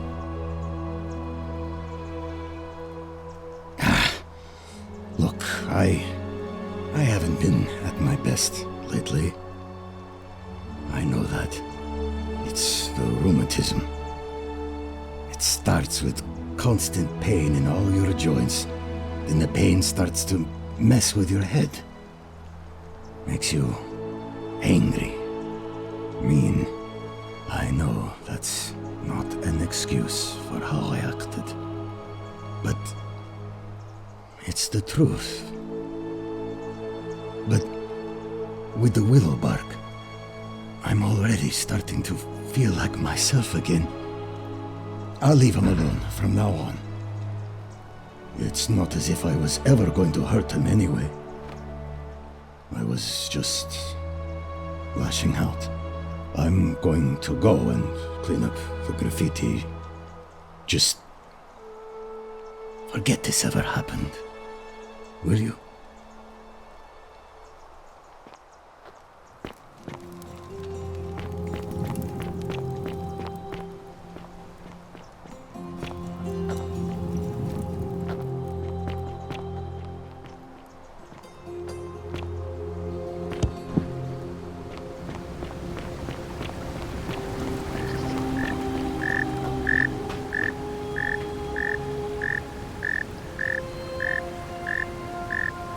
Ah, a new face. Salve, and welcome to our little community. I hear we have you to thank for saving Julia's life. I'm glad you arrived when you did. What demon or spirit told you about that? You went snooping in his place? That was risky. We're lucky you didn't cross any lines. Have you spoken to him about it? Really? How did you manage that? Poor fellow. I've heard that can really mess with a person's head. Well done for figuring that out. Really? That's promising. I'll keep an eye out for him. Well, Malleolus is talking about loosening some of the restrictions in this place. And while it's all a bit vague, at least he has a vision. My vote isn't for sale, if that's what you're asking. Nice to talk to you.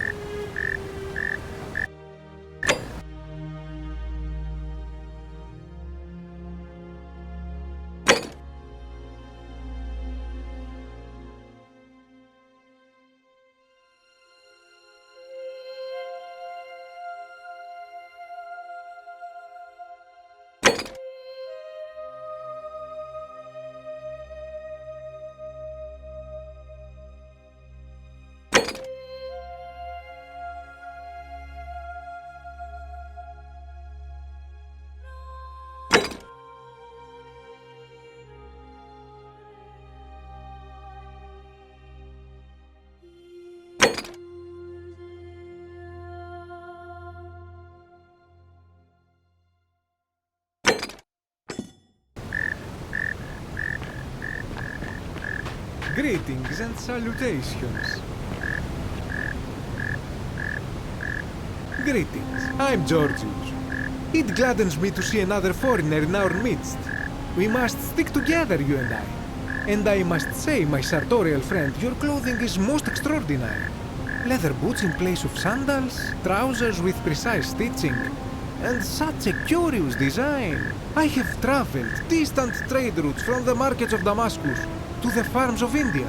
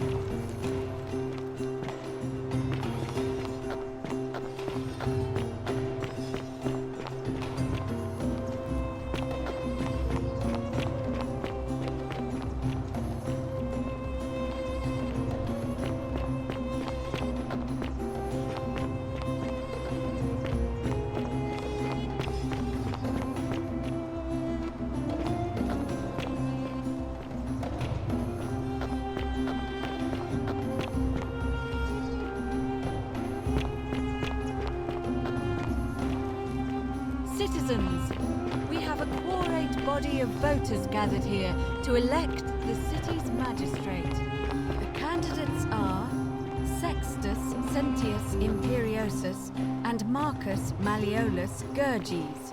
As agreed, we shall dispense with ballots and candidates will abstain from voting. Let's make this quick. As I say your name, call your vote. I'll start with you, Horatius. Sentius, of course. Georgius.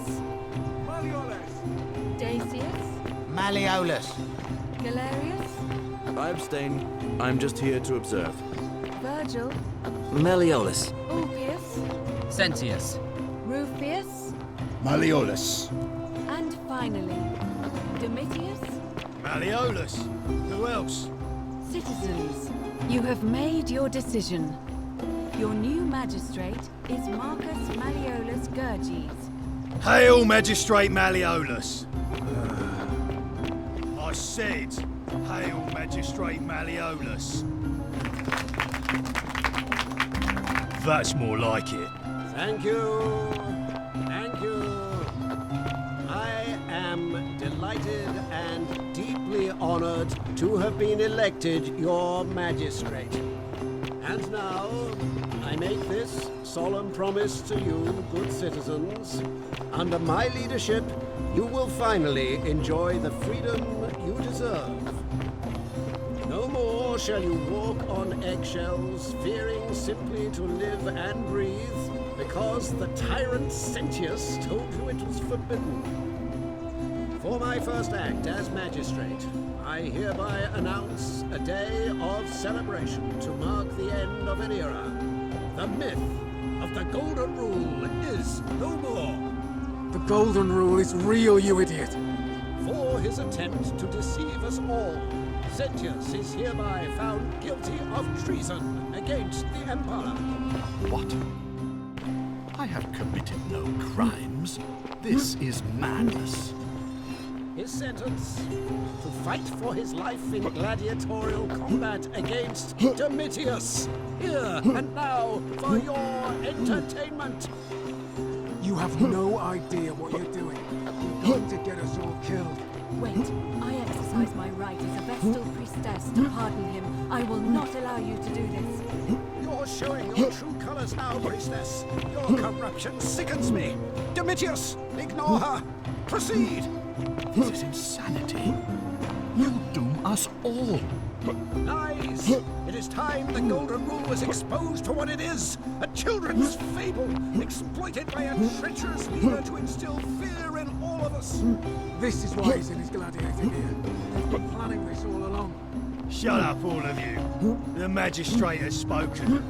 I'm going to enjoy killing you, old man. The many shall suffer for the sins of the one. Let them hit you!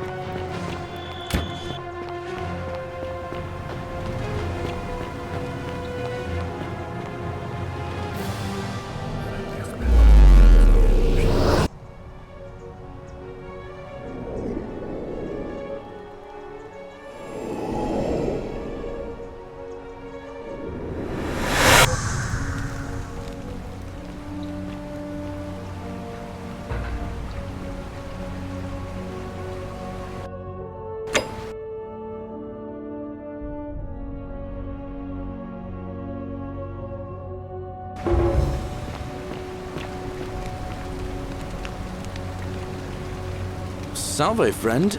Mind telling me who you are and what you're doing with that bow on your back?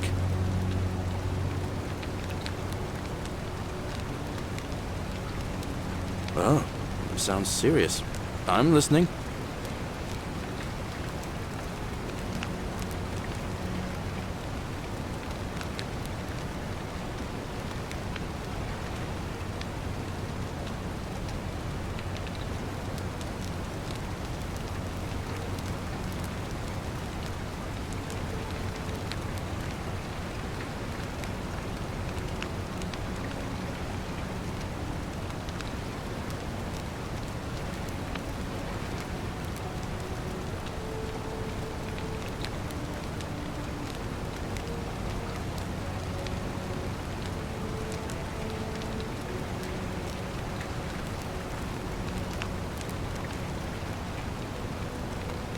Alright, let me see.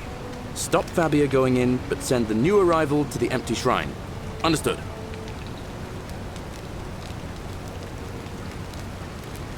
Yulia? Oh no. Alright, I can do that.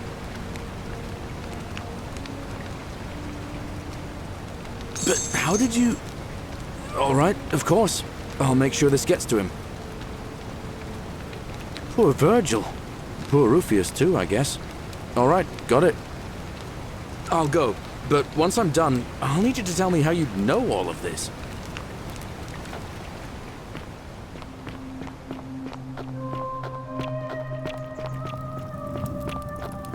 Wow, isn't that a big long bow? Ah, you're here. I'm so glad you decided. And there's a... Ugh, coming on a bit. Let's just... Not for a few weeks now. Last time I saw him, he was sitting at a table with Georgius, whispering about some job.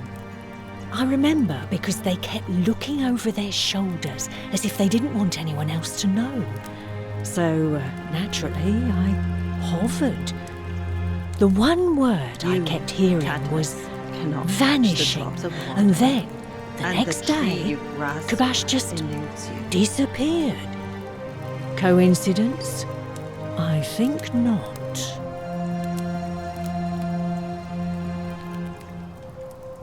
Certainly, for 10 denarii. Whatever you like. Certainly, for 10 denarii. Whatever you... All right.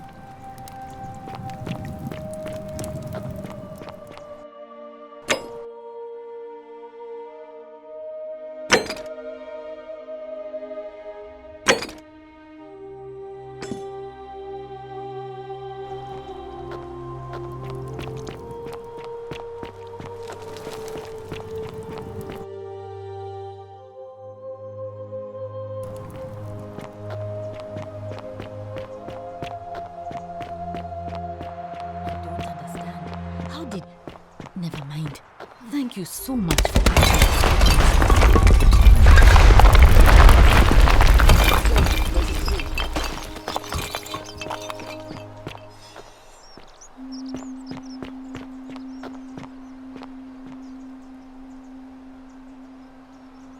Hey, Virgil, how much would you want to make me a bow? For the last time, Dacius, I'm not making you a bow. But why? You know why. But how am I going to defend myself against someone else with a weapon? There are no other weapons in the city. We own the arms of the streets weapons men, so it wouldn't be an issue. That's why I got to get in first before someone else beats me to it.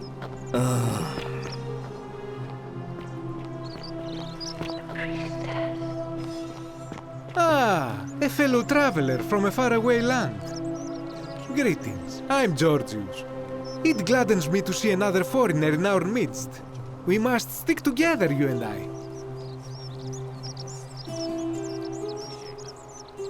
My friend, your words intrigue me more and more. But yes, very well. Ask me what you will.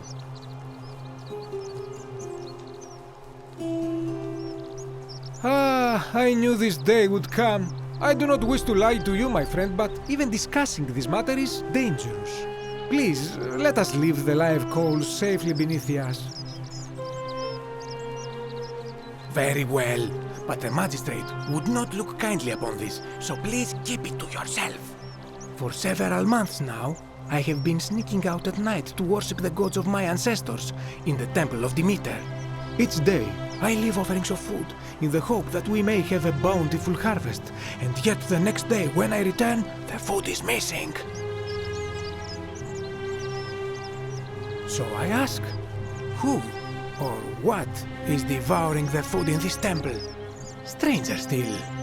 Once I sat in front of my shop like the 100-eyed Argus until dawn to see if I could spot a thief going in, but do you know what I saw?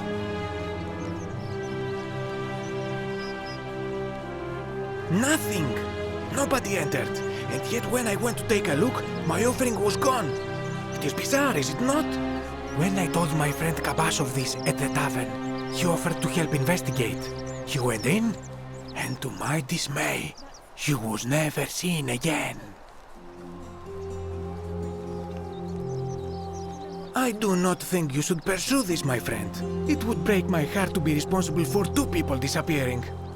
But you do not strike me as a kind of person to be deterred by such warnings, so just be careful, I beg you.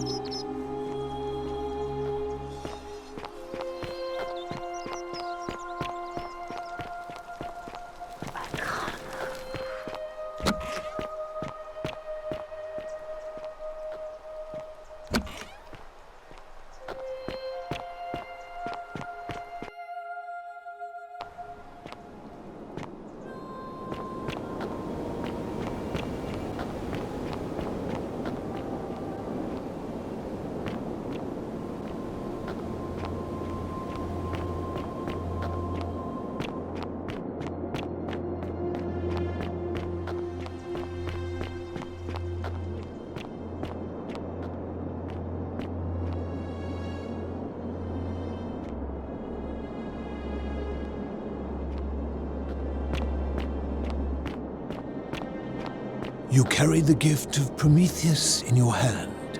Remarkable. Welcome, welcome. May I ask your name? It's a sincere pleasure to meet you. Tell me, what brings you all the way down here?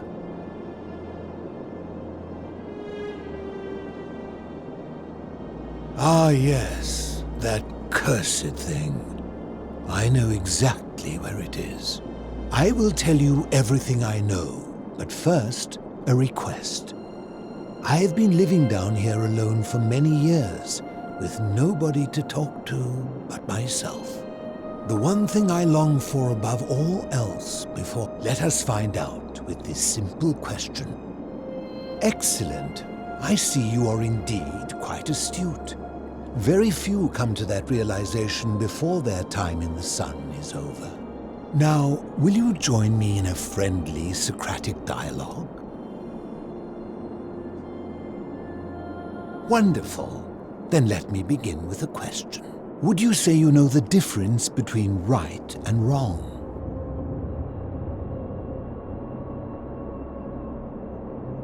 And to what extent? In every situation?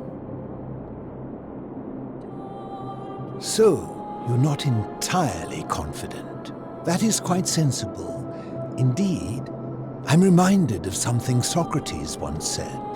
To paraphrase, better to know that you know nothing than to know nothing and think that you know. It is because knowledgeable people have learned enough to know they know very little, in the broader scheme of things.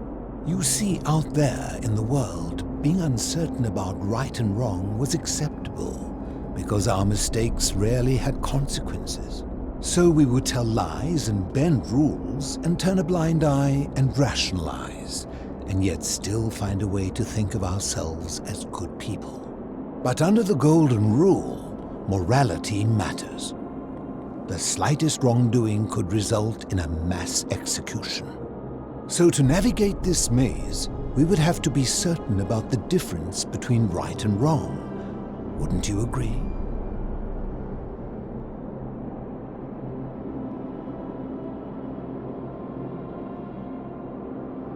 So let me ask you this. Is there one system of morality which is always perfectly correct, which you could follow in every situation and always do the right thing?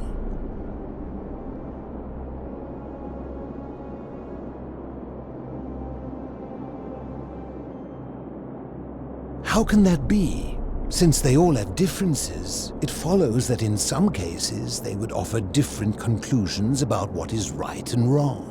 If there is a correct moral code, then wouldn't it follow that only one can be the correct one?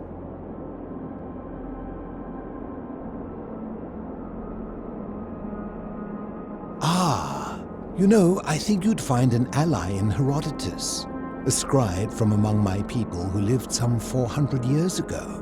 He told the story of a man named Darius, whose curiosity was piqued when he learned that a certain tribe had the practice of eating their dead.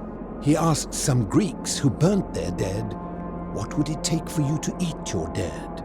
Aghast, they replied, "Nothing." Then he asked the tribe who ate their dead, "What would it take for you to burn your dead?" "Nothing," they replied, equally aghast. From this, Herodotus concluded that custom is king, that right and wrong are merely local ideas which do not survive the journey from one tribe to another. I take it you're in agreement? Then let me ask you this. If you visited a tribe where they ate each other, copulated with the dead, and drank wine from cups made out of human skulls, would you still maintain that within such a tribe there is nothing wrong with such conduct?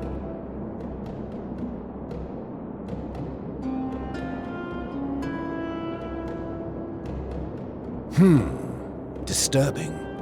And while I do not agree with you, at least you would have the support of Herodotus. My point is this. I don't think anyone alive truly knows any hard and fast rules about right and wrong.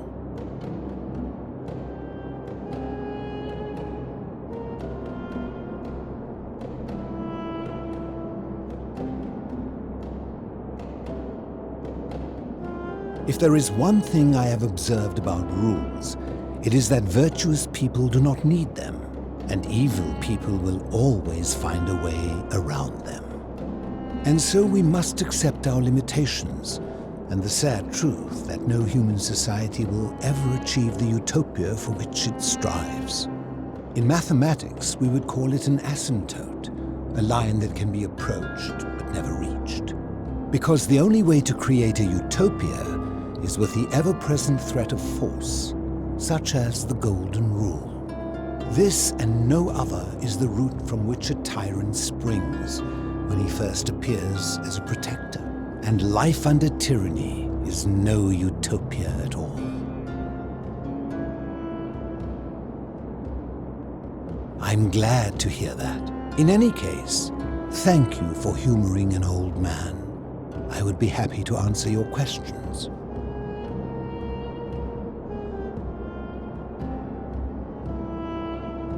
You mean, how did I end up living alone in this cave with nothing but these relics of the past for company? It's a long story. I was a quarrelsome young man. At 19, I left Corinth for Rome to study rhetoric at one of her finest academies, so I could argue more forcefully. Back then, I used to enjoy verbally sparring with everyone I could, and I was good.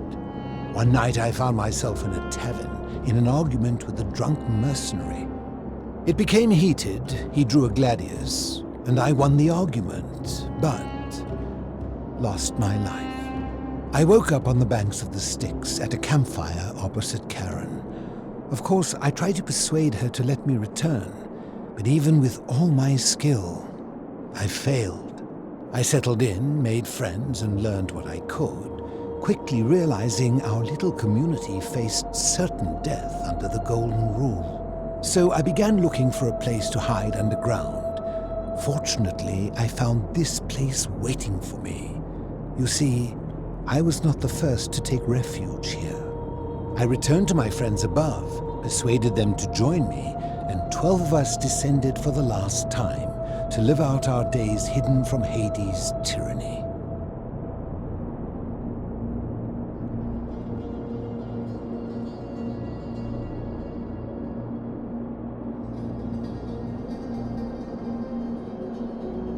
I fear that if you were to utter my name in the city, even by mistake, that Hades would hear you and know I am still alive. I'm afraid I am the only one left. There were 12 of us in the beginning, but one by one, my friends passed away. Some from malnutrition, others from madness and despair. It has been lonely. Before my unexpected visit from Kabash some weeks ago, I'd not seen another person in many, many years.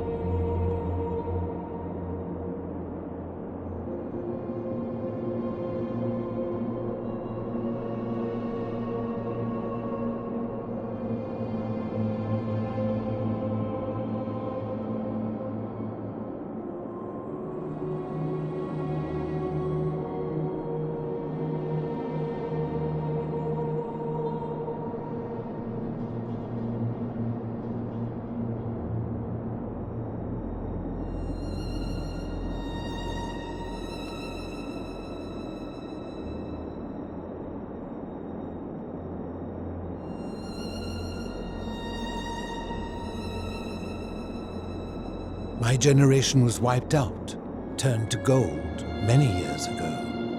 My friends and I were able to avoid the same fate by hiding down here. I think it's safest to assume that if I was to return, Hades would realize that his furies hadn't finished the job, and he'd send them after me again. They are one and the same. The Romans call him Pluto, but long before that, my people called him Hades.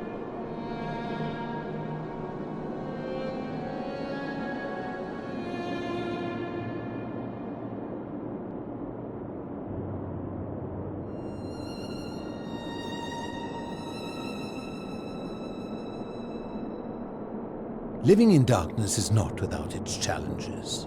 The first challenge is diet. Fortunately, I found that eating fresh fish provides most of the nutrients I need.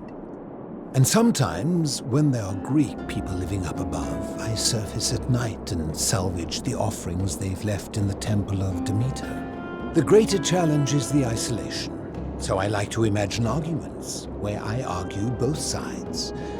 But like so many things in life, arguments are better with a partner.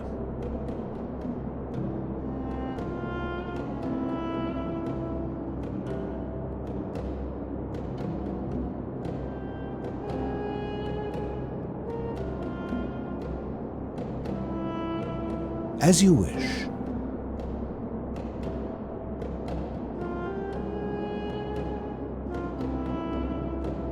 I will tell you, but you may find him hostile. To prepare for your encounter, there are certain things you must know. Very few know this, but before the Romans came to this city, it was once entirely Greek. The architecture, the temples, and the people. When the Romans came, in typical fashion, they claimed it as their own, built over everything that could be built over, and renamed the things that could not. Thus, the Shrine of Persephone became the Shrine of Proserpina. And when they found an obelisk bearing the name Hades, they tore it off and replaced it with Pluto instead. And the city's dwindling Greek residents, witnessing this compulsive Roman conquest, decided to preserve what they could of their heritage. They gathered their art and valuables, secreted them away through the Temple of Demeter, and hid them here, out of reach of the Romans. However, there was one thing that always seemed out of place to me, and it is the very thing you seek. An even older plaque bearing an Egyptian inscription.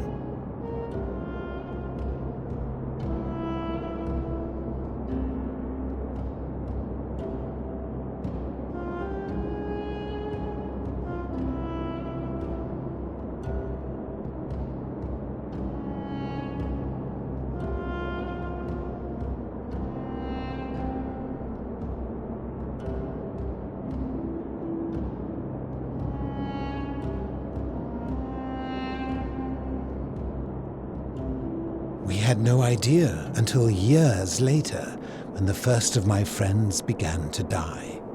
As a result of their deaths, we began to dig catacombs branching off from this cavern to lay them to rest. We extended the tunnel so far that we accidentally discovered another, an even older tunnel, which somebody had gone to great lengths to keep hidden. Suddenly it made sense why there was an out-of-place Egyptian plaque among our people's possessions. You see, we proud Greeks had thought the Romans beasts for stealing and corrupting our heritage. But it turns out this game has been going on much longer than any of us imagined. I think it is best you head through the catacombs and follow Kabash's trail. There are certain things you must see for yourself. Take this key. You'll need it to open the gate.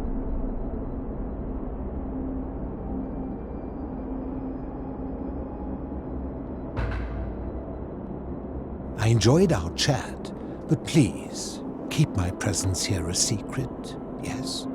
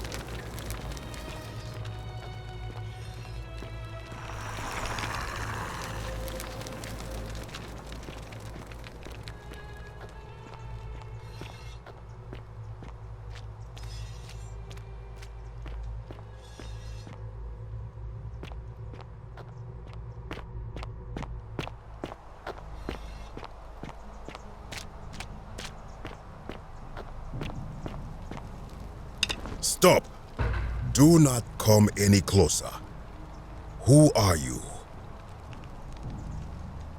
I am Kabash. And let me guess, another Greek or Roman come to loot and plunder the resting place of my ancestors, To what end? That is welcome news. You really are not Greek or Roman, are you? I was planning to return it myself, but for now, I must remain. Here, take it and restore the honor of Osiris.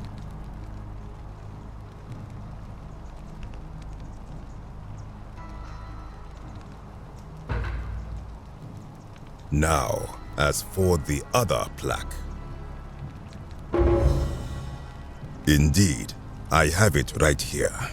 I stumbled across a collection of dusty curiosities while searching for a place to hide from the hungry children of Amit, and there it was. You may not. In fact, I am about to destroy it. Because it speaks a treacherous, blasphemous lie. I will tell you, but first, do you know what this place is? Indeed, and I see you know our history. This is the Duat. See what has become of it. I have been down here for weeks, piecing together its story, and here is what I have learned. As Egypt declined and the Greeks had their turn to flourish, their souls came here in great numbers, but instead of adopting our ways, they copied and corrupted them. When they found the obelisk bearing the name Osiris, the true god of the underworld, they desecrated it, removing his name and replacing it with Hades.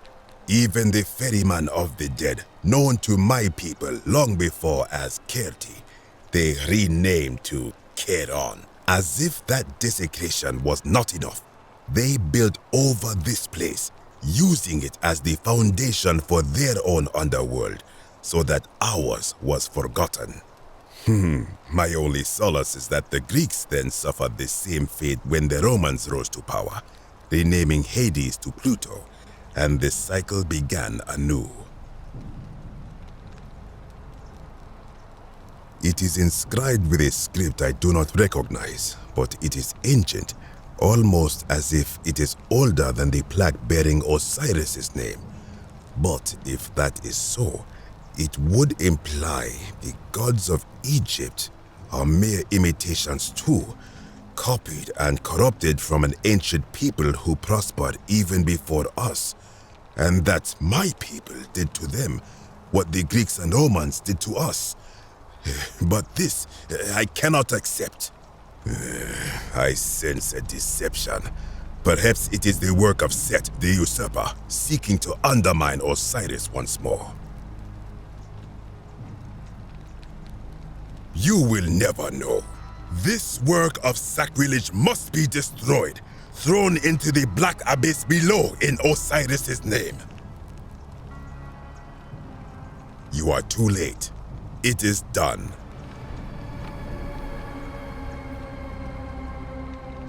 You would plunge into the depths of the Duat with no way back up. Madness.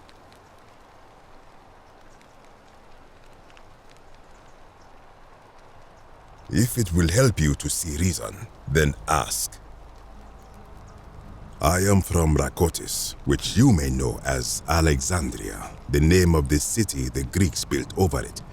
I was a fisherman, like my father before me. Since the Romans had taken over from the Greeks, I took the opportunity to learn Latin and eventually traveled to Rome.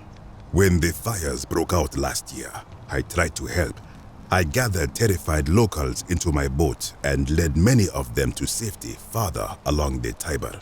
On my 7th trip, a passenger demanded I wait for his brother. But we were full to almost sinking, and smoke was all around us. I told him his brother would have to save himself, and he tried to bribe me by placing a coin into my hand.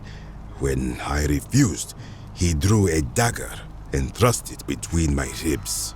I awoke on the banks of the river to a stranger wearing a ram headdress. He said his name was Kirti, and at the time, I simply thought him odd. It did not dawn on me until much later that he was the Kirti, the ram-headed ferryman described in the Book of the Dead. I think if someone is to break the golden rule, it will not be me, for I try to live as I always have by the command of the goddess Ma'at. Do to the doer to make him do. As for the punishment that will come from it, I finally understand why it has long been said among my people that gold is the skin of the gods.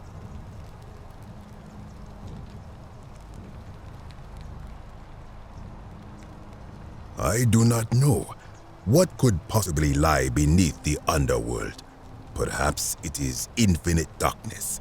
Perhaps it is the lair of Amit, the devourer of souls. All I know is, it would be unwise to venture down there. Most unwise. Good. Be gone from this place. Wait.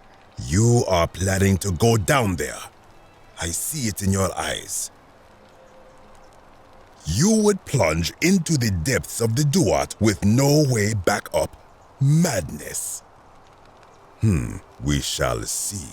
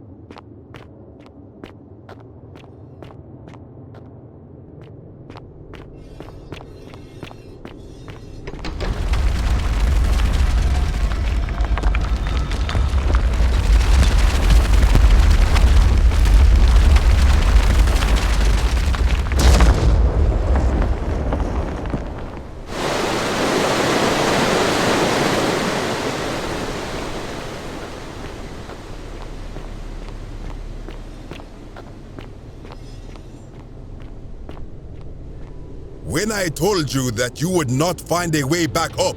That was not a prediction. That was a promise. You will die here. I disagree. I warned you against coming down here, against perpetuating this sacrilege, but you persisted. You have undermined and dishonored the true God of the underworld. How did you think this would end, if not with bloodshed? Very well, I will listen. But if I sense deception, or if you further insult my gods, I will carry out my threat. So tell me, why should I let you live after you salvaged this instrument of blasphemy?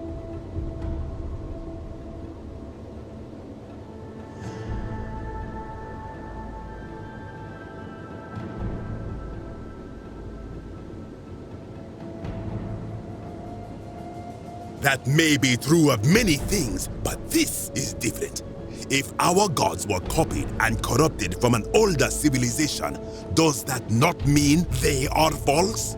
Does that not mean our prayers to our gods all fell on deaf ears because we were not even addressing them by their true names?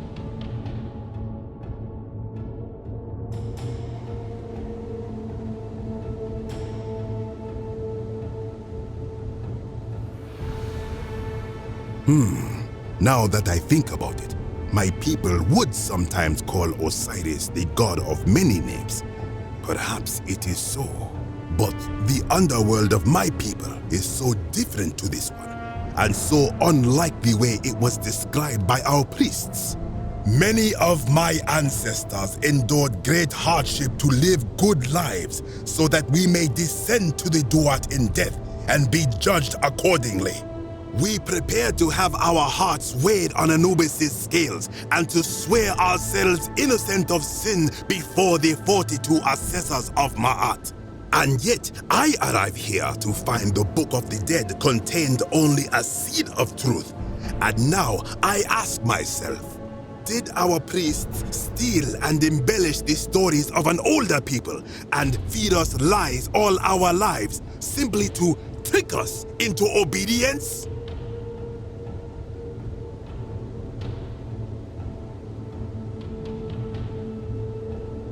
I am not sure I follow. Speak plainly.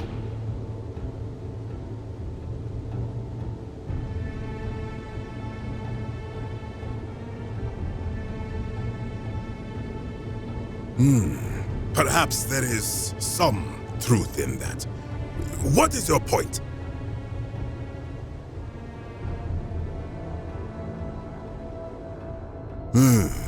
You are persuasive. Very well. I will let you live, and you may do what you will with that plaque. I will remain here for a while, and attempt to learn what I can about the foundations of my people's beliefs. Go.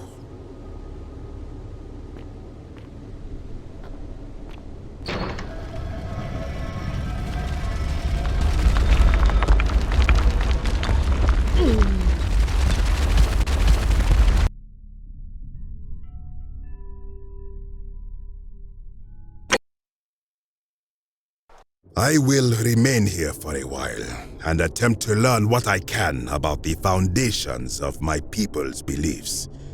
Go.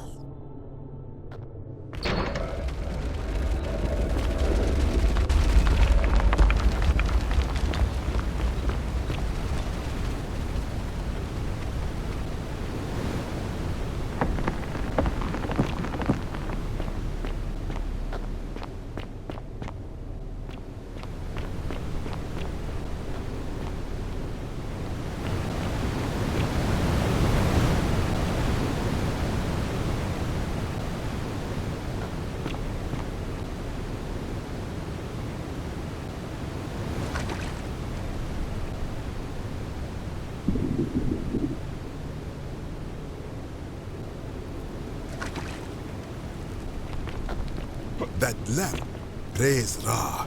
Truly, the gods are powerful in this place.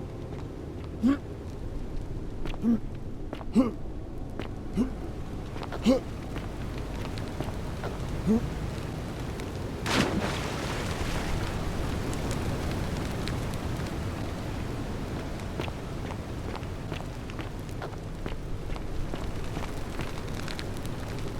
again.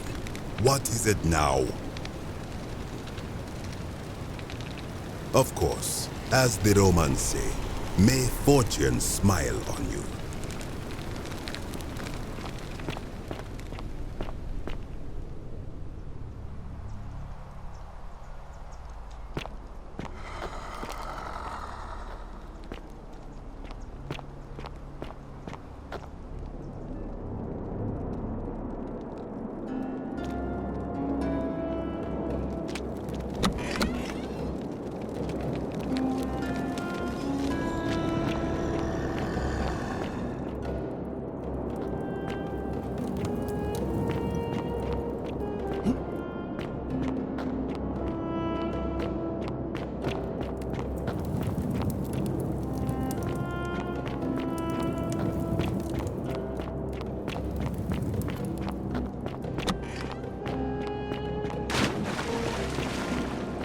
You carry the gift of Prometheus in your hand. Remarkable.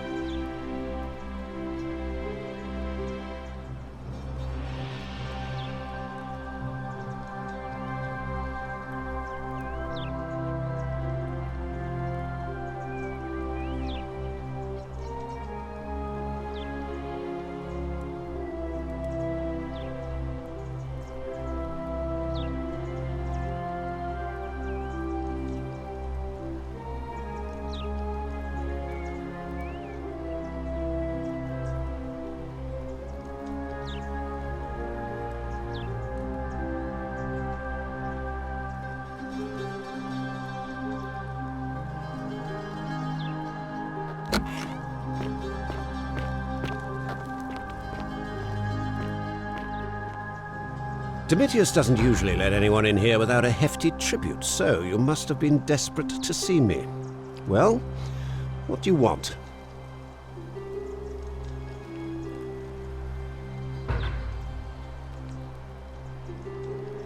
My name is Marcus Malleolus Gurgis. You seem to have confused me with someone else. You mean my... And I'm hot? I like... Unlike... I trust...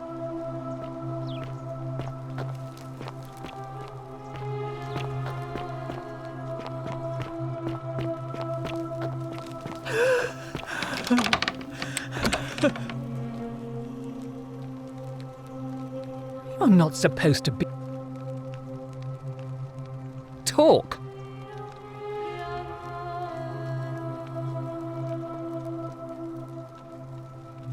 My marital...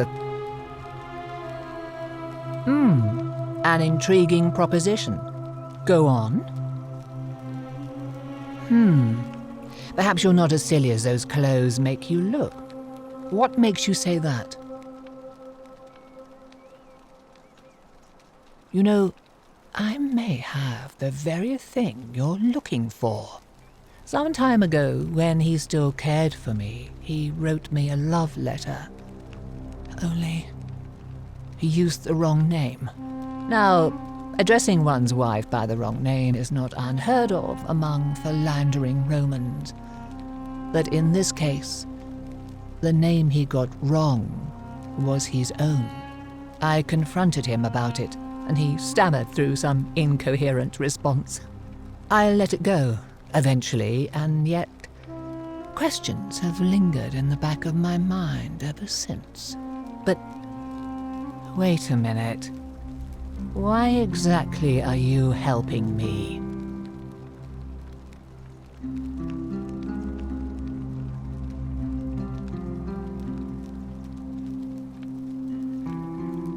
To withdraw. Listen, I may not be Penelope to his Ulysses, but to ruin his plans to become a magistrate? You must think me quite mad. I've heard enough. Domitius!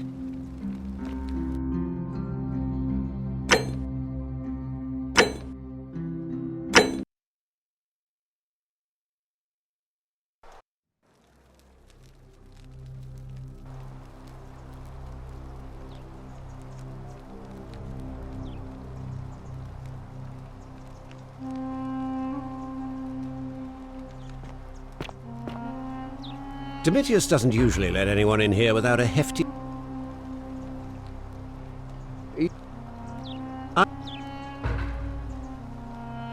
I trust...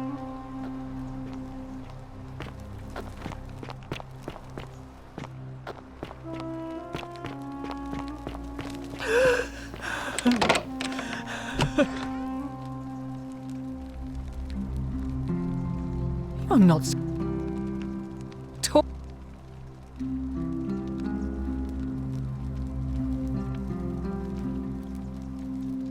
I think a better question. I have... And it... You... Some... Now, I confront... I let it... But...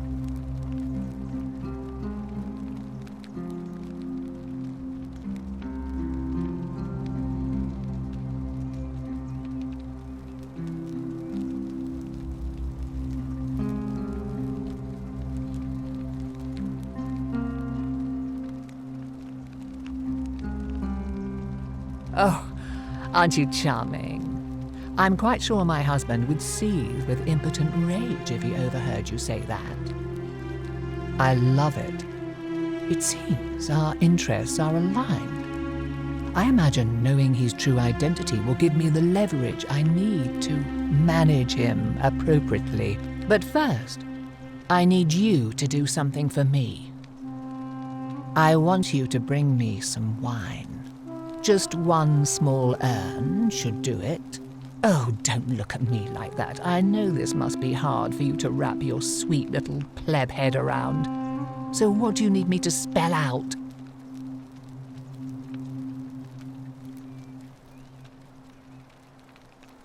So you'll help me?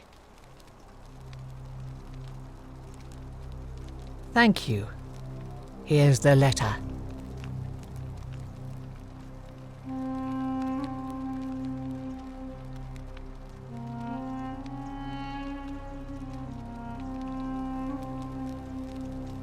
Now, perhaps you can tell me who Quinctius really is. What? He's... Oh no, that's... quite a lot more serious than I imagined. I only wanted some leverage over him, not to destroy him. Give me that immediately. Nobody else must know.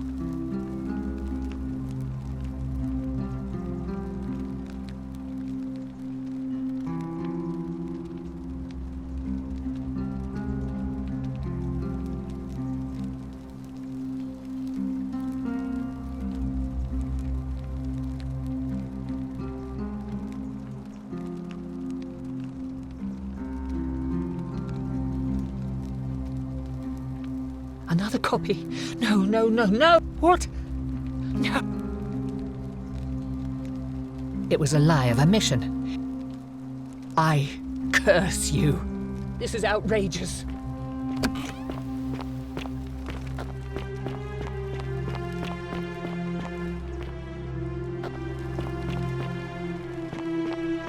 Still here? You again. What is it now? What?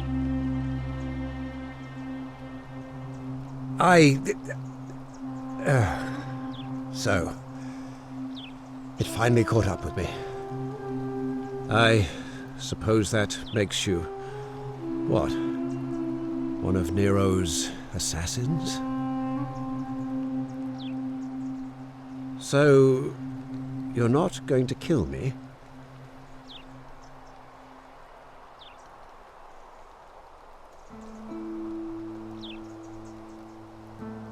So much work for nothing. Ugh.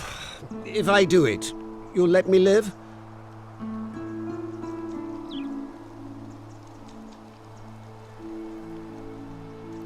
Fine. Ruling this cesspit of a city would have been beneath me anyway. I'll have Domitius notify the priestess of my withdrawal. There. You got what you wanted. Now, please, leave my villa and never speak to me again.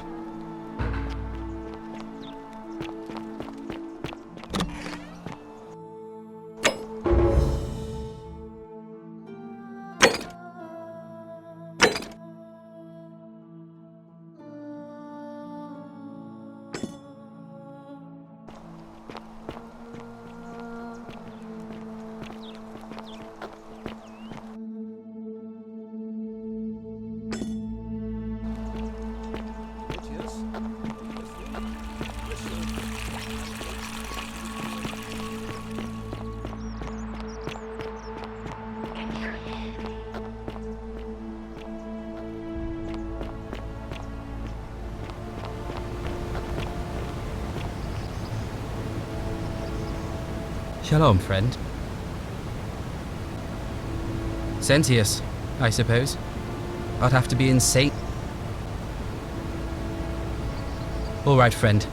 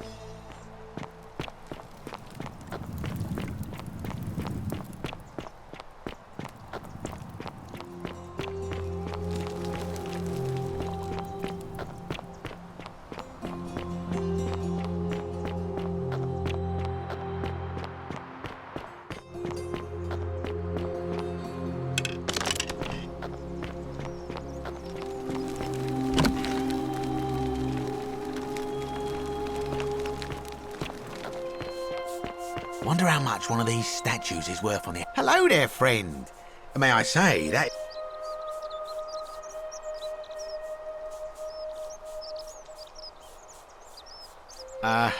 Are you... Very well.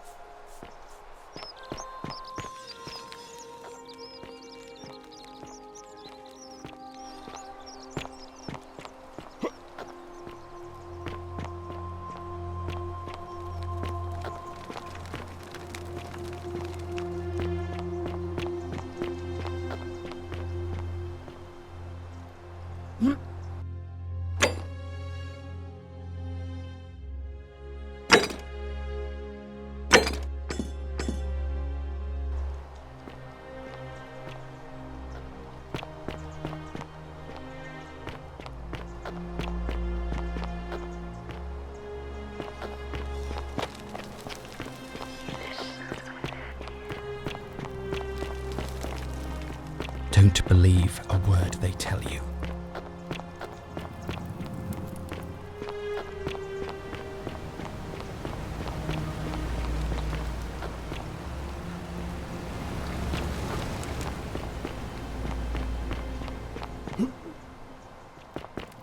Don't believe a word they tell you.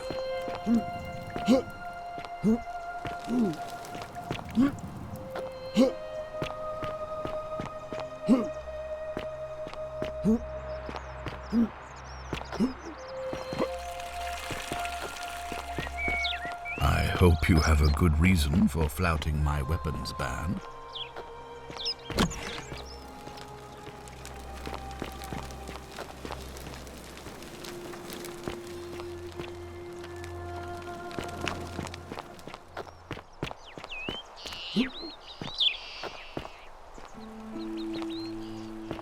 Oi! How did you get in there, you cheeky little Sturkus? If I cop an earful from Malleolus, I'll be coming for you.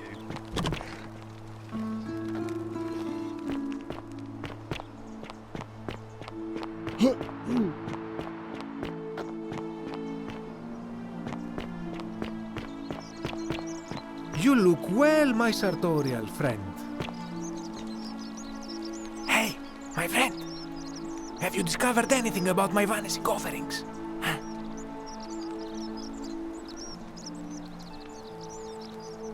Truly, my imagination runs wild.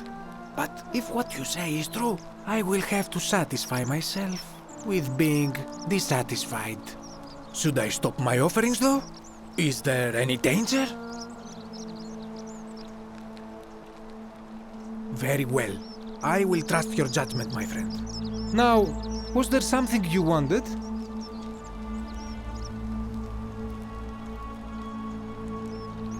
And in a city full of Romans you are asking me? Because I am Greek. Let me tell you something about Greeks and Romans. My name is Georgios, yes. But the Romans, they do not care. They hear me say Georgios and they think, ah, he must mean Georgius. Good Roman name. They do this all the time.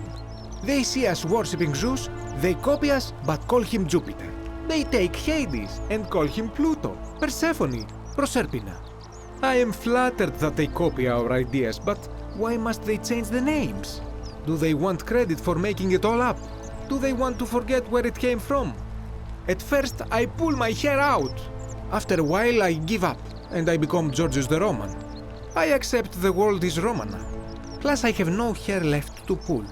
But my point is this. If you want to know who stole an old Greek name, look no further than the sticky-fingered Romans. The plague you seek was pilfered from a collection of old Greek relics by none other than Dully. He cannot help it. Like a typical Roman, he likes shiny things, especially those that once belonged to my people. And besides, it makes him happy. So I say, let him keep it. I believe he still has it with him, in his cell, just opposite the Temple of Demeter.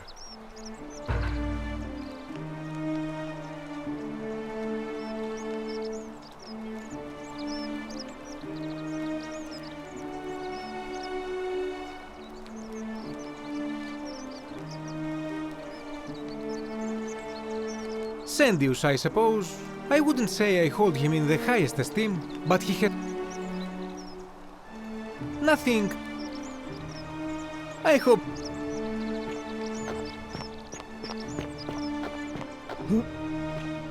Citizen.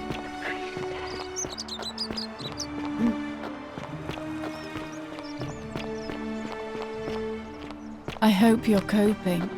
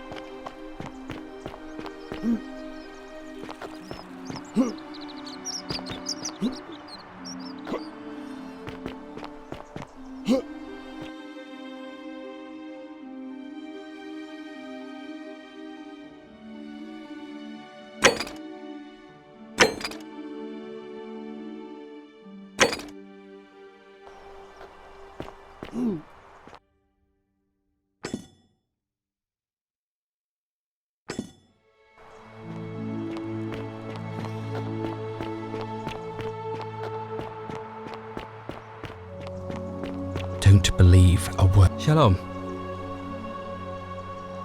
You mean where am I from and all that? But when I was a child, I moved to Rome with my family. That's where every road, several hours down the Appii. I can only... It's strange. A lot of good it did me. And that family. I sometimes wonder what happened to them. Well, a blight, of course. Thanks. I don't. All right, friend.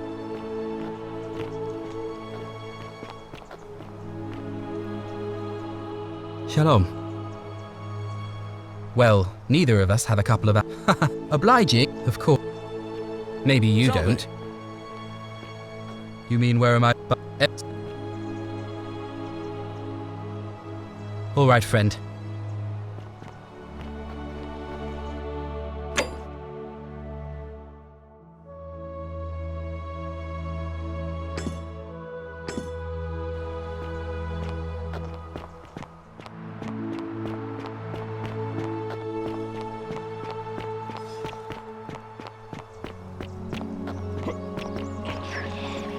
Citizen. Salve. Ah, a new face. Nice to...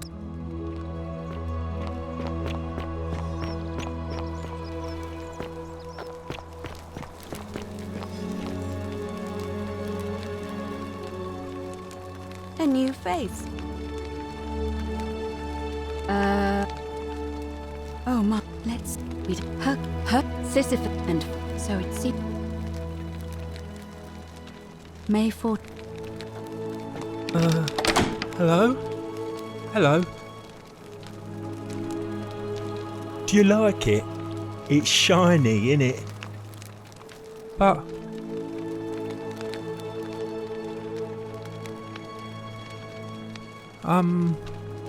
well...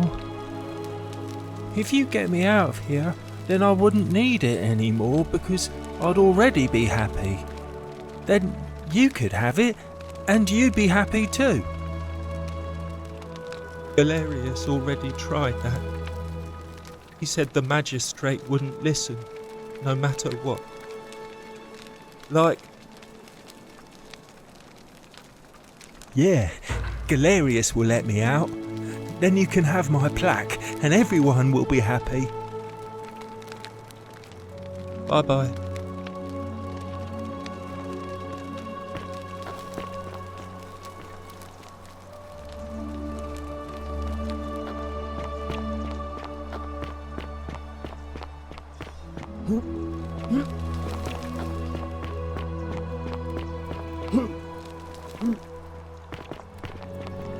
Salve.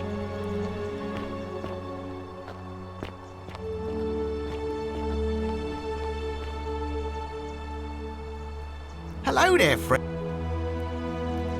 Well, I'll oh well, let me know if you change your mind. Very well.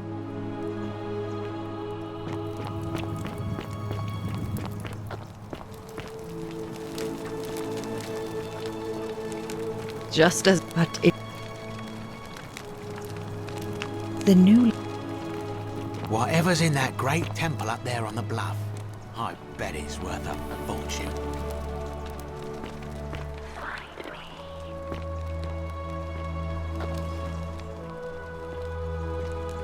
You, Tantalus, cannot catch the drops of water, and the tree you grasp at eludes you.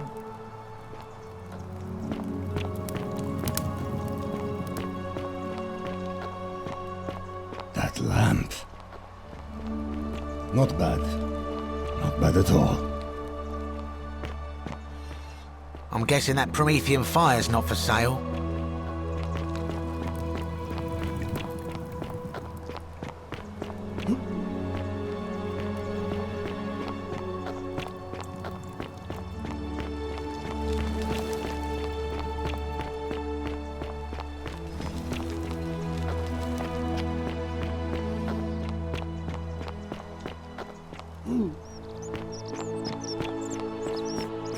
Oh, it's so pretty.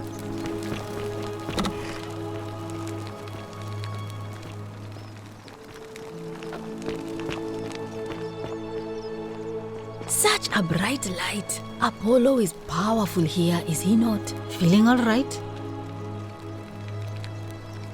That's a shame.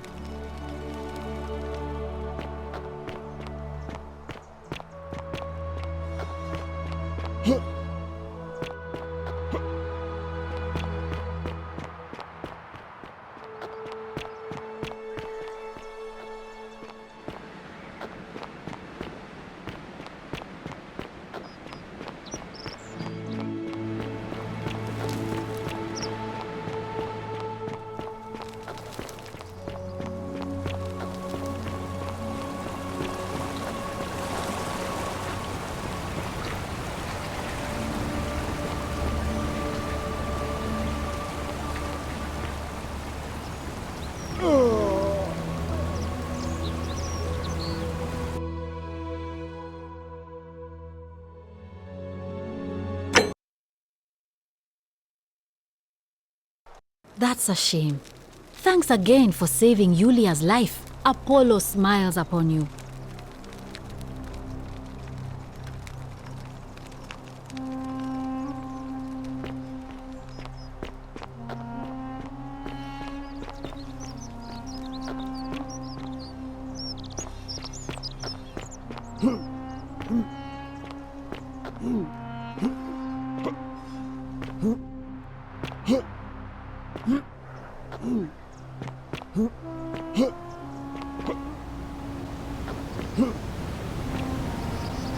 Salve again, friend. I went and did as you asked, and it worked. How is it possible that you've just arrived here and you already know everyone and exactly what's about to happen to them? You're toying with me, right? Wait, you're not kidding, are you? That's the only way you could have known. You're a bit like... Oh, what was his name? Sisyphus. Yeah, that's the one. Old King Sisyphus. Sisyphus was a Greek king a long time ago. For daring to think he could outsmart the gods, he was given a terrible punishment. He was forced to push a great boulder up to the top of a hill. Only, just as it reached the top, it would roll all the way back down to the bottom, forcing him to start over and over and over again, for all eternity. Just like you. Actually, now that I think about it, there are a bunch of old stories about the gods punishing people by making them do the same futile task over and over. Tantalus was made to grasp at fruit on a tree he could never quite reach. The Pleiades had to keep fetching water in a sieve. Oh, and Ixion was strapped to a wheel going round and round forever. But, on the bright side, at least you're not stuck in the underworld like they all were. Anyway, I don't know which god you managed to upset to get yourself into this position, friend, but you seem all right to me. So, I'll tell you what. I'll keep doing whatever I can to help you. And you just focus on finding a way to break the cycle you're in. Oh, that's kind of you to say. Now, I'm going to keep your secret. Although, it's not as if I'll remember this next time we talk anyway, right? Oh, and if our conversations ever start to annoy you, just tell me you're busy. I know when I'm not wanted. May fortune smile on you, friend.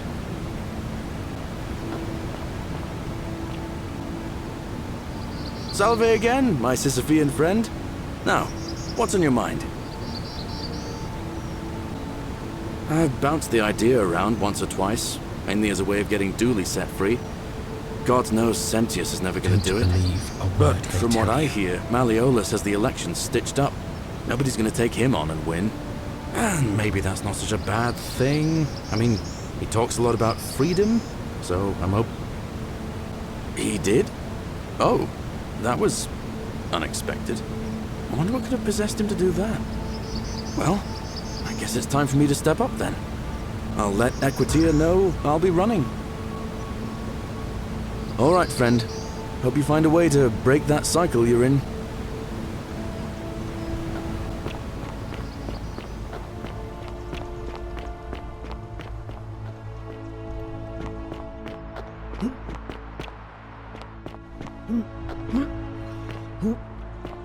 Salve. You look well, my sartorial. Hey, my friend. True. Should I... Very... Now... Galerius. Did you know he saved the life of my young friend Fabia? The man is a hero. But of course... I hope that... Sometimes I stare at the great temple. Welcome back. Galerius, definitely. He put an end to the notes and graffiti I've been receiving. All right. Nice to talk to you.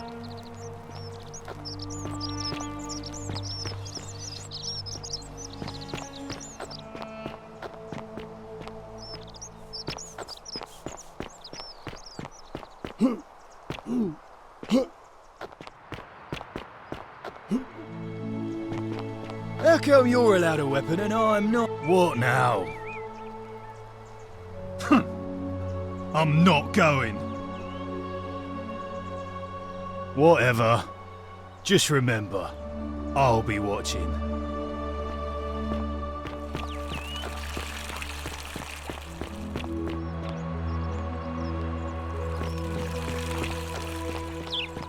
I hope you have a good reason for flouting my weapons ban.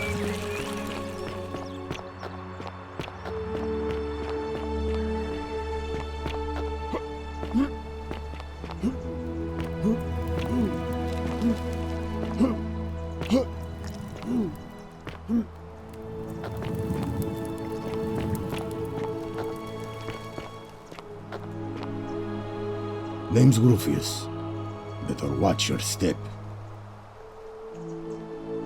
Galerius. Sorted out my rheumatism. For the first time in a long time, I'm not in constant pain. Good man. Fine. See you around.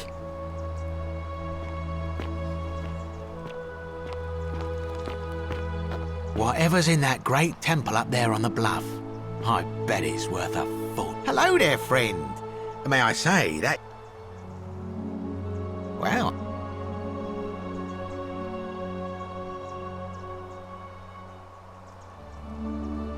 Now you're talking, I'm interested.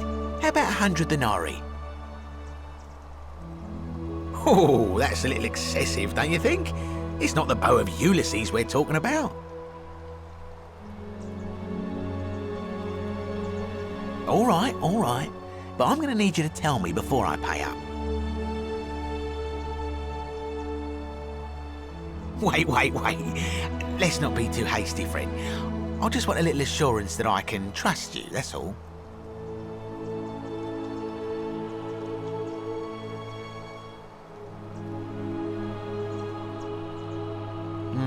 I suppose you're right. All right, you drive a hard bargain, but here's your money. Now, the location of that bow. What? But I already knew that, you imbecile. Everyone knows that. I can't take that golden bow because stealing from the goddess in her own shrine would break the golden rule. You promised to tell me where I could get one of my own.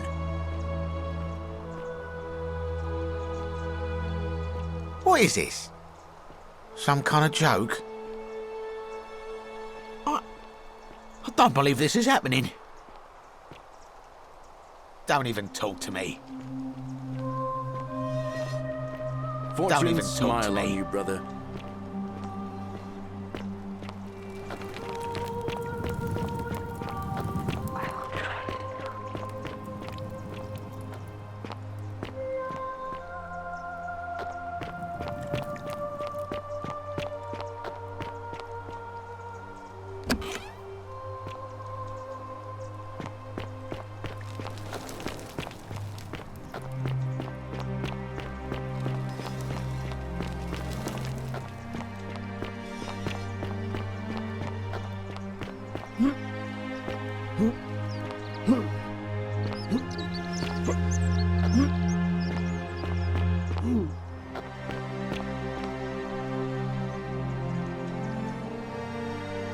Ave again. Did you find what you need? It must be completed by dusk, just the same as any other official business. It'll be between Sentius, the incumbent, and Galerius, the challenger. Why do you ask?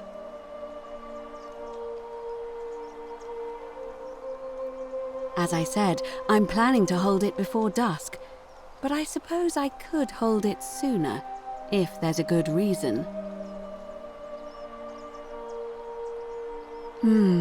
Yes. I have overheard some rather unpleasant arguments. The last thing we need here is additional conflict.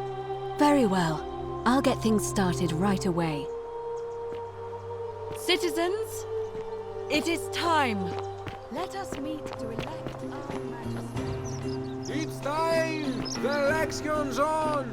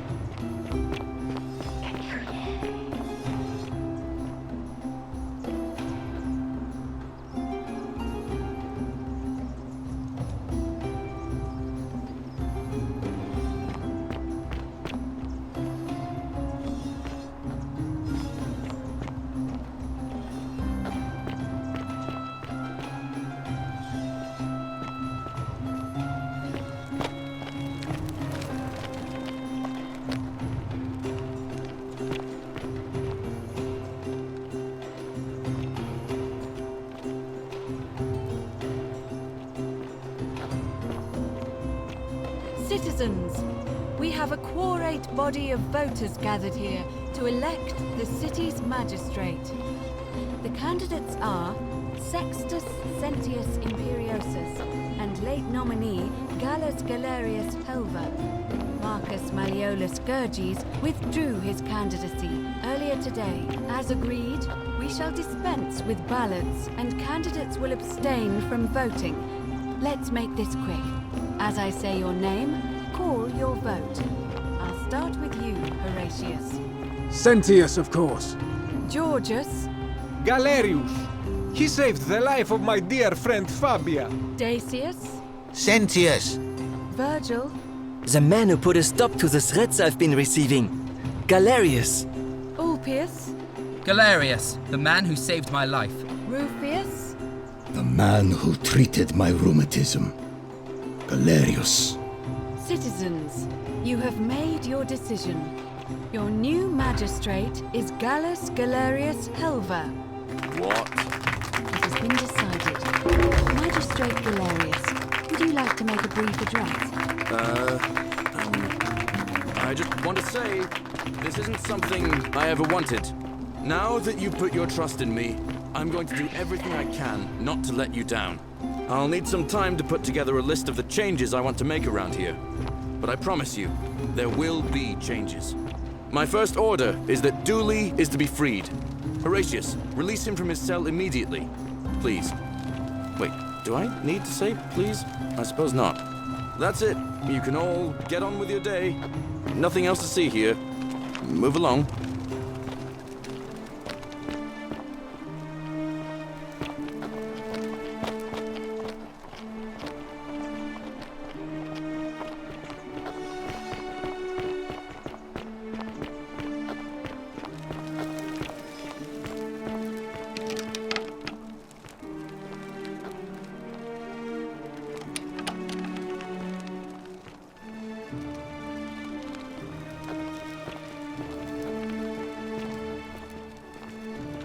Fortune smiles on you today, Julius.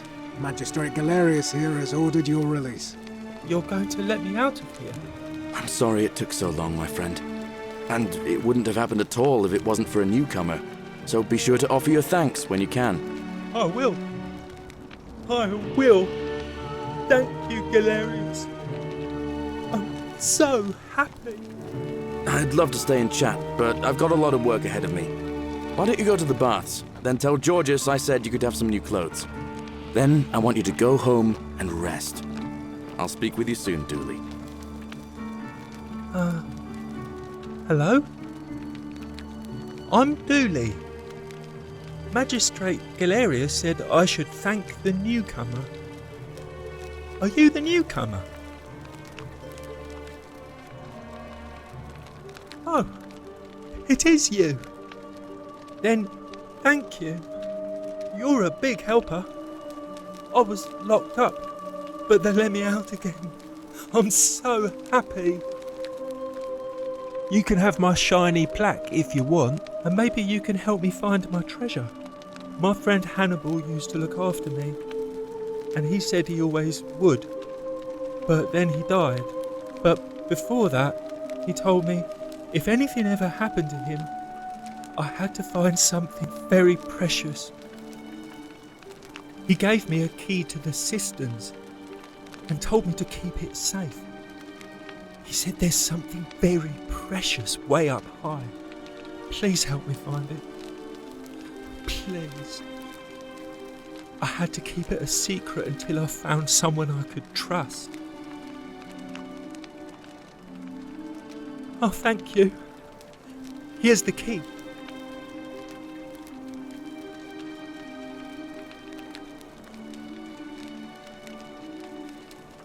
I hope you find it. In the cisterns, way up high, Hannibal said. Oh, look over there. Something shining. Is it treasure? Maybe it is treasure. I could see it for myself. So pretty. And it's just lying out here in the open. Maybe no one wants it anymore. Maybe no one will mind if I just take it.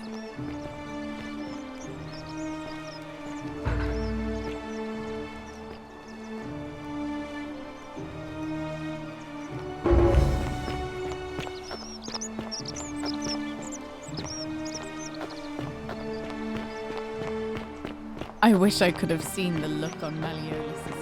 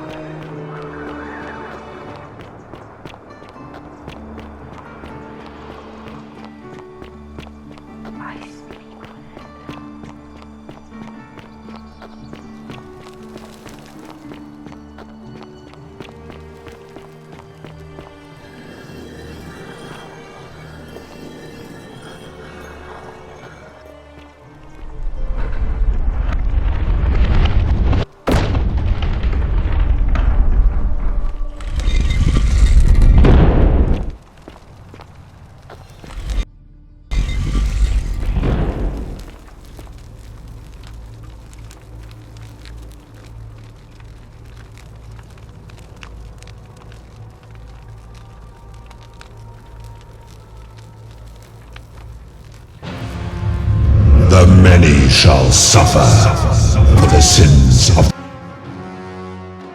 the one.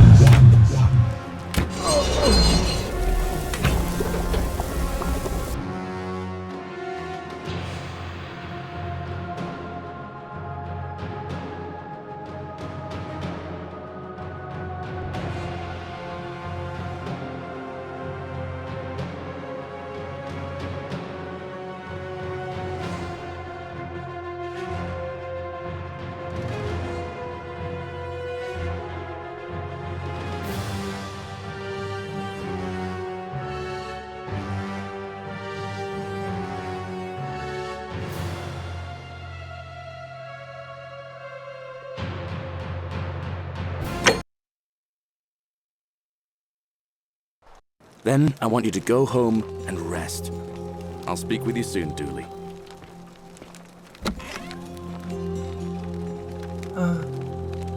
Hello? I'm Dooley. Magistrate Galerius said I should thank the newcomer. Are you the newcomer? Oh, thank you.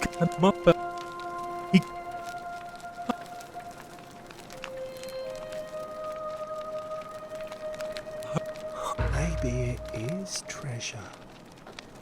I can see it for myself. It's so pretty. And it's just lying out here in the open. Maybe nobody wants it anymore.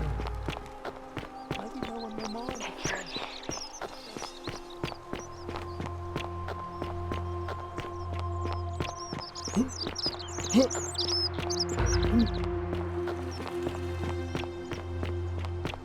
Salve.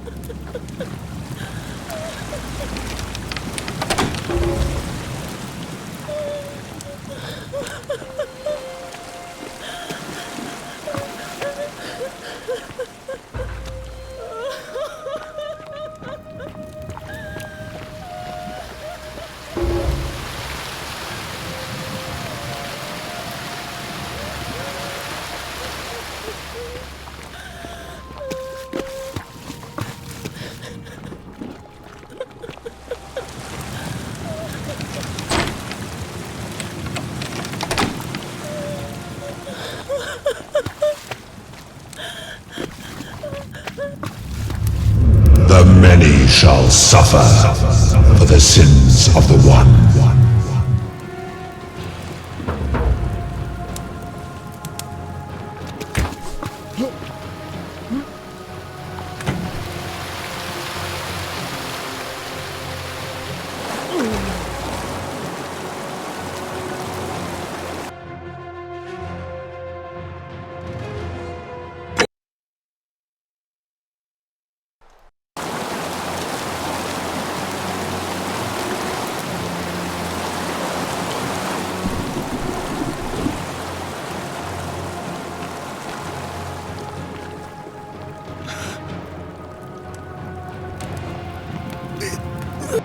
Hurts. Kill me.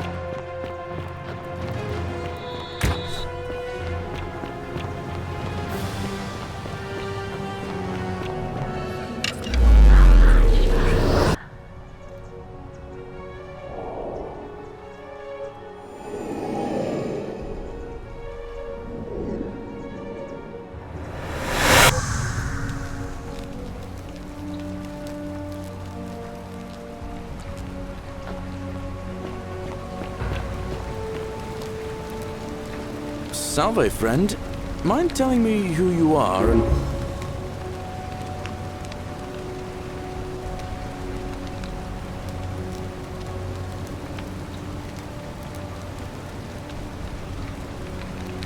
Oh, sounds serious. Yulia. All right, let me see. What? Are you... You're serious, aren't you? Poor Virgil. I'll go.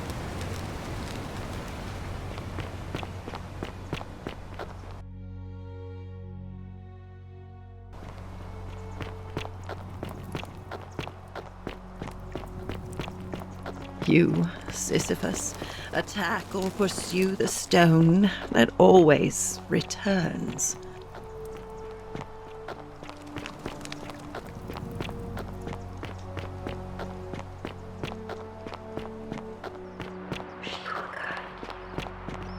Isn't the great temple Fear is proof of a degenerate mind. How come you're allowed a weapon and I'm not?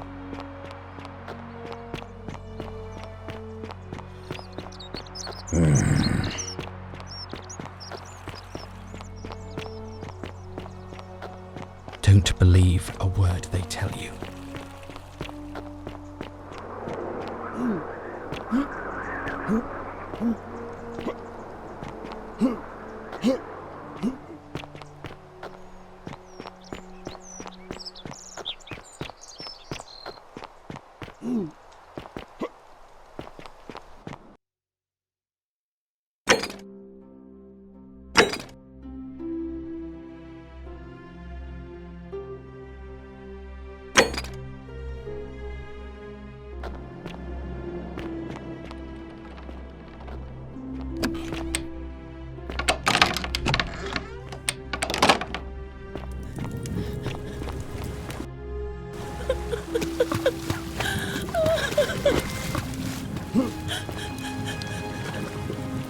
You?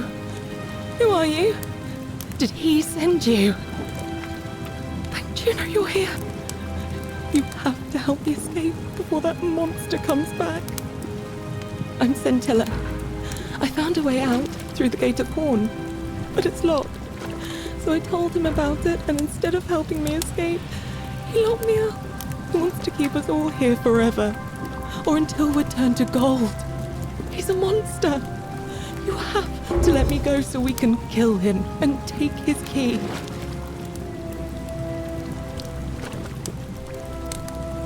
I don't know. He said the gods are on his side because they don't want us to escape either. Sentius, my adoptive father. Furies help me. I'll castrate and crucify him.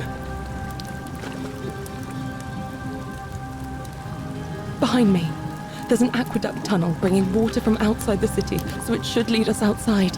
The only problem is it's barred by a heavy locked gate, and he has the only key. I'm going to take that key from around his neck, even if it means cutting his throat to get it. I'm done caring about the Golden Rule. I just want out. Help me, and we can escape together. There won't be enough time. Just you and me. What do you say?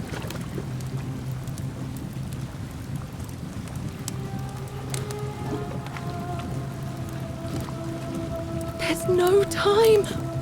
Wait, did you hear that? He's here.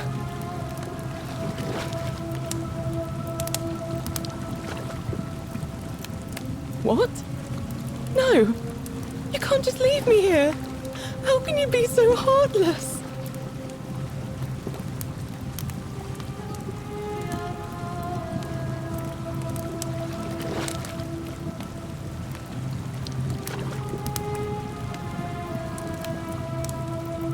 I hate you. I spit on you. I hope it.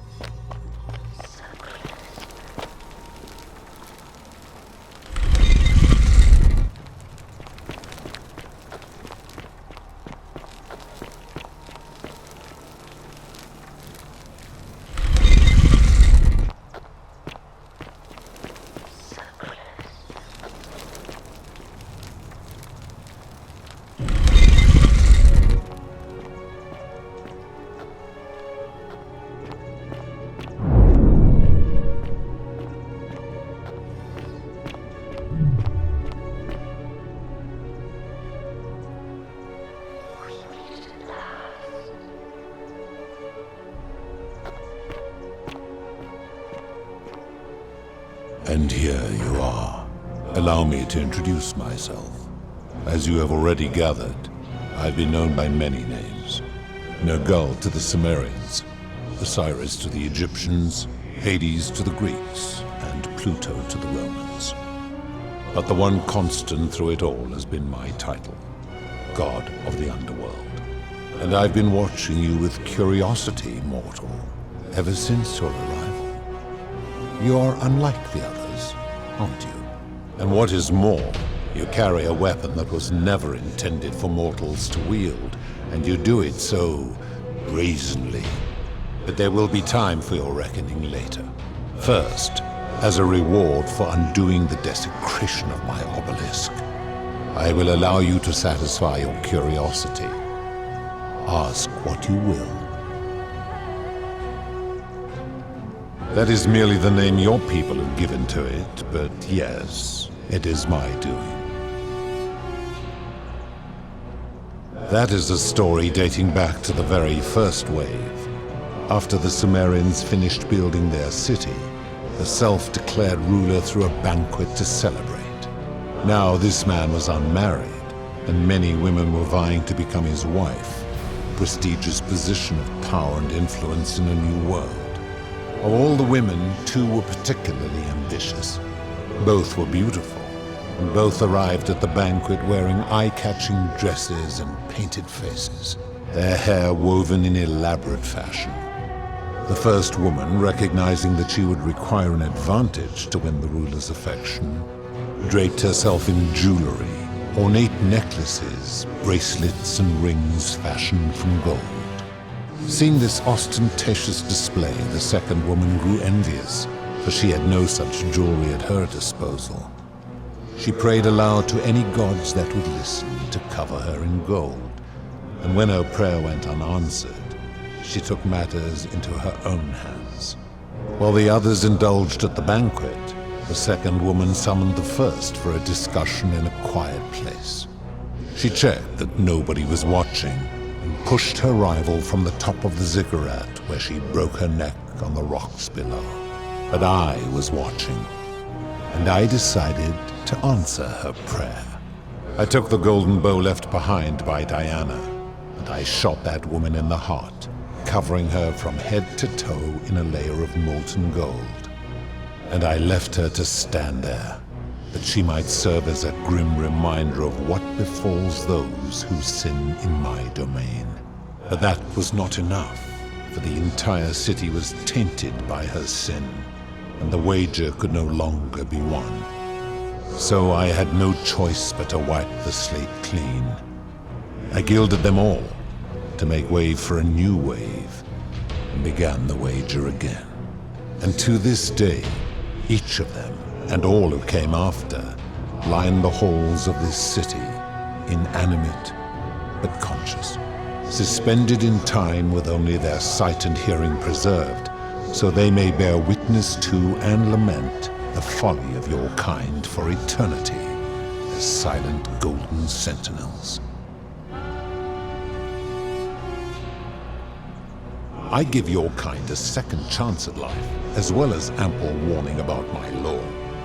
And when you disobey, and you always disobey, you force my hand, bringing terrible suffering upon yourselves. And so you ask if I am the one destroying your lives.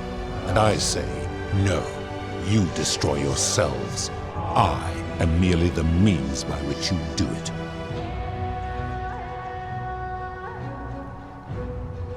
When my kin departed, they left behind many relics which I inherited. A consolation prize of sorts. The golden bow originally belonged to one of my kin, who the Romans called Diana. As my collection of golden statues grew, I chose the most ferocious among them, and equipped them each with a duplicate of her bow, and tasked them with hunting down the Forsaken at my behest. They became known simply as Furies.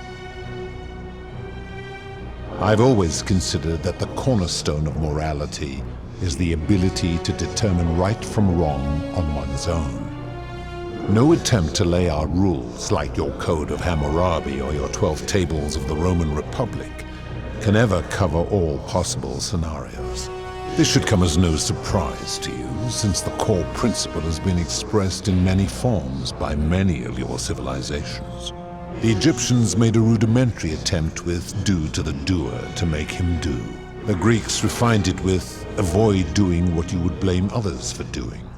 The Roman Stoics added, treat your inferior as you would wish your superior to treat you. Even the so-called cultists hiding among you often say, do unto others as you would have them do unto you. It is the simplest of concepts, and each one of you is born with the faculties required to apply it to any situation. Yet none of the peoples who expressed this rule were able to uphold it. Curious, is it not?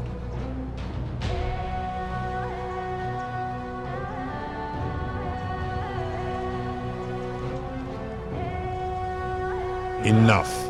You clearly know nothing.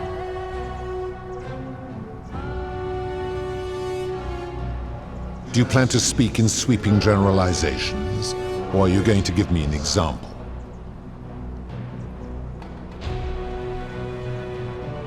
Abduction? You mean the magistrate imprisoning his daughter in the cistern, I take it. He did so because she sought to escape, a sin I take particularly seriously. Better that he stops her from escaping, albeit brutishly, than I have to wipe out this entire city to punish her. Wouldn't you agree? Now tell me, what other sins do you believe I have overlooked? I have seen no such thing, but in any case, taking one's own life is a self-directed act. It is not one that is done to others, however they may be affected by it. Therefore, it cannot be said that one who commits suicide has done anything unto others.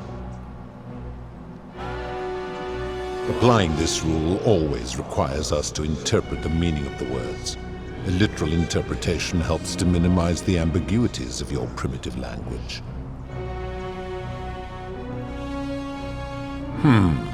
Supposing you're right, then my law has been broken, and I should turn you all to gold immediately.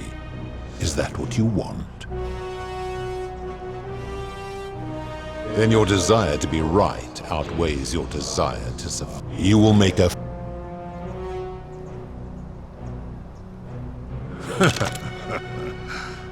Do you really think you can wound me, a god, with that primitive weapon?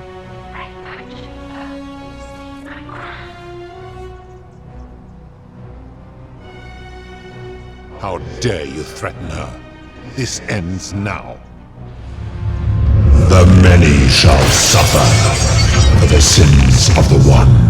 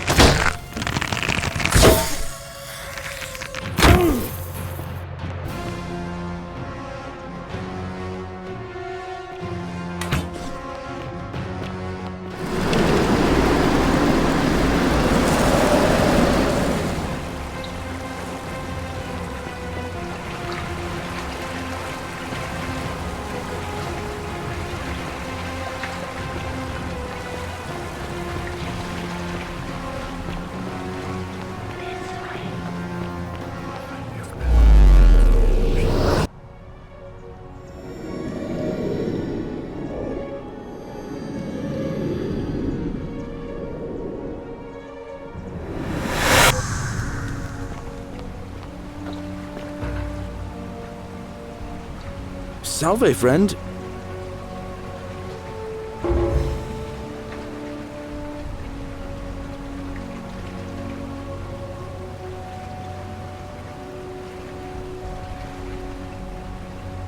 What?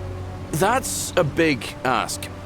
But something tells me you're not kidding. But I doubt I'll be able.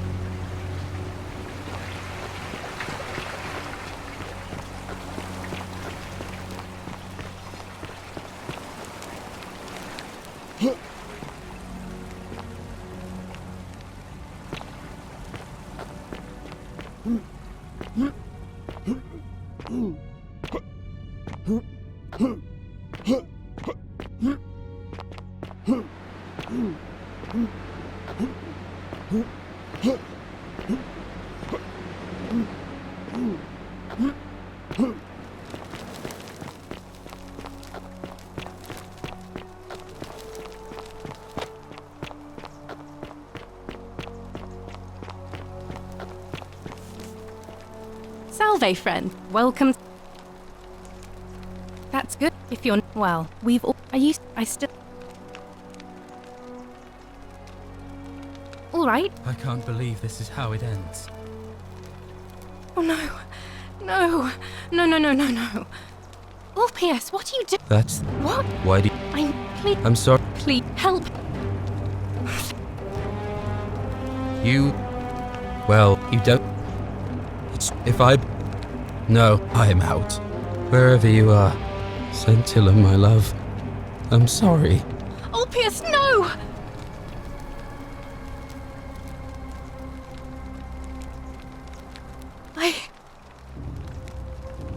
I'll have and.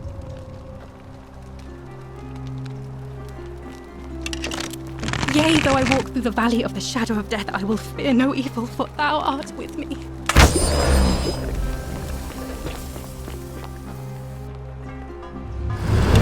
The many shall suffer for the sins of the one.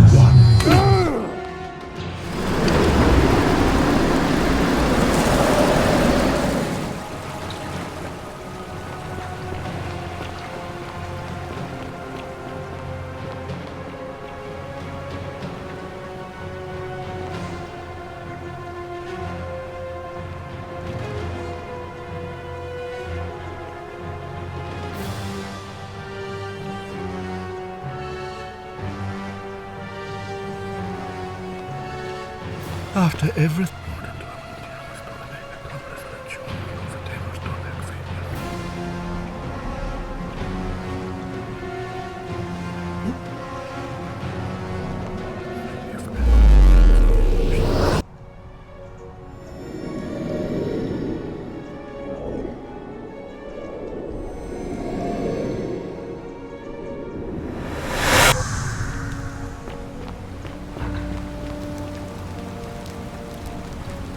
South. Oh. Yulia.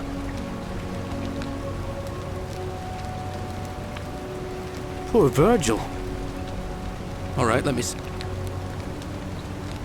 What? I'll go.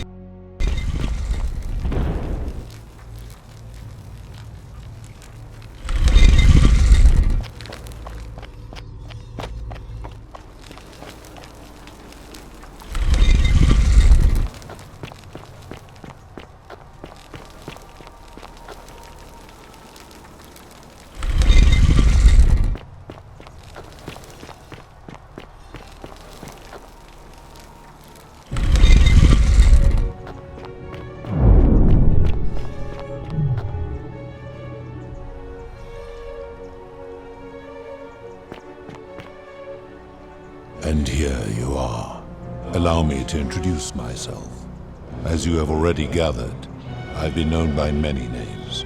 Nergal to the Cimmerians, but the one... And I've been watched. And what is... But there will be time for your wreck. First, as a reward for undoing the desecration of my obelisk, I will allow you to satisfy your curiosity. Ask what you will. I would recognize that anywhere. And yet my beloved still wears hers. What is this? How did you come by it? You vile, despicable creature. Why would you do such a thing?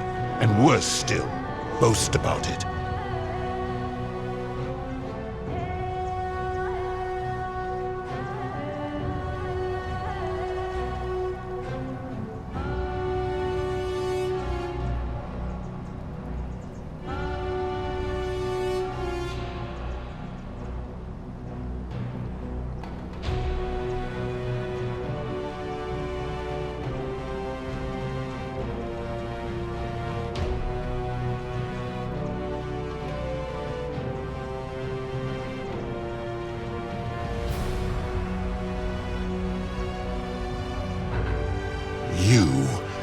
You have put me in an impossible position.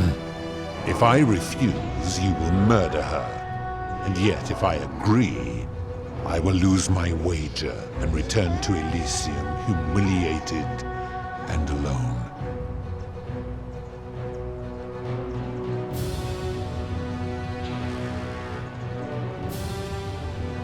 I do not see that I have a choice in this. Your treachery and savagery have opened my eyes like nothing I have witnessed in 3,000 years. And now you have shown me your species' true colors. And I see that Proserpina was a fool to have ever believed in you at all. This has gone on too long. It is time for me to let go of this form, of her, of all of you. But know this, if I abandon the wager and leave for Elysium, neither she nor your kind may ever ascend.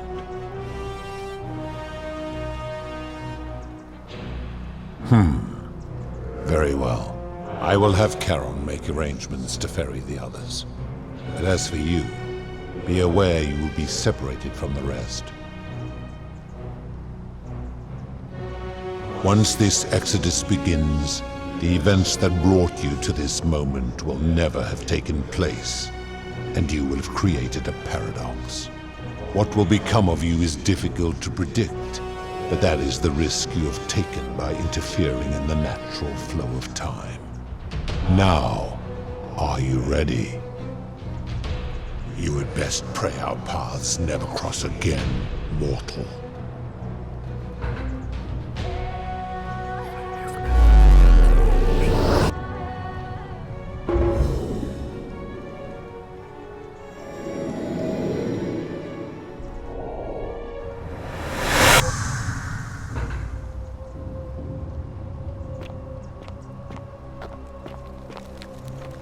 Oh! Hi there. Gave me a bit of a fright. Thought I was in here alone. I'm Al. Well, here I am. I'm sorry, I didn't catch your name. Oh, did that lady in the forest send you in here after me?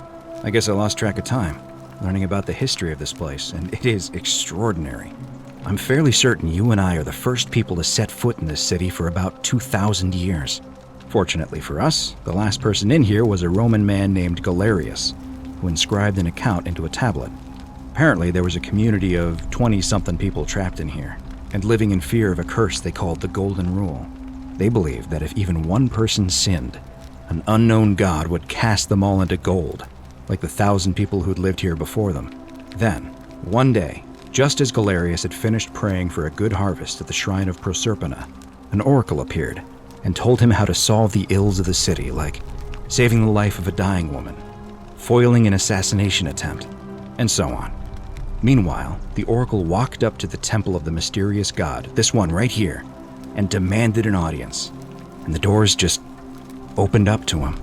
Nobody knows what went on in there, but Galerius wrote the oracle must have been more persuasive than Odysseus. because the next thing he knew, the ground shook and the voice of that god rang out over the city. The many have suffered long enough. Unfortunately, Galerius' account just sort of stops after that, leaving a lot of questions unanswered. What became of him and the other people who lived here? What happened to all the golden statues? And did this mysterious oracle single-handedly undo the curse that had terrorized people for hundreds of years?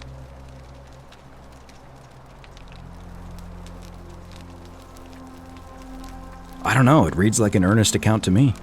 Anyway, I think I found a way out through the aqueduct that brought water into the city. Follow me.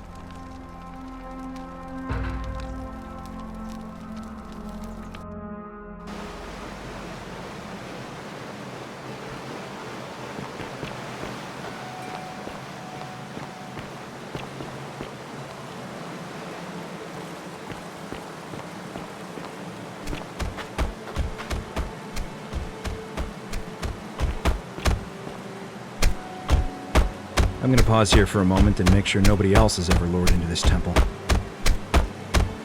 You go on ahead, and I'll be there soon.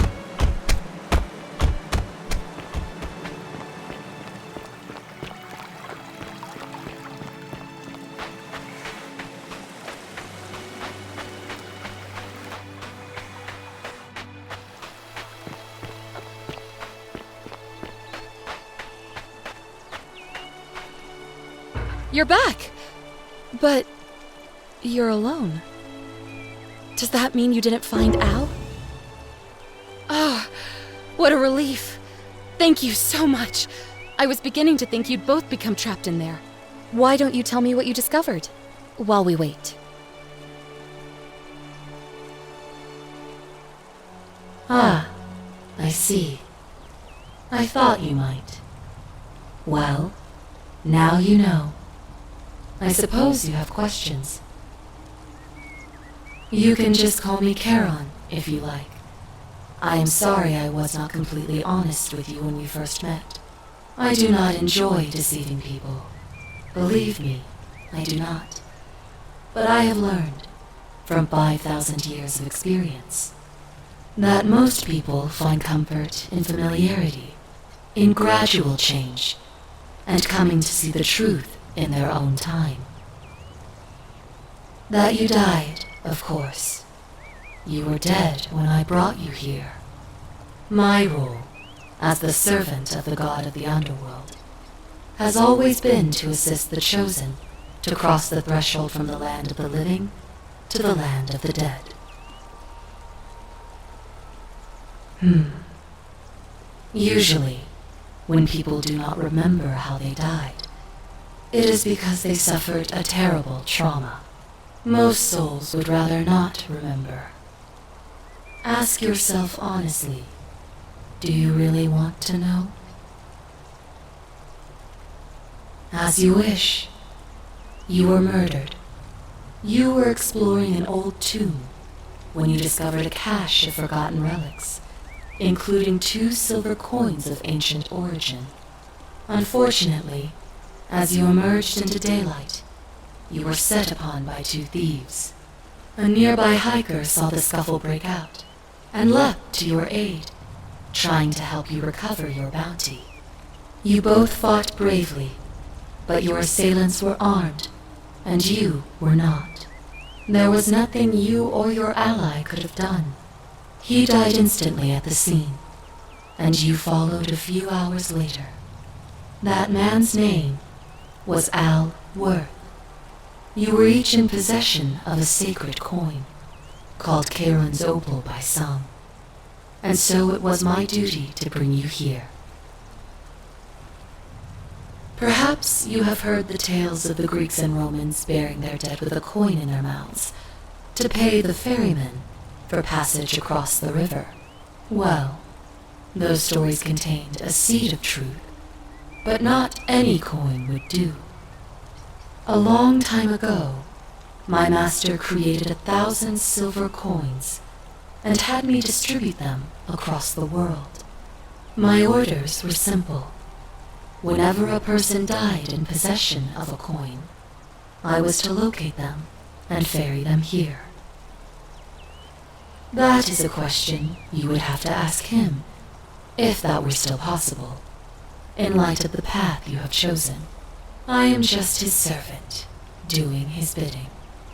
Only now, I find myself bereft of purpose. You see, the coins on you and Al were the last of the 1,000 in existence. There is nobody else to ferry here, nobody to keep you company. After 5,000 years, the underworld has finally run its course. I see no point in keeping you here, but I have to ask one thing. That you keep this to yourself. Look! Here comes Al now! Al! It's so good to see you. You were gone so long I thought I'd never see you again. Kinda lost track of time in there. You wouldn't believe what we found. The ruins of a long-forgotten city. And there was a tablet describing an oracle who confronted a god and undid an ancient curse. Sounds like quite a story, and I look forward to hearing all about it. But you two look exhausted. Why don't you hop in my boat and rest while I ferry you back to civilization? Sounds good to me. And you? Are you ready to go home?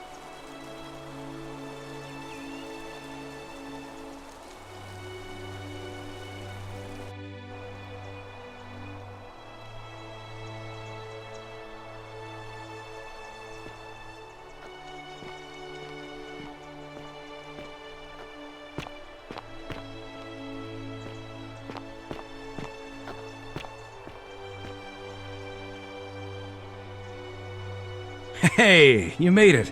It's great to see you again. I read your book, and what the critics said about it. I guess they weren't ready for your theories about the underworld. Anyway, after everything you've been through, I thought you might appreciate some good news. So after we got back to the real world, I started doing some research into the people mentioned in Galerius' tablet, and I found something strange. I'm sorry I've been so cryptic. I've been dying to tell you, I just really wanted you to see this for yourself. Why don't you head on down there? I'll catch up with you at the other end.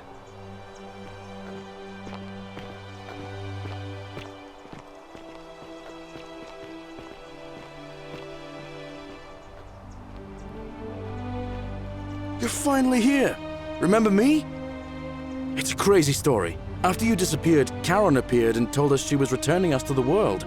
Even gave us some coins to help us start our lives over. Only, for some reason, she returned us to your world instead of ours.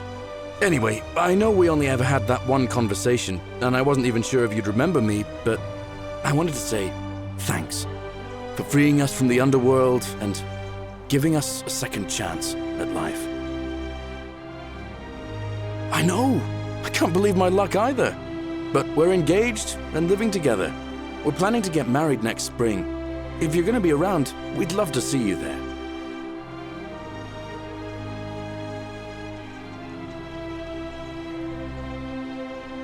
Oh, I used Karen's gift to buy a farm in Umbria. Got a villa on it too, with enough room for Dooley, of course. It's hard work, but I sleep soundly every night. I'm finally my own man, and I wouldn't change it for the world. Of course, there's a whole museum full of people waiting for a chance to thank you, so you better keep moving. We'll speak again soon, my friend. Oh, hello. You're here. It's lovely to finally meet you. Galerius told me all about you. So, you're the hero who somehow vanquished the last of the Roman gods. As I'm a priestess, you realize you've put me out of work. I'm just teasing. Actually, and it still feels a little sacrilegious to say this, I'm finding life after religion quite enjoyable. Galerius and I are engaged and expecting. We've just bought a lovely villa in the countryside with room for a large family, and Dooley too, of course. It feels like the world has just opened up for us. There's so much to learn, and so many more possibilities for our children than we ever imagined. We're just so thankful for what you did for us, for all of us. Oh, it's sweet of you to ask. She recovered nicely. In fact, she's here somewhere, if you'd like to ask her yourself. see you at the wedding, I hope. Oh, hello. Hello, I'm Dooley. Galerius said you're very nice and a big helper. Thank you for getting us out of the bad place. It's you. I didn't like it.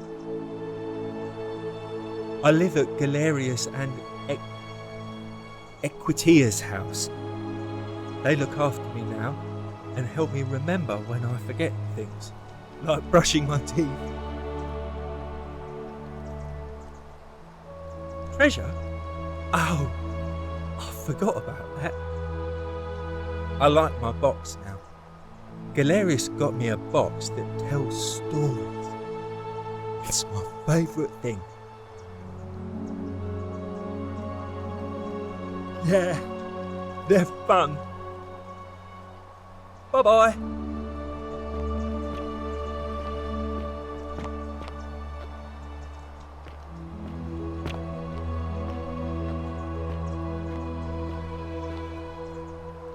Hi there. You're the Oracle, right? Oh, of course, sorry. And I never got a chance to thank you for telling Galerius how to save my life. And of course, getting me and all of us out of a terrible situation. Oh, I barely recognize myself. I'm living in a house share in London with my wonderful girlfriend. And I'm studying English at university. Eventually, I want to travel the world and write about it. Turns out, it's about 30 times bigger than the Roman Empire ever was. Did you know there are entire continents Rome never knew existed? And you can travel almost anywhere in an aircraft, which is rather like flying on a Pegasus, but much more comfortable. Oh, sorry, you already know all that, of course. I'm just so excited. There's so much to see and learn and write about. I have noticed people from your time have no idea how fortunate they are. I hope to change that. One day. Last I heard, Malleolus kept insisting he was the last rightful ruler of the Roman Empire, and wound up being committed to a psychiatric hospital. As for Claudia, she was always so viciously unhappy. Someone said she'd blown all her money on wine, trying to drink herself back to the underworld. After the horrific way they treated Ulpius and me, I can't help feeling a sense of... what's that German word? Schadenfreude? Thank you. You're very kind. Ugh. Someone told me she was boasting about getting her claws into some rich prince, and how she was going to be living the high life from now on. Even in your time, life still isn't fair. Apparently, he'd proposed before they'd even met. And last I heard, she'd bought herself a first-class one-way ticket to join him in some exotic place called... what was it? Nigeria? Some people have all the luck.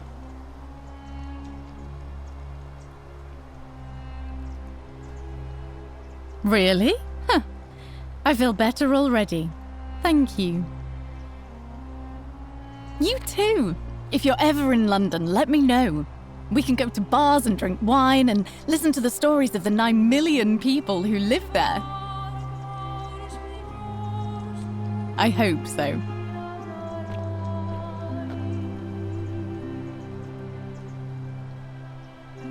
You are here. It's nice to finally meet you. Lucy is fine. I'm making an effort to blend in, as you can see. We are all trying to keep a low profile. If the world knew we died 2,000 years ago and were suddenly brought back to life 12 months ago, they'd never leave us alone. Speaking of which, I wanted to say thank you in person. I'd say the gods smile on you, but I hear you drove the last of them off. So... I'm studying to get into medical school. As much as I resented the responsibility of keeping everyone in the city alive, when it ended, I realized I missed it. So I guess I'll just keep saving the world, if begrudgingly, one patient at a time. You too, don't be a stranger. Hey. Hi there, I'm Horatius. I understand we have you to thank for giving us a second chance at life, and reuniting Scintilla with us as well. So, thank you.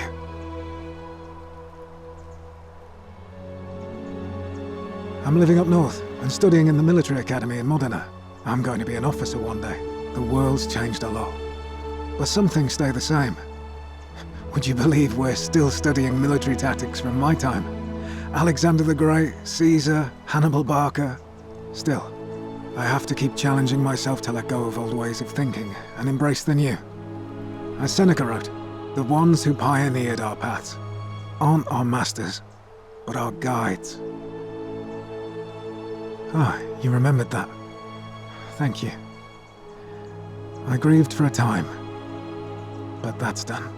In the words of Epictetus, as those who rode behind triumphant generals remind them they are mortal, remind yourself your precious one isn't one of your possessions, but something given for now, not forever. Thanks.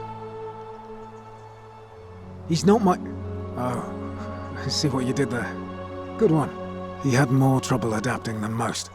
He got himself disqualified from the UFC, so he started some kind of underground blood sport tournament, like we had in Rome. Suppose it appealed to people's baser instincts. And they say he made some good coin, killing a bunch of men like that.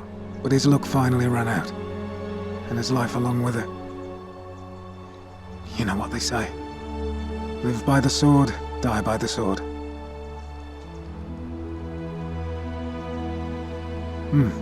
Perhaps. And you. Farewell. I take it you're the Oracle. Thanks for coming. Actually, I changed my name to Cynthia.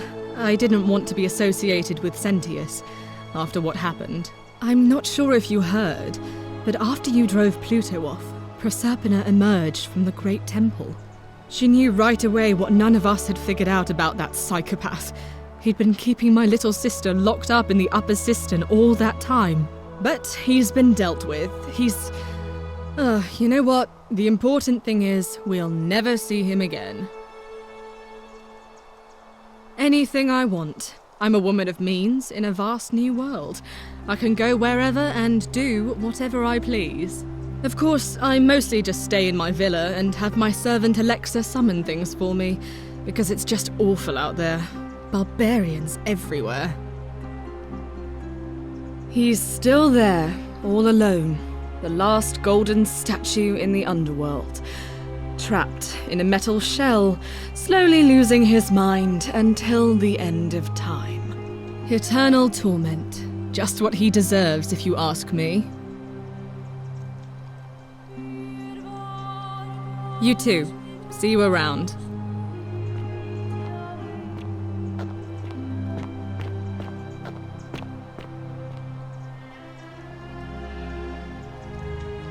Greetings. You must be the legendary Oracle. It is a sincere privilege to finally make your acquaintance. I am Georgius. I am told we have you to thank for freeing us from Hades, and for that I am most grateful. I am reacquainting myself with Greece. It has changed so much over the last 2,000 years, I barely recognize it. This is at once heartbreaking and thrilling. Perhaps one day, once I have seen all of this new Greece and sampled her delights, I will settle down in Santorini in a villa overlooking the azure Aegean Sea. I hope you will join me there and regale me with the story of how you faced off against the fearsome god of the underworld and won.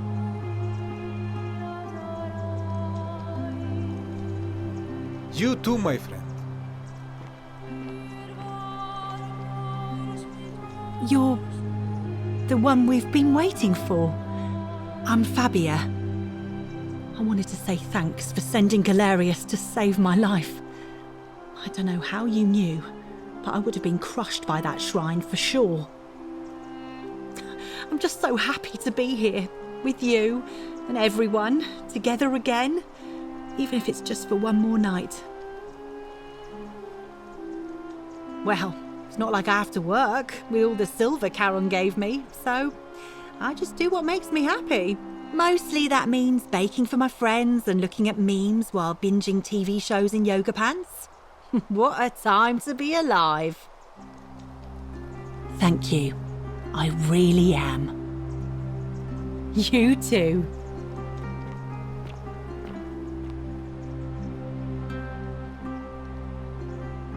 I take it you're the oracle everybody's talking about. It's a pleasure to finally meet you. We have? I'm sorry, I don't remember. In any case, I'm Philip. I never thought I'd leave that cave, let alone the city. And now I'm living in the 21st century. What a time to be alive. And it seems I have your catabasis to thank for it. I'm working as a consultant to the Faculty of Classics at Cambridge University, helping fill the odd gap in their knowledge. Not that I need the money, but I do love being around enlightened minds again. My sincere thanks once again.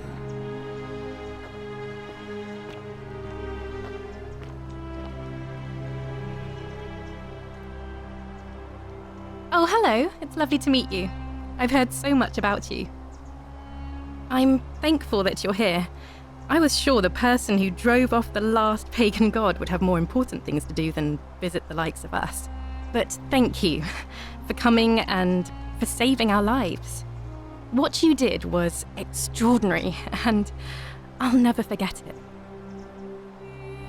I'm living in Rome again, in a charming little flat by the Tiber, not far from my old place.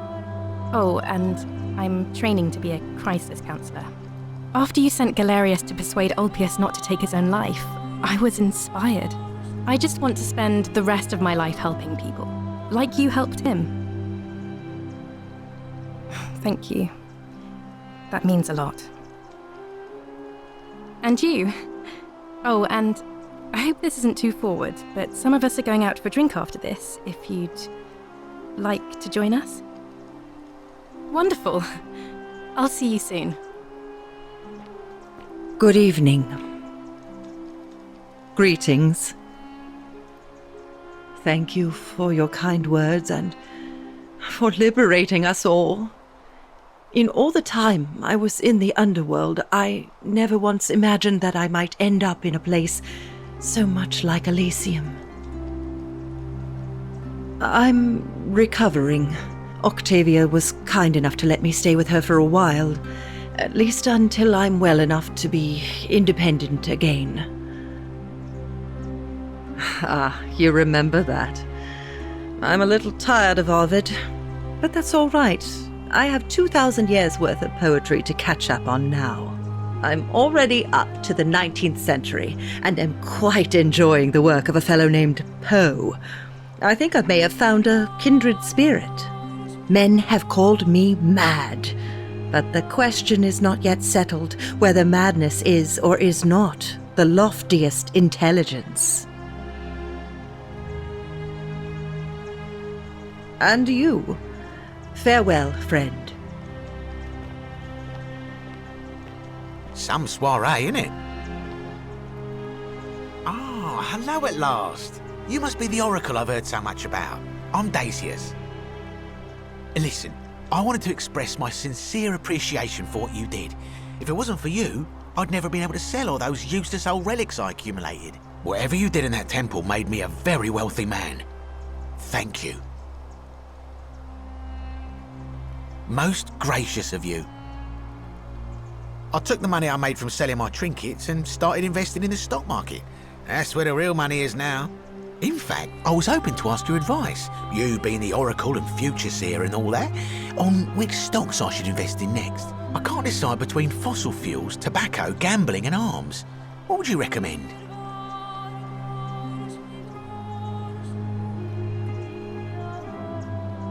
Oh, don't be like that. You can tell your old pal Dacius. I won't take no for an answer.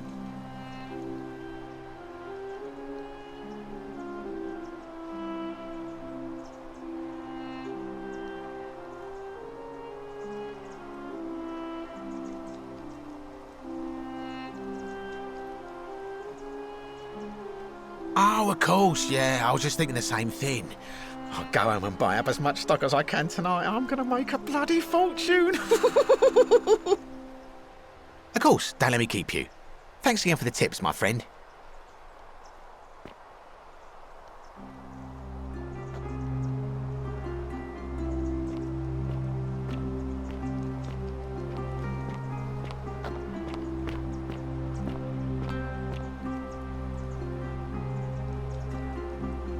It is an honor to finally meet you, Oracle. You know my name? Oh, of course. You are an Oracle. You know many things. I too would like to offer my thanks for releasing us from that place and for your role in bringing us here. This world is truly wondrous. For a time, I returned to Alexandria, but they have no need of another fisherman. And I came to see there is nothing for me there. Instead, I have decided to follow the custom of your youths and backpack the world. It is a great adventure, and I have met many people from many cultures. I spent the first 25 years of my life avoiding the 42 sins that would deny me access to the afterlife. Now, I think it is time I had some fun. Indeed.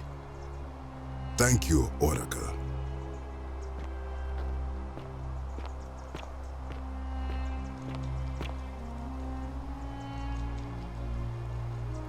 Nice to meet you.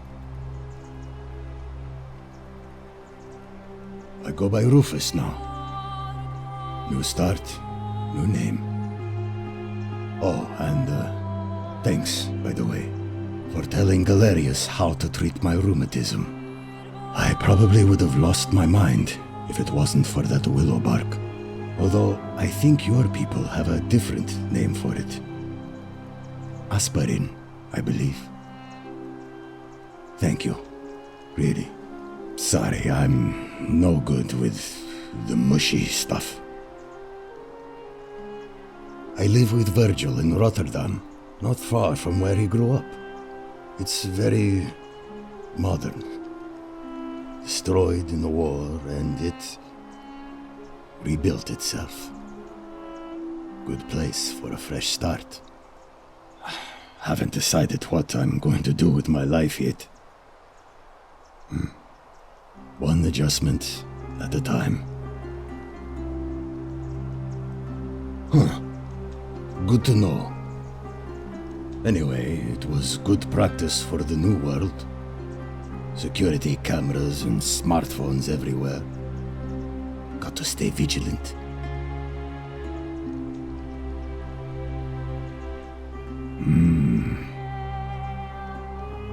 You too. Look us up next time you're in the Netherlands. We're grateful.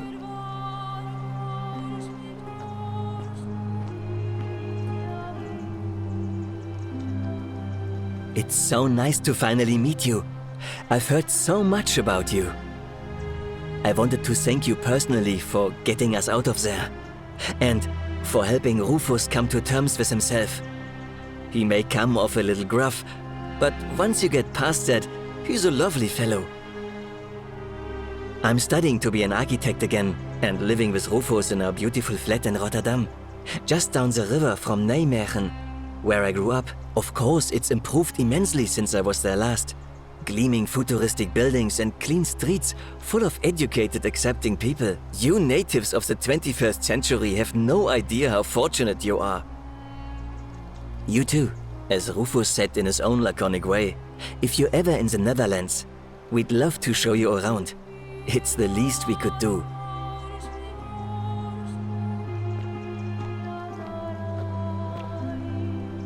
Hello there.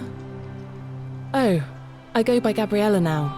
I didn't want to be reminded of that monster every time I heard my own name. After you drove Pluto off, Proserpina came and released me, and that monster got what was coming to him.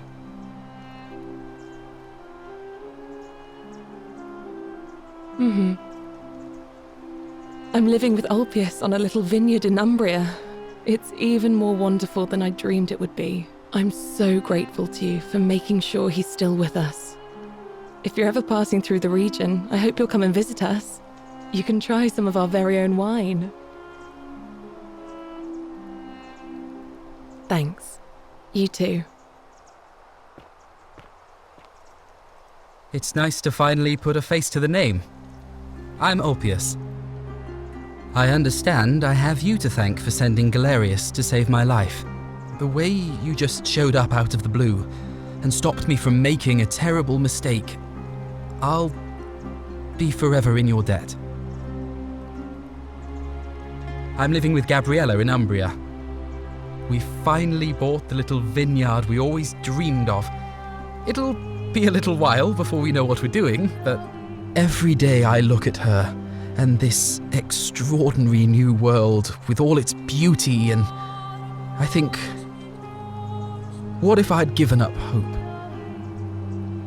and missed out on all of this? So we're living each day to the fullest. And we end them all the same way, sitting together on our terrace with a glass of our wine, which the locals say is almost drinkable now, and watching the sunset over the rolling hillside. And I couldn't be happier. Thank you. I wouldn't be here without you. You too.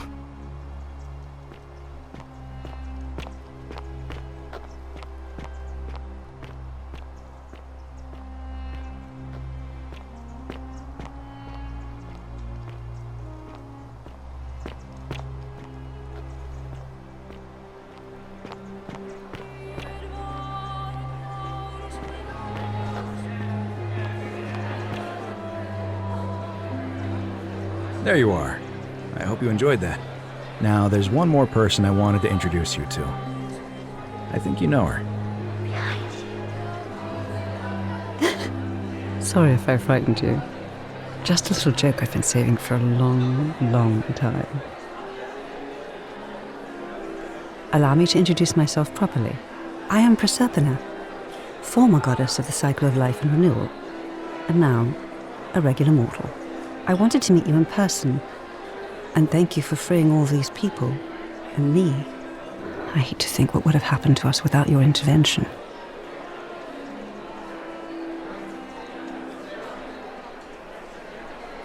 Indeed. Suffice it to say that while Pluto was controlling the eyes and ears of each golden statue, I was able to control their tongues, and whisper to you when he was distracted. I am sorry my messages were so cryptic. There were only ever brief windows in which I could speak to you without being detected. I did. I may have given up my immortality, but I still retain my gifts as the goddess of the cycle of life and renewal.